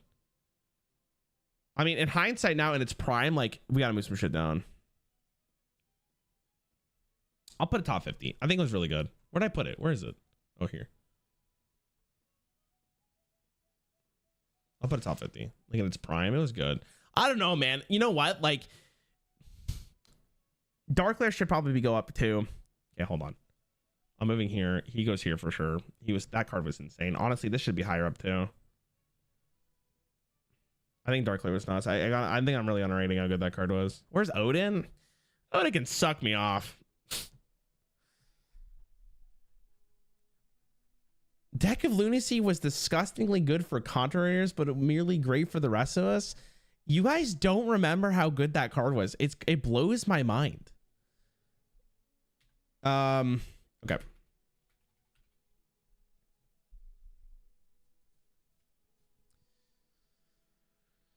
Yogg-Saron Hope's End. 10 mana, 7/5. Battlecry, cast a random spell for each spell you've cast this game. The only nerf they ever did to this card, which fundamentally broke it, which was if it died on board, the effects would stop. I think they also capped it, or was it always at 20? Oh my god.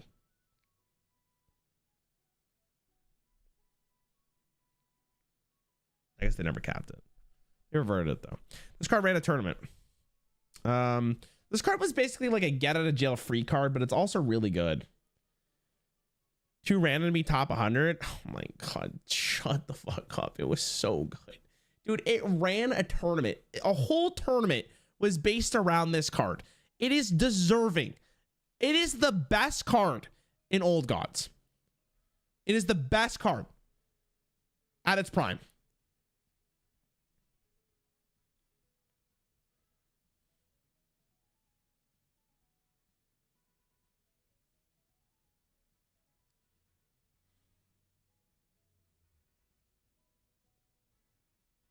Top 1 if you don't play it.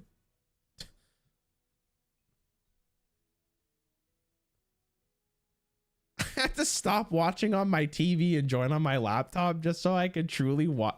Just so I could say how truly wild some of Rarran's rankings have been. Dude, you guys, listen, I'm just the fucking monkey for half of you guys. You guys, there's no way you guys would do better than me. There's no way. You guys would be sitting here and go like, oh, I lost to this card. It's a top 10 card for sure. Oh, I pooped my diaper. Like, are we kidding me? I'm popping off here, bro.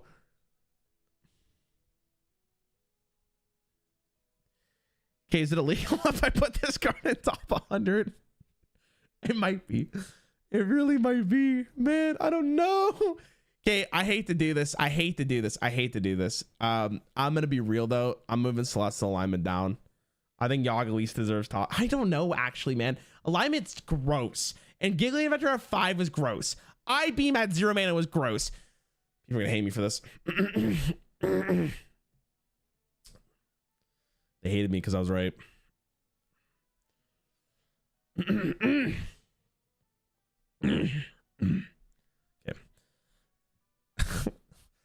Wow, that was crazy. What happened?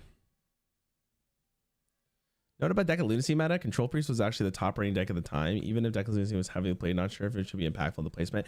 Incorrect. This card was nerfed, and then Priest became the best deck of the game. You guys need to go back in time and look how good this card was. You guys need to go back in time and look how good this card was. Okay, anyways, chat, the thing is this card, this card was good, don't get me wrong. I'm gonna be real though. And this might be a very hot take, and I was talking to a designer about this, chat. I was talking to a designer about this. The OG version of this card, which was costs 1 less for each spell you've cast this game, in its original state, might be the best card of all time. Might be. This card warped the meta. Like it literally did. Every class was playing it. Even in Wild, every class was playing it. Like it was disgusting.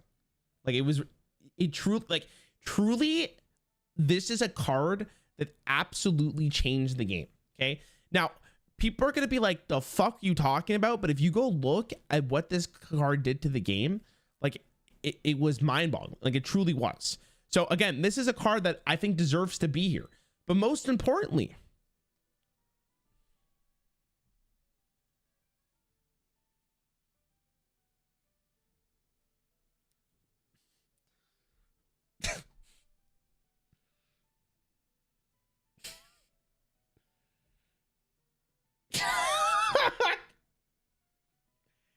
I was talking to one of the designers and they were saying to me, the stats of this card was insane. Like, chat, I can't think of a card other than patches, maybe Baku again, that forced everybody to run a card. This card made every single deck run it. Every single deck wanted to run Yogg-Saron because of how good it was.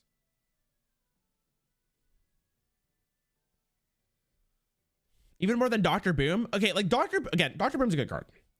But like, if I'm talking power level in its prime, like the fact is that this card would get played objectively sooner than Dr. Boom and make a huge change to the game. And honestly, it was like a race of like who would get their Yogg-Saron first. You're talking to the designers that made Baku? I don't think it's the same people. Drop Innervate and Kelsoth out of top 10? Nope. I'm okay. They're both good. Actually, I gotta get rid of one.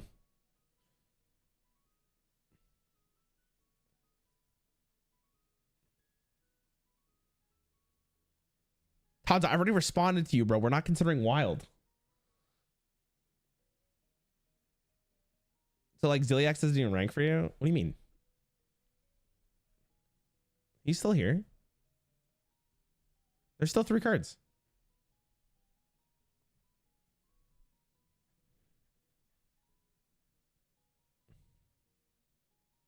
And we'll talk about this after. The people aren't ready for this take.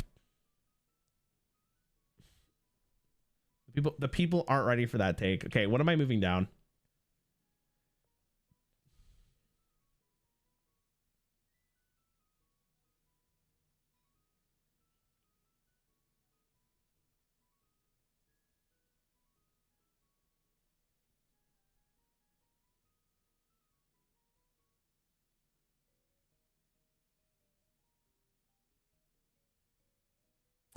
Oh my god, what is the worst card here?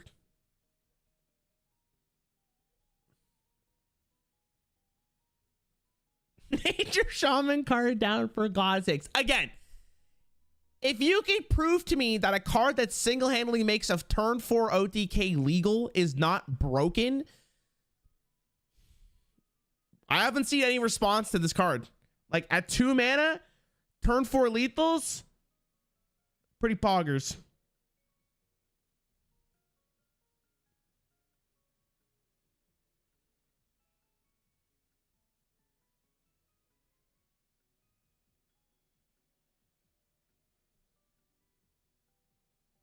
This is so tough.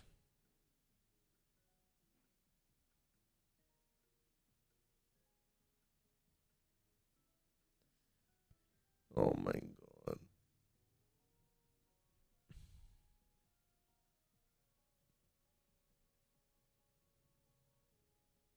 No, it can't be Trog. Because if Trog truly was as good as as people say it is, like it can't. It can't be that.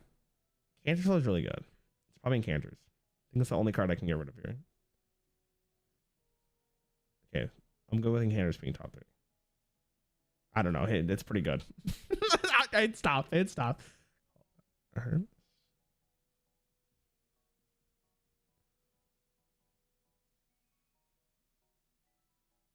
See, again, Skull 5, I think it's too good to pass. I think it's too good to pass.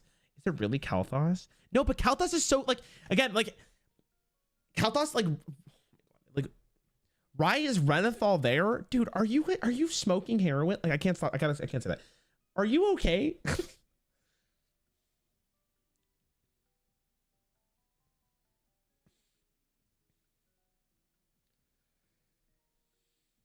Maybe just pick a random number. Get it, RNG. Kalthos again only worked because of UI. Bro, UI wasn't even the game when Kalthos was there. What are you talking about?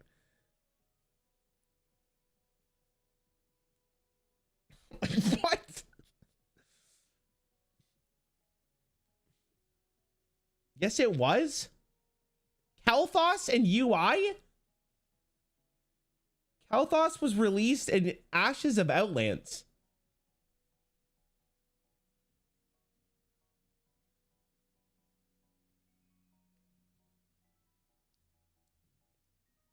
Okay, chat, fuck you. I'll move this down. Okay, is everyone happy? Oh my god. But I'm moving Shadow Step down if I'm moving Flash of Light. Just... Okay, I'm moving Brand down. And then from this list. No, I can't, chat. Flash of Lightning is so broken. It's so broken.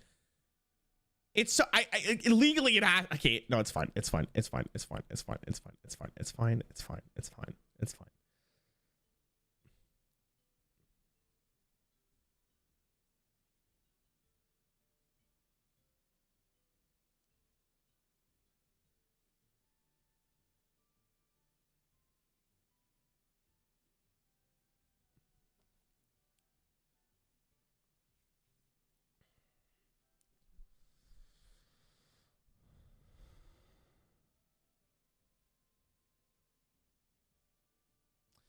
Just check deck Lucy's prime was around Master Store Orgrimmar, where the highest win rate mage deck didn't run it. And Control Priest ultimately won the tournament. This was an under version 2. Yeah, but okay, I'm gonna be real. I don't think you can just look at one tournament and tell me it's good or bad, because in tournament settings, like you target certain decks. Like on ladder, I don't think it really works like that.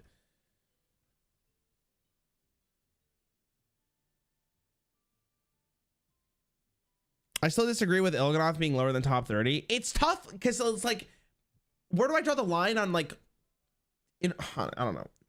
I'm fucking losing my mind here.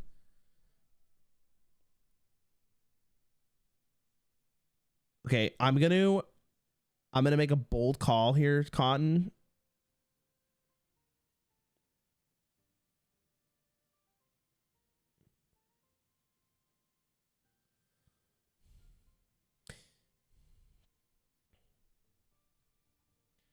I can't do Sire. He was played in too many decks. Okay, we only have 2 more cards. We only have 2 more cards. 3. Okay, 2 more cards. Okay, I'm gonna get one out of the way. I'm just gonna say this. People are gonna be like, "You're a fucking idiot for this." I don't care. I don't care. I don't care, because this is objectively correct. I don't care what any of you guys say. Yo, this card's pretty poggers. Don't get me wrong. It was played in so many different decks. That's awesome. It was super cool. Okay, great.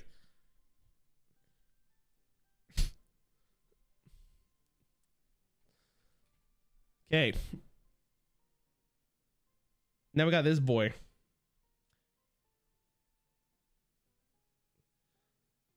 Well, building your deck, customize your very own Ziliax Deluxe 3000. It's not disrespectful, okay?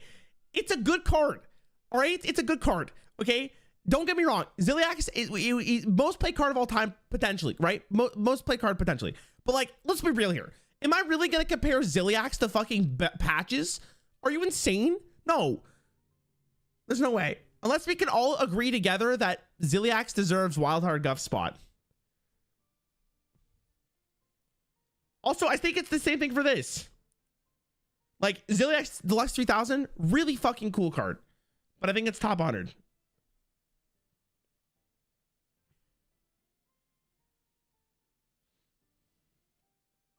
Like, if I was going to order these, like, it would be higher up for sure. But, like, I don't know. Okay, now we come to probably the most interesting card here, okay? Because this card Mr. Zephyrus is like every card. Okay? He's nuts. Now, the question has to be had here, chat. Is this card better than the new Reno? Bro is disrespecting Ziliax, but riding Giggling Inventor. Dude, you did... Like, that sentence tells me you don't realize how good the 5-mana Giggling Inventor was. Every class played that because it was nonsense. It was nonsense. Ziliax was played just for, like, a card.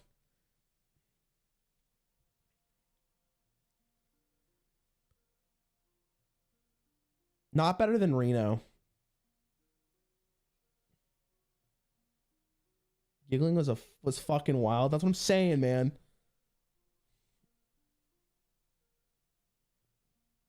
Zephyrus was way more versatile than the new Reno. Yeah, but Reno's effect is really good. The new Ziliax is in every deck. That's fine. Can you explain how Zarimi is better than new Ziliax? Zarimi wins you a game on turn 5.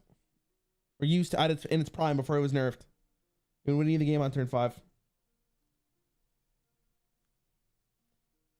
Like, Ziliax is great.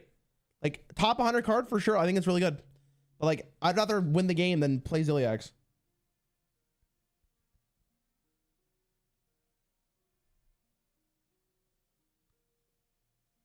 Reno Lone Ranger's effect is nuts, but its time in standard wasn't that impactful. I mean, it's in standard right now.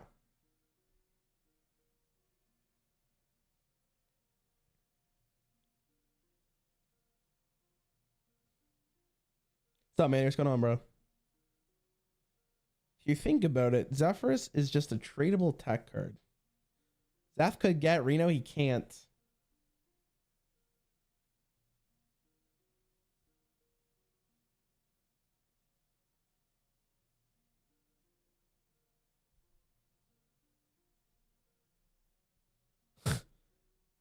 All right, let's hit the hard-hitting questions here, chat. Is Zephyrus better than any card in the top 10?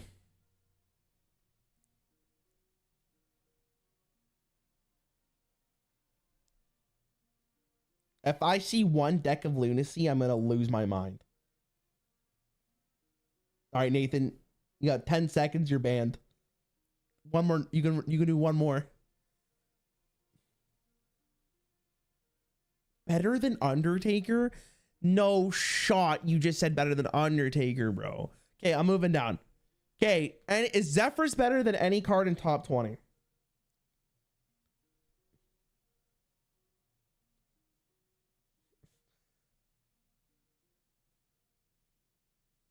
Renethal?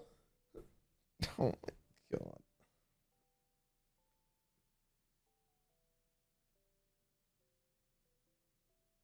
Why are Spirit Claws in the 3-minute watch post so high? Spirit Claws was really good during Karazhan. If you didn't play during the time, I understand, but that it absolutely destroyed every single deck it went against because you can never develop against it. Like you play it turn 1 and you lose. The watch posts I think are like the far watch post as a 2/4 was really good. It turn 2 win the game is a sense of it, right?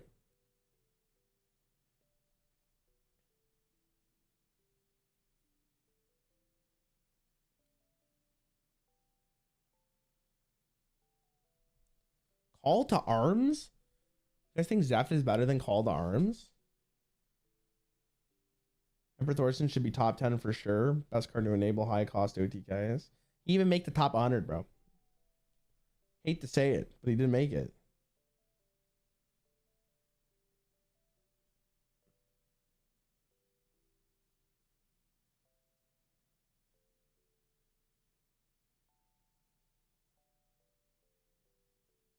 Zeph counters Call to Arms and Tunnel Trog and Creeper. What? Hot take, Guff is better than Gen? Oh my god, there's no way I just read that out loud. There's no way, man. There's no way you just said that. That's crazy. Dude, all what he's having. There's no way you just said that out loud. That's wild. We're carrying the honor at its peak. Zeph never really had a peak. He was just really good all the time. I mean, okay, is it wrong to say that Shutterwalk doesn't deserve top 40?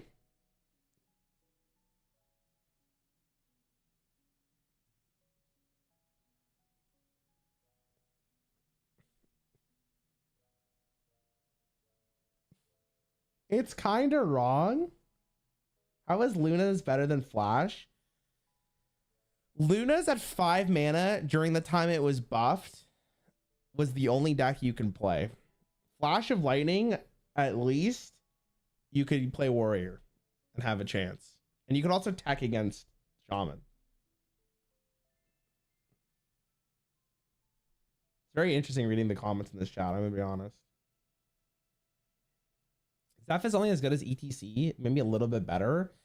I mean, the thing about Zeph is that it's dynamic based on the context of the game, right? The thing about ETC is you get to only pick 3 cards.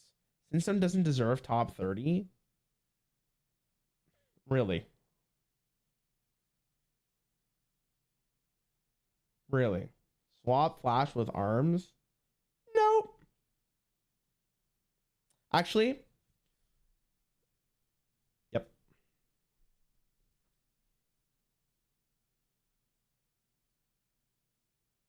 Is Theo or Nathriel Cal on here? Theo is not Nathriel Cal. He didn't really. The Cal thoughts from Nathriel didn't really get the chance to shine. Yeah, I don't know where to put Zeph. I'm gonna be honest. I don't know. I really don't know. He's good. In Hearthstone peak times he was good. Like, I don't know. He never. I think he was a really good card, but he never like blew me away, you know? He was just a good card. Like, you were happy to play him. I was always happy to play Zeph. And it's cool to have a card that like is everything. But I don't know, he's really good. Is Zeph the best card? No. Is Edwin not here? He's here. He's right there. Don't worry about Edwin. I wouldn't forget. I wouldn't forget about Edwin. He was kind of he was really good. Okay, I'm gonna do something that I might regret.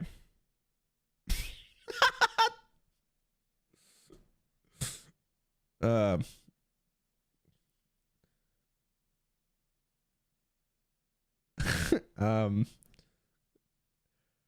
I don't know, man. Like, it's so difficult because some of these cards are so good. Let me ask myself, would I rather play Zephyrs the Great or I'd rather play Sired and Athreus?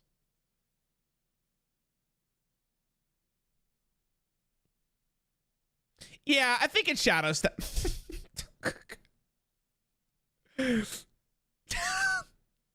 Yeah, I think it's the Shadow Step. Zeph? Unless there was something broken and wild I don't know about. I don't think OG Brand was oppressive. Yeah, he was pretty good. He was pretty good he was pretty good like 2 years ago, bro. He was very good. He popped off in standard. Jeremy's too high. No, it's not. Winning the game on turn 5 is really good. It's really good. Like, are you guys insane? Winning the game on turn 5 is really good. I don't know about you guys. But you wouldn't even get to play Yogg if they were both in the standard pool. Like,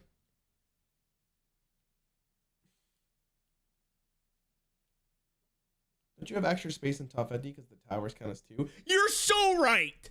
You're so right. Oh, he's so yo, that guy's Calops, you're my goat. You're right. You're right. I'm gonna put Zeph here. I think that's actually completely fine. I think it's fine. I think it's fine. I think it's fine. I think it's fine. I think it's fine. I think it's fine. I think that's a good place. I think that's a good play. I think this is the hardest thing I've ever had to do in my Hearthstone career. This is crazy. The question ends up being, chat, what is the best card of all time in my opinion?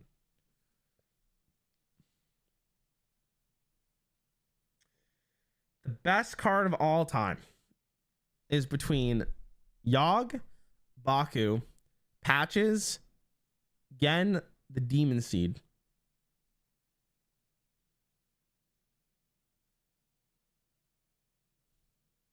Absolutely Undertaker. What is better, Gen or Baku? I don't know. It's really difficult to give you an answer because they were both played at a very high volume. If I'm considering its absolute peak, okay, I would put this. But was the Demon Seed really that good without Stealers of Souls? Like, Demon Seed was not, so don't get me wrong.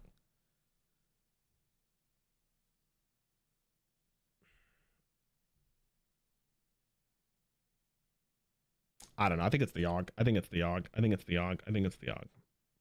I think it's the Yogg. I don't think there's. I don't know. I think it's between these two.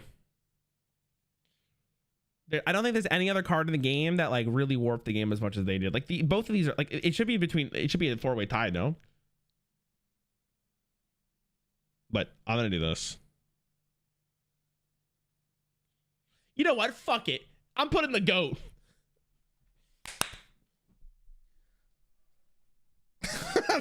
The GOAT. The only card in the game that if you couldn't answer on turn 1, you lost. Like that's it.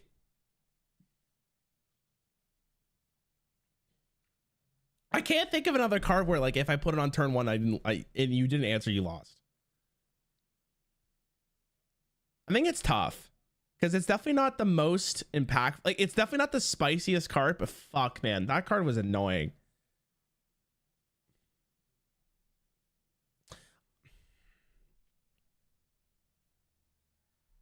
I'm pretty sure it's this though. I'm gonna be real, Chad. I'm gonna be real. But like maybe for the YouTube video, just for clicks, I'll do this. Yeah, let's do this. Let's do this. I'm gonna clickbait these motherfuckers. Raza make the list? Hell no. You think Raza can hang out with the big boys? Raza's like a top 250 card. Anyways, all right, that was great. That was a good stream.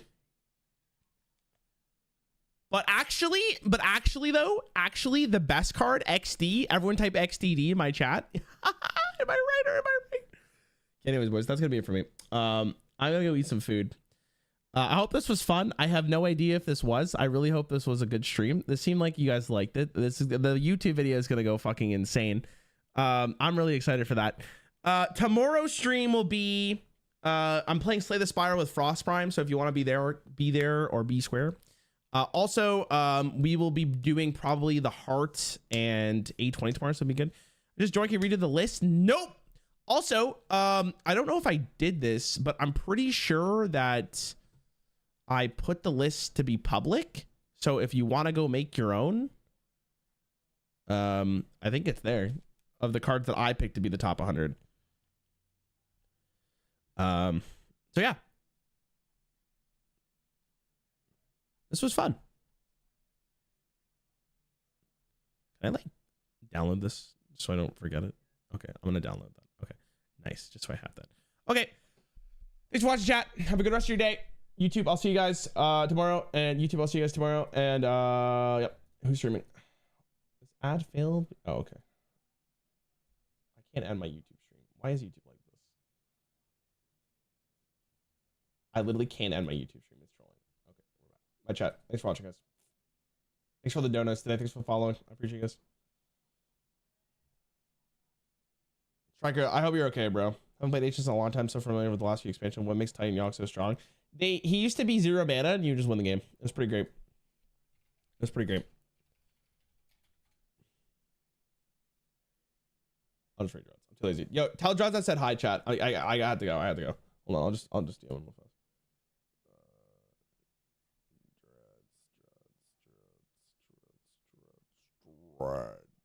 Why can't I find